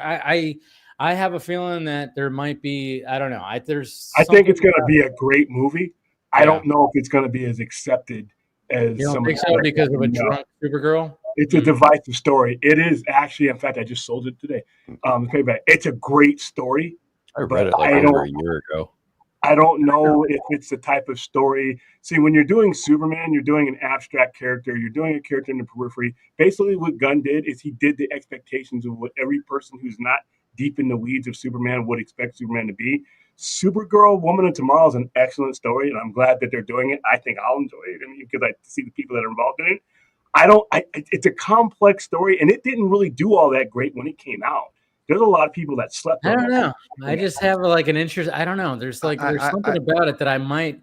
I don't know. I hope it does, but it's not. And then I think that Clayface, if they keep that budget low, and they're selling it as a horror movie, it has potential to make profit as well. And I'm like going, yeah, they're not going to like dominate the box office because Marvel Studios with Spider-Man and Doomsday, they're going to dominate the box office for sure. But like you said, they don't need to stay in their lane of like, okay, so that we have this and the Supergirl release movie. dates are really sparse between all 4 films as well. That's what I was saying. Like Supergirl gets a full month before having to worry about Brand New Day. You know what I mean? So like that's and Brand New Day is just going to get a boon from the Odyssey because Tom Holland's going to be in both movies. Everybody's in that movie, by the way. Yeah, that's true. Literally everybody is in the Odyssey. Oh, yeah. Not in the Odyssey, you need to call your agent, but how did everybody else get in this movie? I don't know. It's going to be interesting because I think, I don't know, there's just the pieces are there for Supergirl. It's just because we have Mila Jokovic, who is like, nobody really knows who she is. She's right. People look at her and go, wait, I know she looks familiar, not knowing like, oh, you watched her in Game of Thrones when she was way smaller. Now she's grown up. So I don't know. There's just going to be like an interest. It's going to be interesting to see how Supergirl plays. It could fucking flat out bomb. Who knows? But it just depends on how they sell it and how because marketing. It's going to be sold as a hard PG-13 rock and roll kind of movie. It's going to be a metal type of movie with Momoa as Lobo and everything. It's going to be interesting to see how they sell that movie. Yeah, and right there, that the reason I tend to agree with you about Supergirl's potential is because I think it's clear. I don't think the general audience is going to confuse it for Superman. I think they're going to go into it expecting something different. And quite honestly, a big part of that is how the movie ended, how Superman ended. It's like, okay, no, you set the table already. Like anybody that watched a mess multiple times, you right. Like I don't think anybody and the trailers and the marketing will surely reflect this. The general audience is going to know what they're getting into. They're going to know what type of. They're not going to be looking for what Melissa Benoist did in the CW for anybody that watched it like over its 6 seasons, right? They're already going into it with a different expectation, so it's not going to be quite the same type of 4-quadrant film that we just saw. It's going to have different messages. It's going to have a different tone to it. It has the benefit of not running into the same problem the Flash had with adapting one character in TV and then adapting one character in a film. Also, they have Crypto that's also going to be in this movie too. So that's true. So when you say like exactly what do you mean in terms of avoiding the Flash problem? I mean, think of it this in terms of just like the story you're trying to tell, because Melissa Benoist's version followed a very streamlined, typical, like she comes to Earth after Superman has already been Superman for X number of years. She fell through a black hole, et cetera, et cetera. This doesn't run into the same problem that the Flash film kind of ran into because we had some pretty poor leadership going on. But ultimately, like what I'm getting at is like the Flash had 9 seasons with this character to really develop and play around with that character's villain toy box, right? And then you get to the Flash movie and Warner Brothers is going, well, how do we do this to a general audience? How do we do what they did on TV to a general audience? Let's get Batman. Let's do Flashpoint. Like, how do we replicate, but not exactly replicate? And like, what are they doing and how do we need to do it the same? No, how do we do it in our own way? And we all know how much troubled development this movie went through as far as directors, writers, the whole 9-year time span. It is still a minor miracle that movie fucking exists. Seriously. Without question. And I honestly think Andy Muschietti was like, I want like a project as like a safety pocket because I have no idea how this movie is going to turn out. And somebody probably went, we'll give you Batman. Yeah, but is that going to happen though? I mean, that's still very much up in the air, isn't it? I mean, what's the old saying? You're only as good as your last project, and he's currently working on It, Welcome to Derry, and that looks pretty awesome. That's the thing. That's his strong side, though, is horror. And I'm like, yeah, but at the same time, he did show us a fantastical Batman. He showed a fantastical Batman in the film. And I'm not gonna. I like the Flash movie, but the issues. Yeah, I enjoy it too. But the issues that it has are not his fault. Nope. So I wouldn't. I guess it depends on what you refer to as issues, like as far as creative choices goes, because some of the Cronenberg stuff that was on Muschietti, he deliberately wanted to make stuff look like that, and it's like, well, that's a choice. Yeah, that was that. Yeah, it's a choice. It is a choice, and that is the risk of creative freedom. And I've said that from the beginning. Of like I've said, listen, like whatever, like going into Superman, it's like he may make choices I don't like. He certainly made choices you don't like. 100%. That is the risk that you take with creative freedom. But a lot of fans are not willing to take that risk. I am willing to take that risk. I will say that if he does end up doing Brave and the Bold, at least he's not dealing with as fantastical of a character. Oh, he's nowhere near as shackled. Exactly. So nowhere near. Right. Yeah. So like that's going to be that I feel like he could handle. I mean, not that he. This also isn't going to go through the same developmental bullshit leadership wise that the Flash went through. That's true. And like I was thinking about that because how involved was he with the It Chapter 1 versus the It Chapter 2 script? And I think he was a little bit more involved with the Part 2 script. But that that whole story in and of itself, case by case basis for directors, obviously, but like that whole adapting that book into a fucking 2-part movie, just that's a task. It's always difficult because with that movie, when everybody brings that up, it's like, why is the second part always not as strong as the first? I'm like, because it's adults and kids. Kids, it's scarier. Yep. That's the thing. It's like that's the thing about that story is like even when you watch the miniseries, the part with the kids so much more scarier than with the adults, because with kids it's always scarier.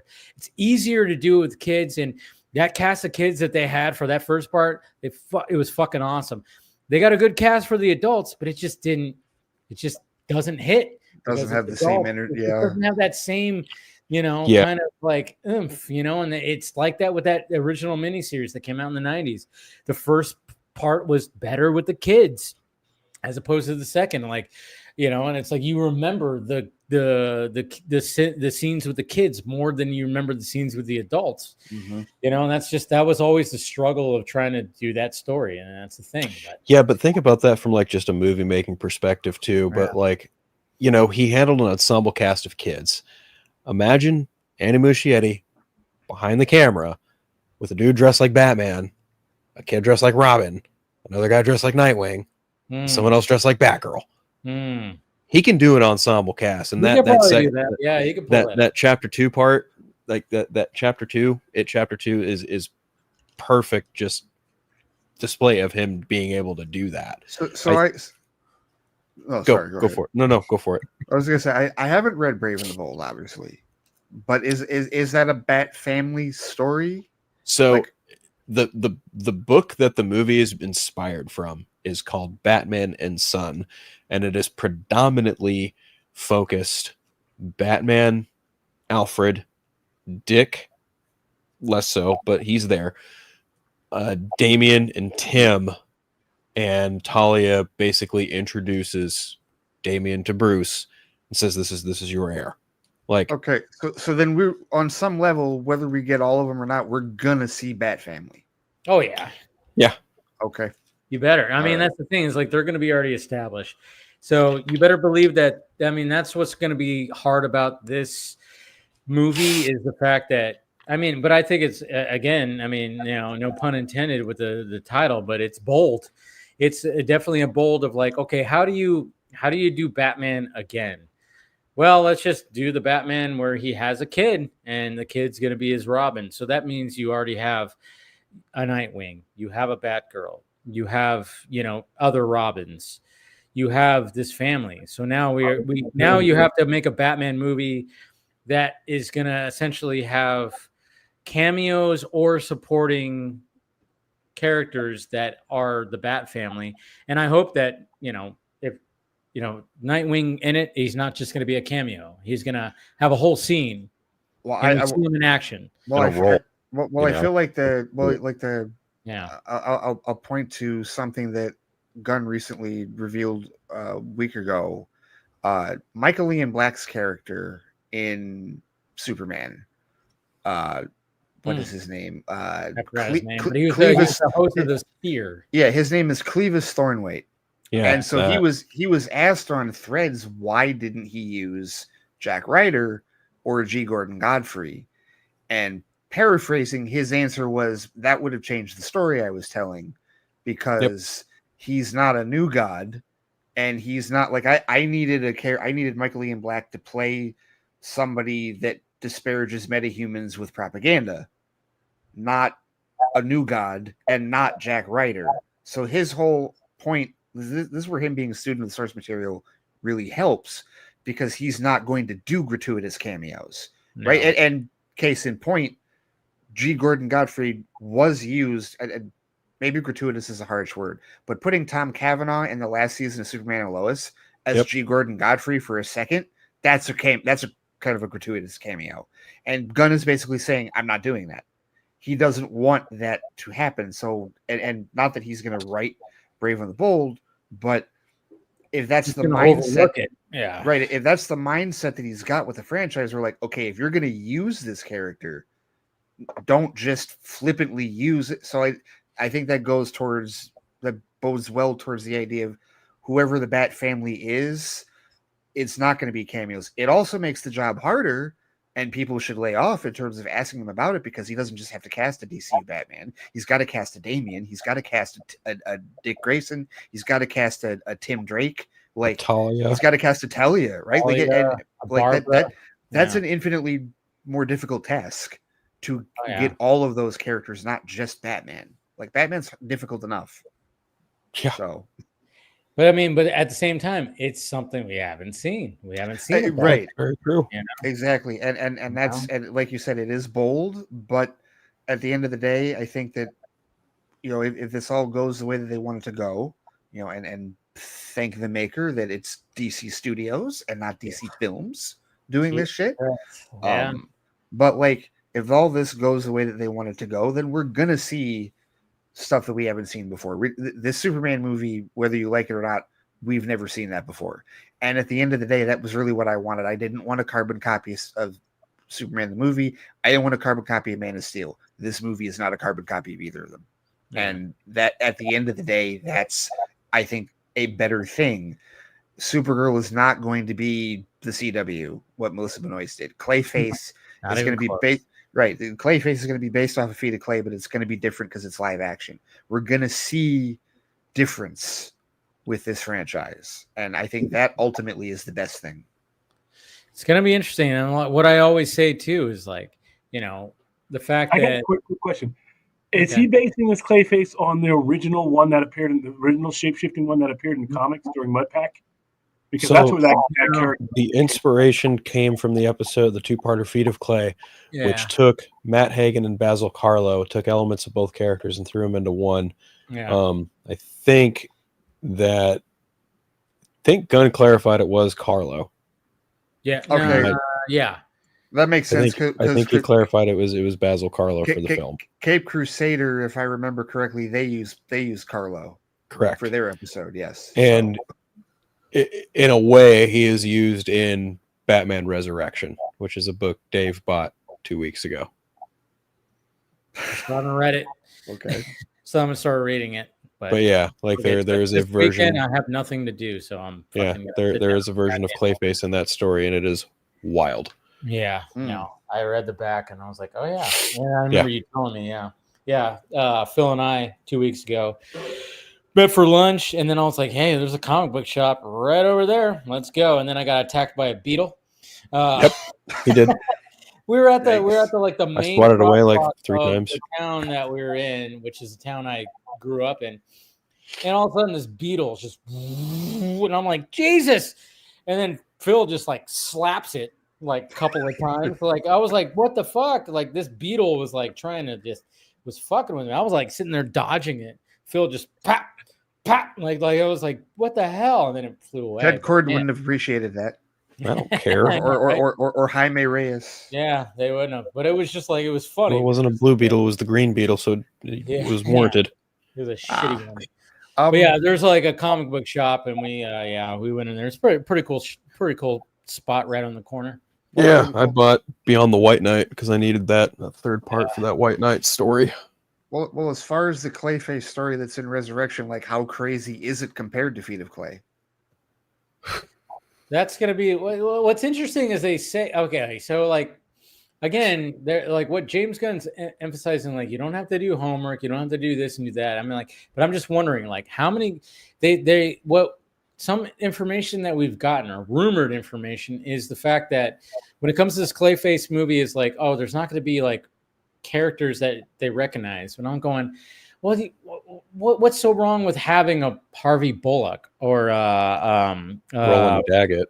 Which was very much in there, and a Montoya. I mean, like, what's wrong with having those characters within the GCPD show? You don't have to have Gordon, or could you have Gordon? I mean, why not?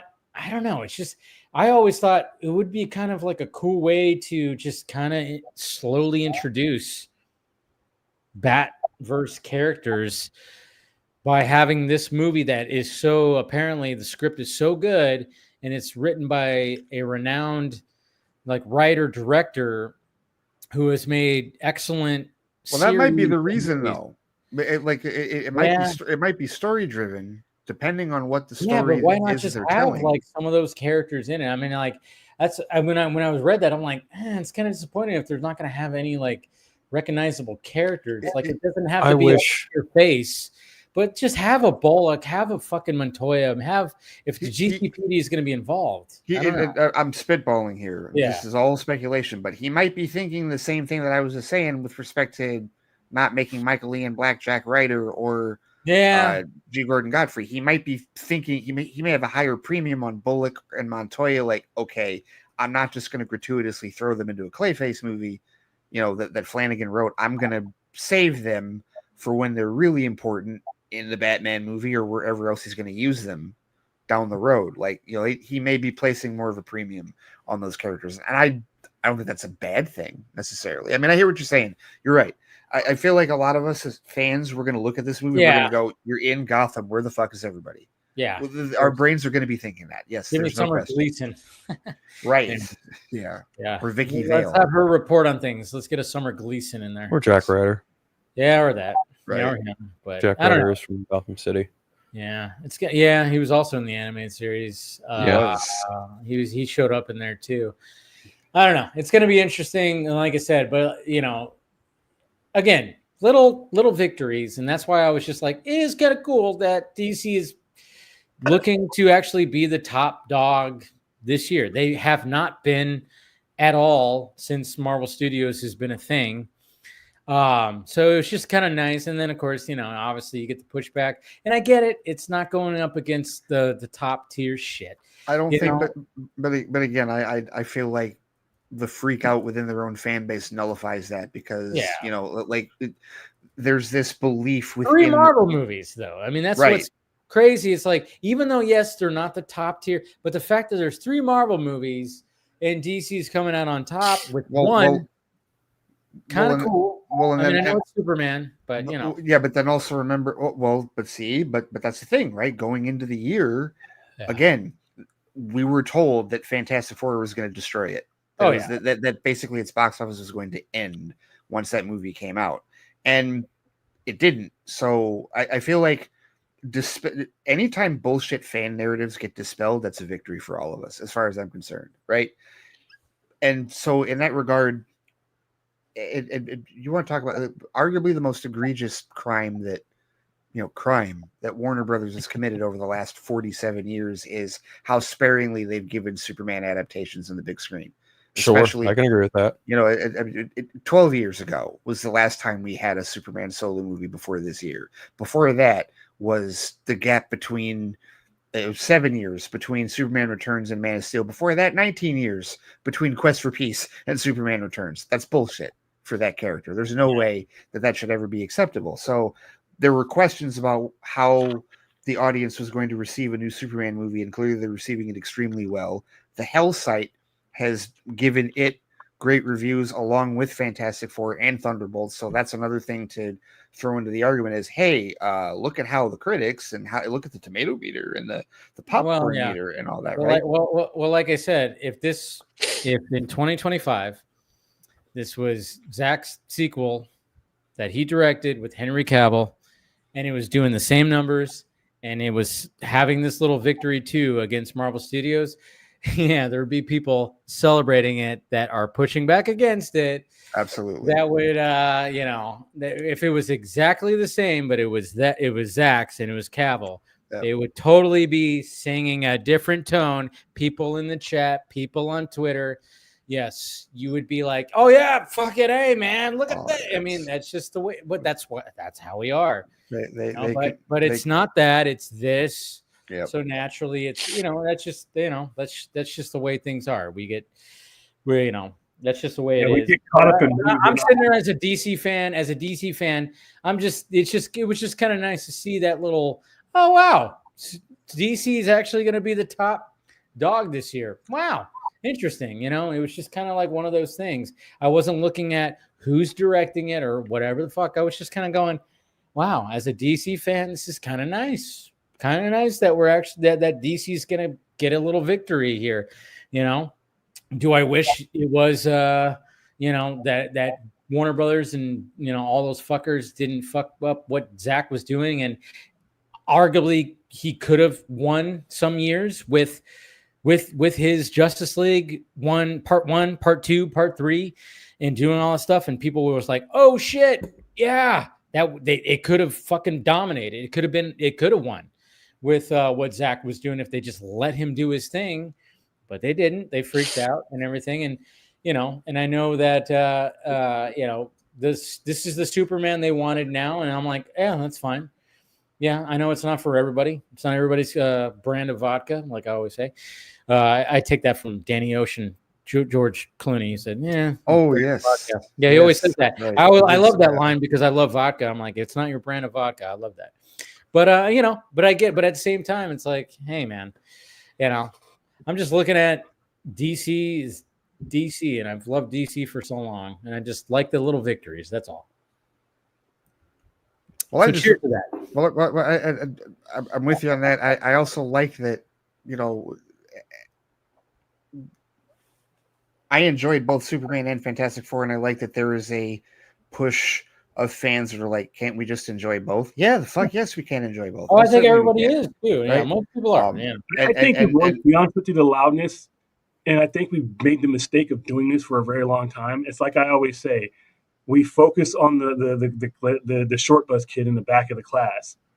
We give all the coverage, all the clicks, and put these guys in our thumbnails and all this. We put the low percentage in front, when the vast majority of people are doing just that. They went to these movies, they had fun with them, they are moved on, and they're waiting for the next thing.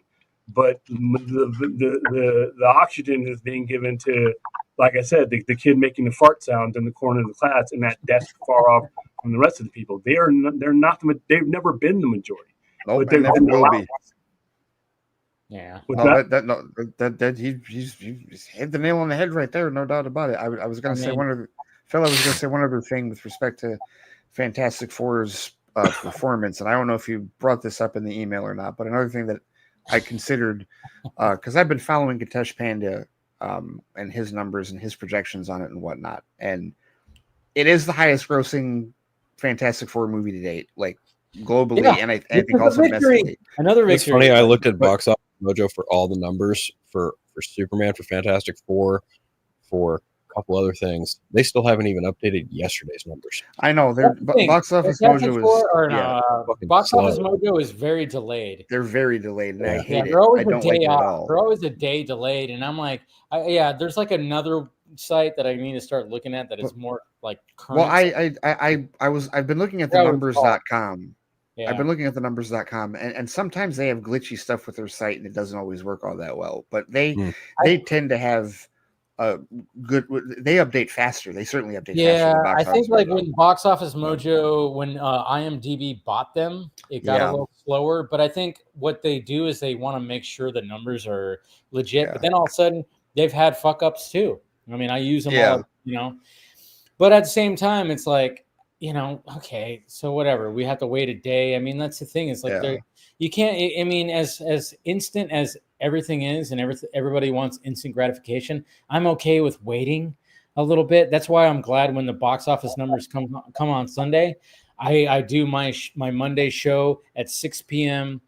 Monday, where the actual weekend numbers are dialed in, and I can actually like report on them. Well, what I was going to tell Phil before he stepped off for a second was that one of the other things to consider, with Fantastic Four in particular, for all the for the kids making the fart noises about it being a flop.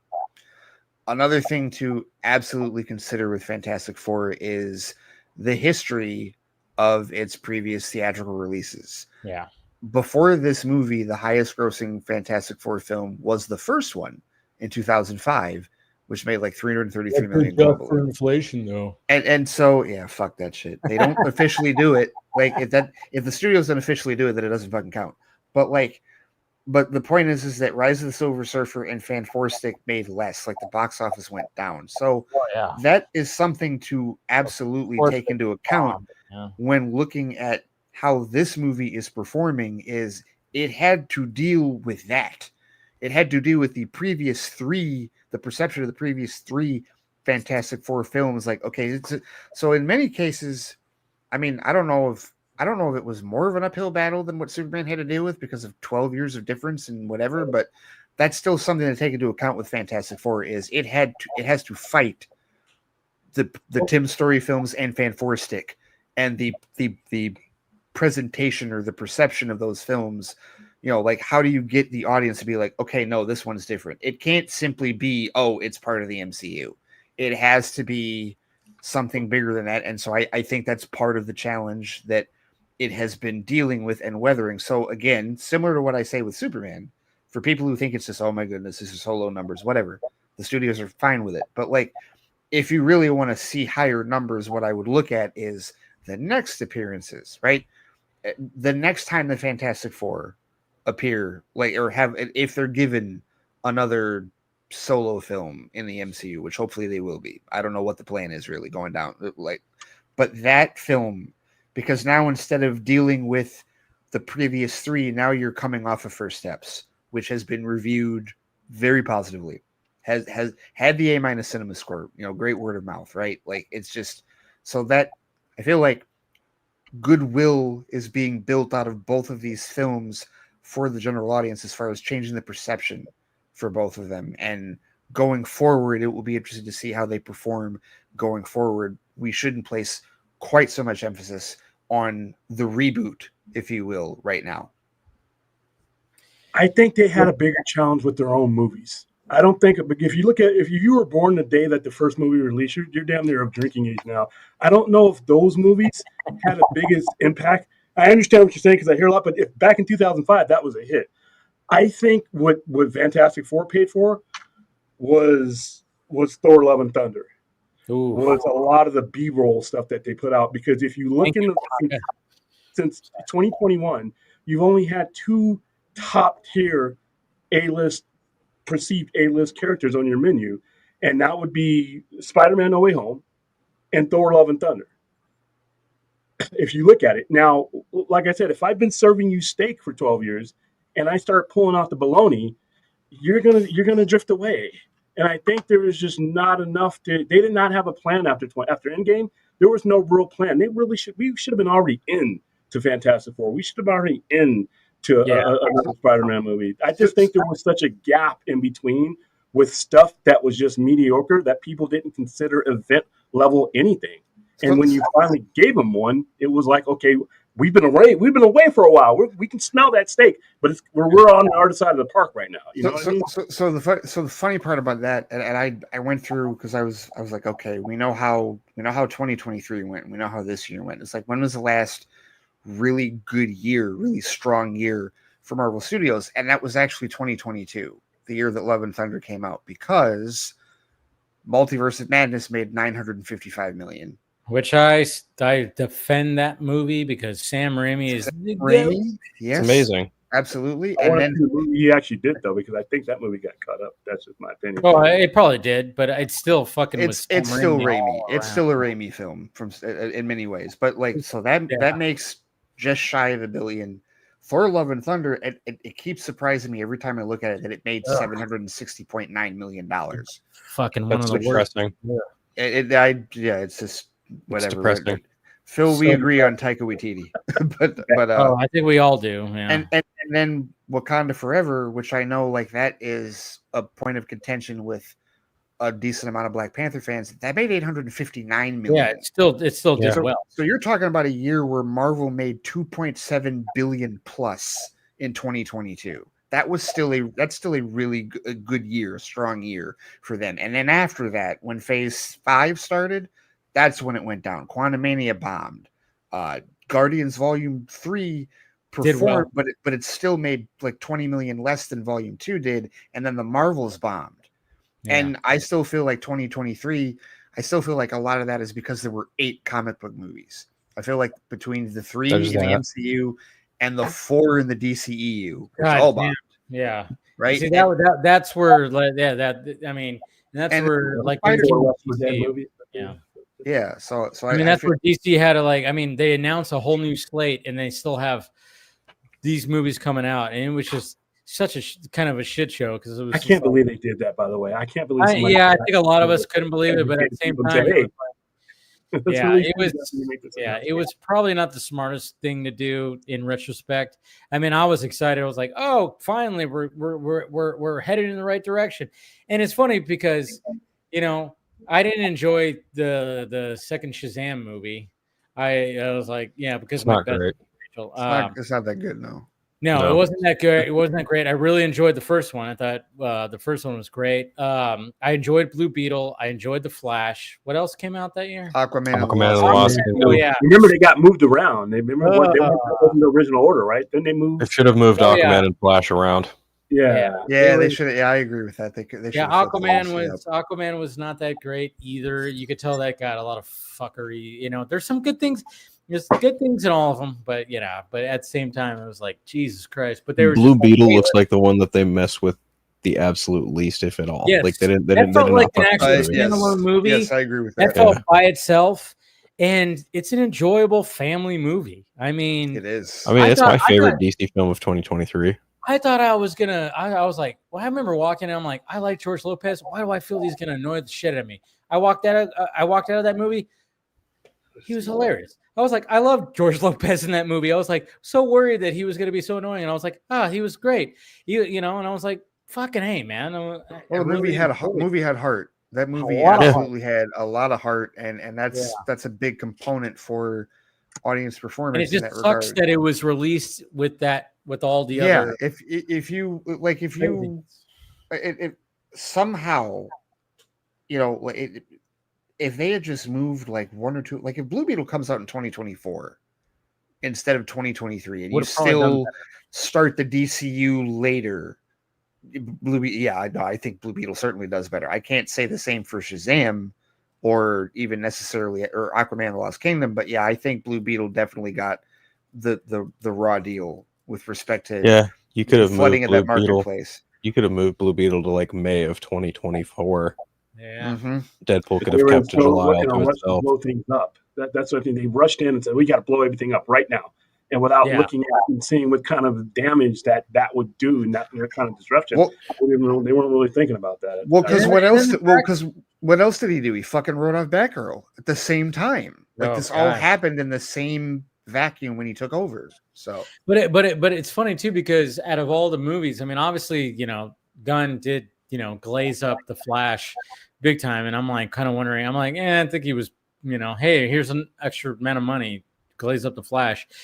But the fact that he actually goes, well, technically Jaime could be in the DCU, I think he recognized that out of all those movies, he was like, that one stands alone, and that one could be in my universe. We can actually incorporate that in my universe, and I hope he still does. I know there's supposed to be the Blue Beetle animated series, and I hope that is still moving forward, because that was the strongest one out of those 4 movies. It was the strongest one. It was something fresh. It was something new, So hopefully, maybe, I don't know. I'm still kind of worried that that's not going to happen.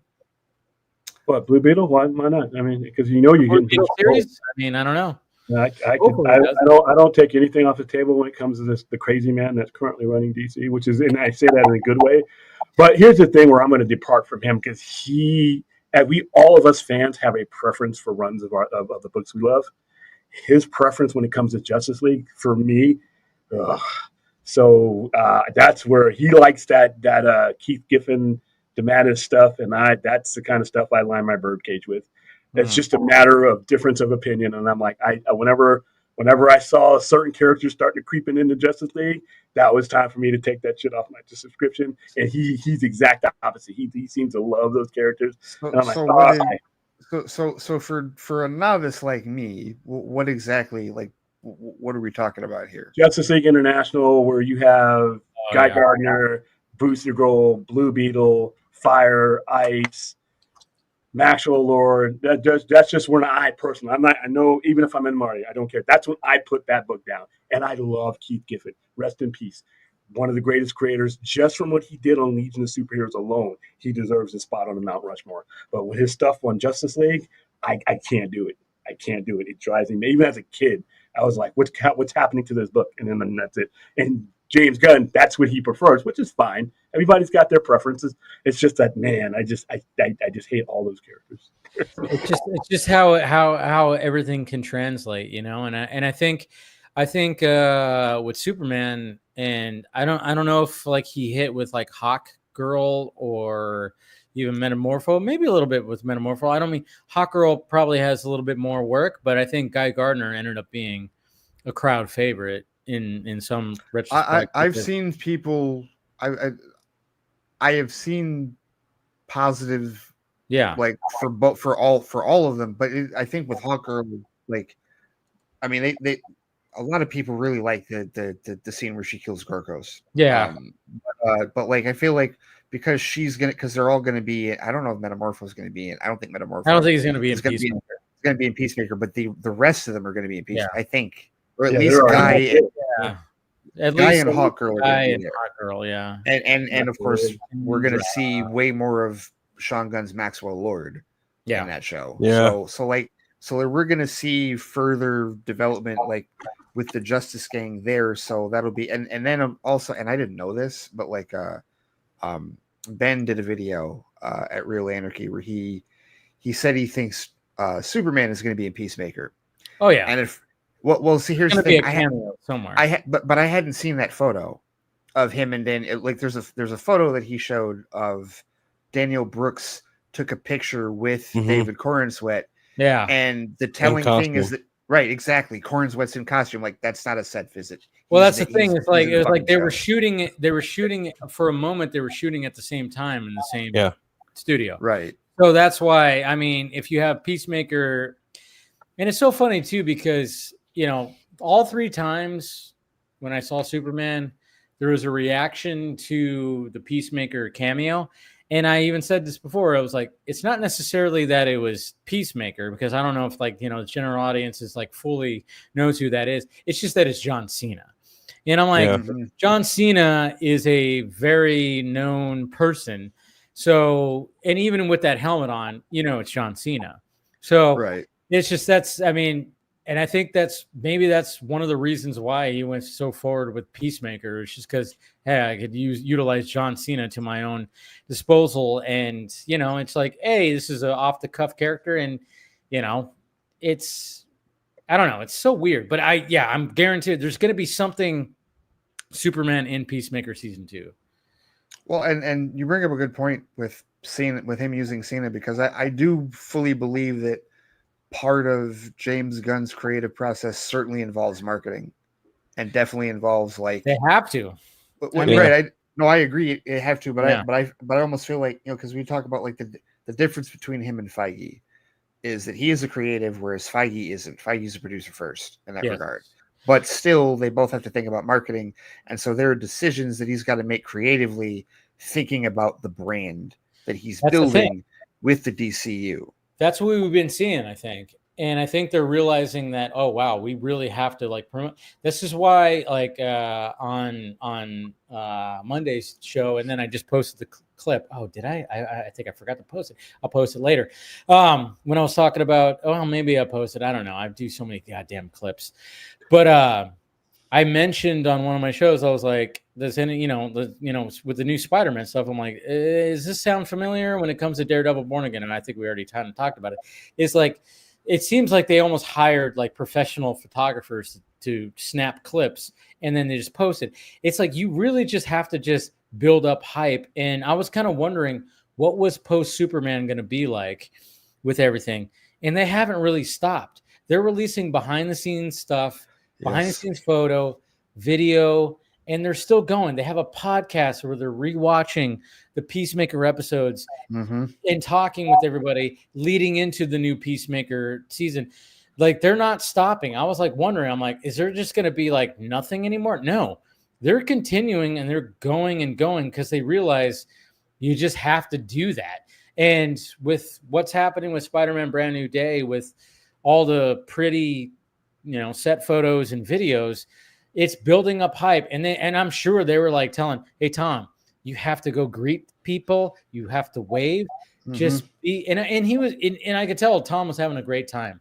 He was having a great time. He's waving.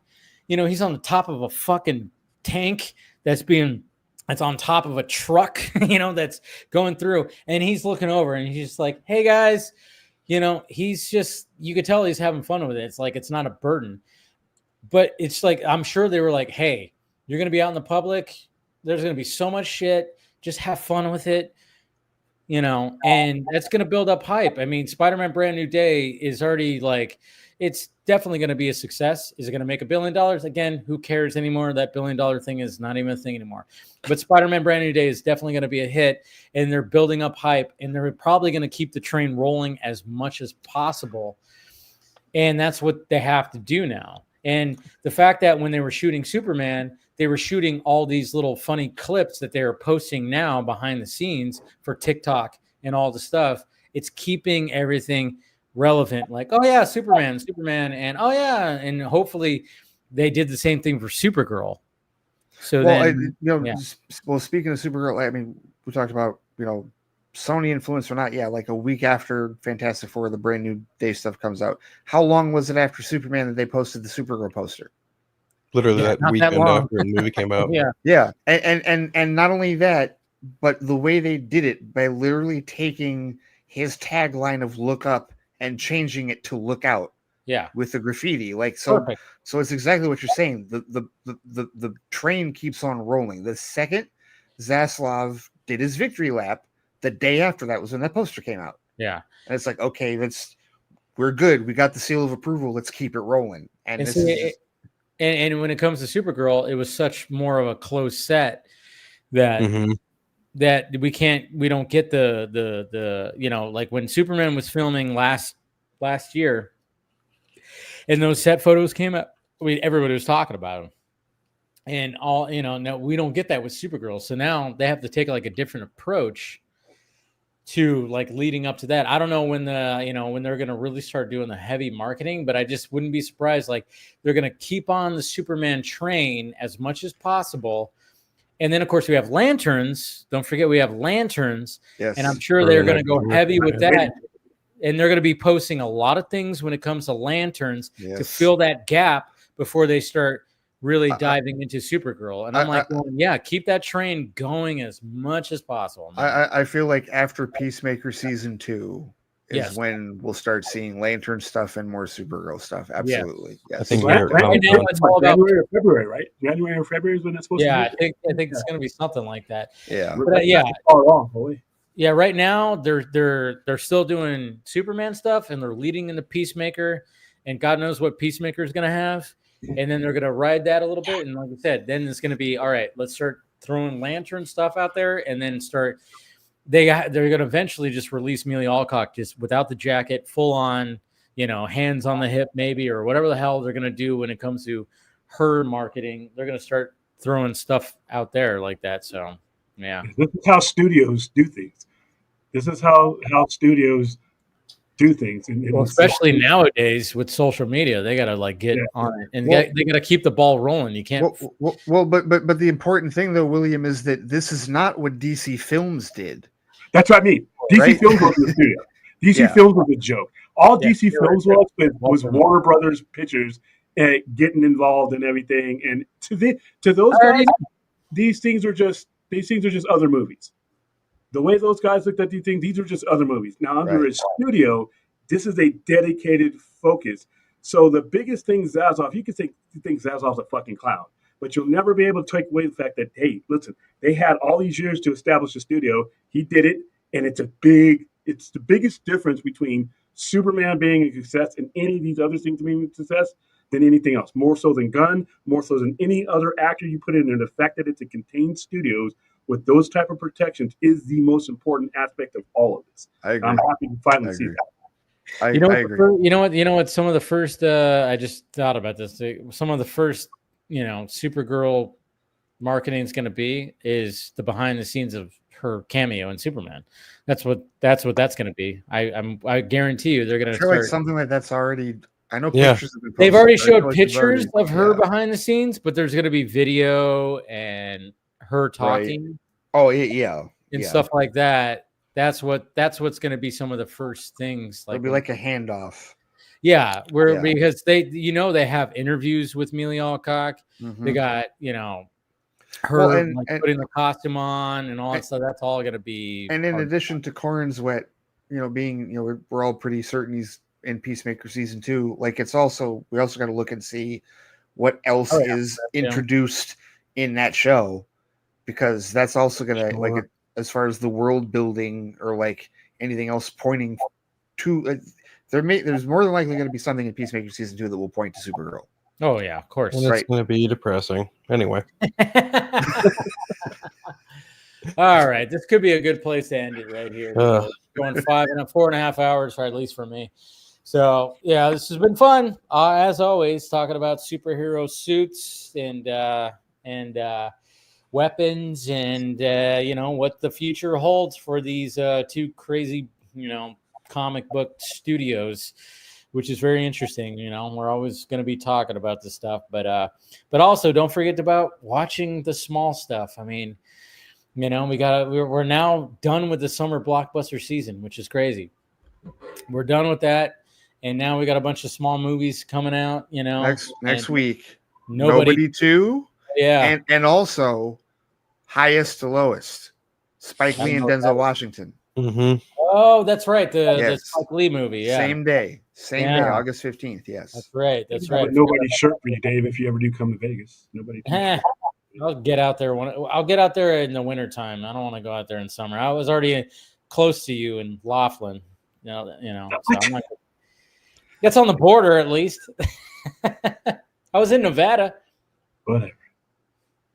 Anyways, I'm not gonna. I'll try to get out there sometime when it's not so hot. Anyways, but it's been fun, of course. Thank you to Chris and thank you to Paul who was on earlier, and of course, thank you to you guys. Go around the horn. What do you guys have to promote? William, you go first.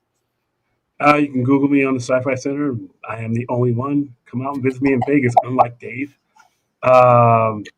We got some watch parties coming up. The buffoonery ones will end tomorrow, and then we'll start doing some good ones. And we're also going next week. We'll be doing Alien Earth watch party as well. I got a chance to do the first episode of that at Comic-Con, and people are going to love this series. Yeah, I hear good things about it. All right, Ray, what do you got?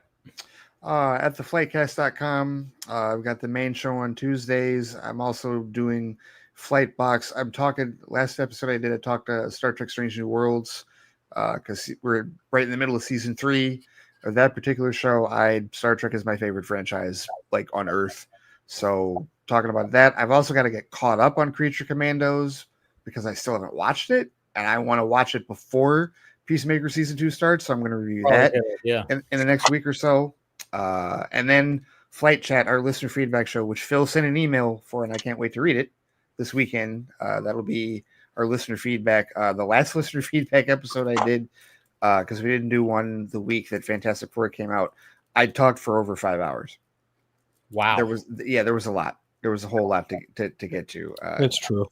Yeah, tons of emails, tons of thoughts, but it's all subjective, fun conversation. People bringing stuff up, and always a great time reading the emails. So yeah, that'll be this weekend. Flight Chat at theflightcast.com. And then I am consistently posting on TikTok now. I posted another video today that Phil will absolutely appreciate, because I don't have TikTok. Well, I basically was like, it was stop listening to Scooper Madness. Oh, and I name names because I saw another like after the whole Robin thing, I saw another piece of bullshit from another scooper that is just like, okay, no, enough of this shit. And I just was like, no, stop reposting lies from Scooper Madness. If it's not from James Gunn or Peter Safran, don't trust it. But yeah, TikTok, active on TikTok, and then the Flightcast YouTube channel, which has all the podcasts on it as well. There you go. Phil, what do you got? Honestly, not a lot. Just my Friday show, Friday Phil, every Friday on my YouTube channel. Just unfiltered YouTube. You can catch me there, everywhere else. Also, Vero Threads, Instagram, Blue Sky. No, not there, or TikTok either. I don't have either of those things. Nothing that starts with a T. Well, yeah, I guess it doesn't start with a T anymore. No, the Eternal Night's on the back burner, but we might get started with some stuff considering there's some actual Batman news to talk about now. Oh my god! But I'm also on Party Nation every Tuesday and Council Creators every Wednesday, except I missed episode 100 because I was sleeping. I'm still kind of recuperating from my vacation and just spending a lot of time just like relaxing and sleeping, just getting back into a decent sleep schedule. I know, right? Vacation, I tell you, even like my little 4-day vacation in Laughlin, I'm still feeling like, I'm like, what the fuck? What happened to this week? What day is it? I have no idea what a decent sleep schedule is, so Godspeed to both of you. Poor you. Oh, man. You poor man. I get it. All right, guys. Well, I thank you. And, of course, thank you again to Chris and Paul. Thank you, William. Thank you, Phil. Thank you, Ray. And thank you, everybody who has been spending some time with us. And we will see you next week. Talk to you later.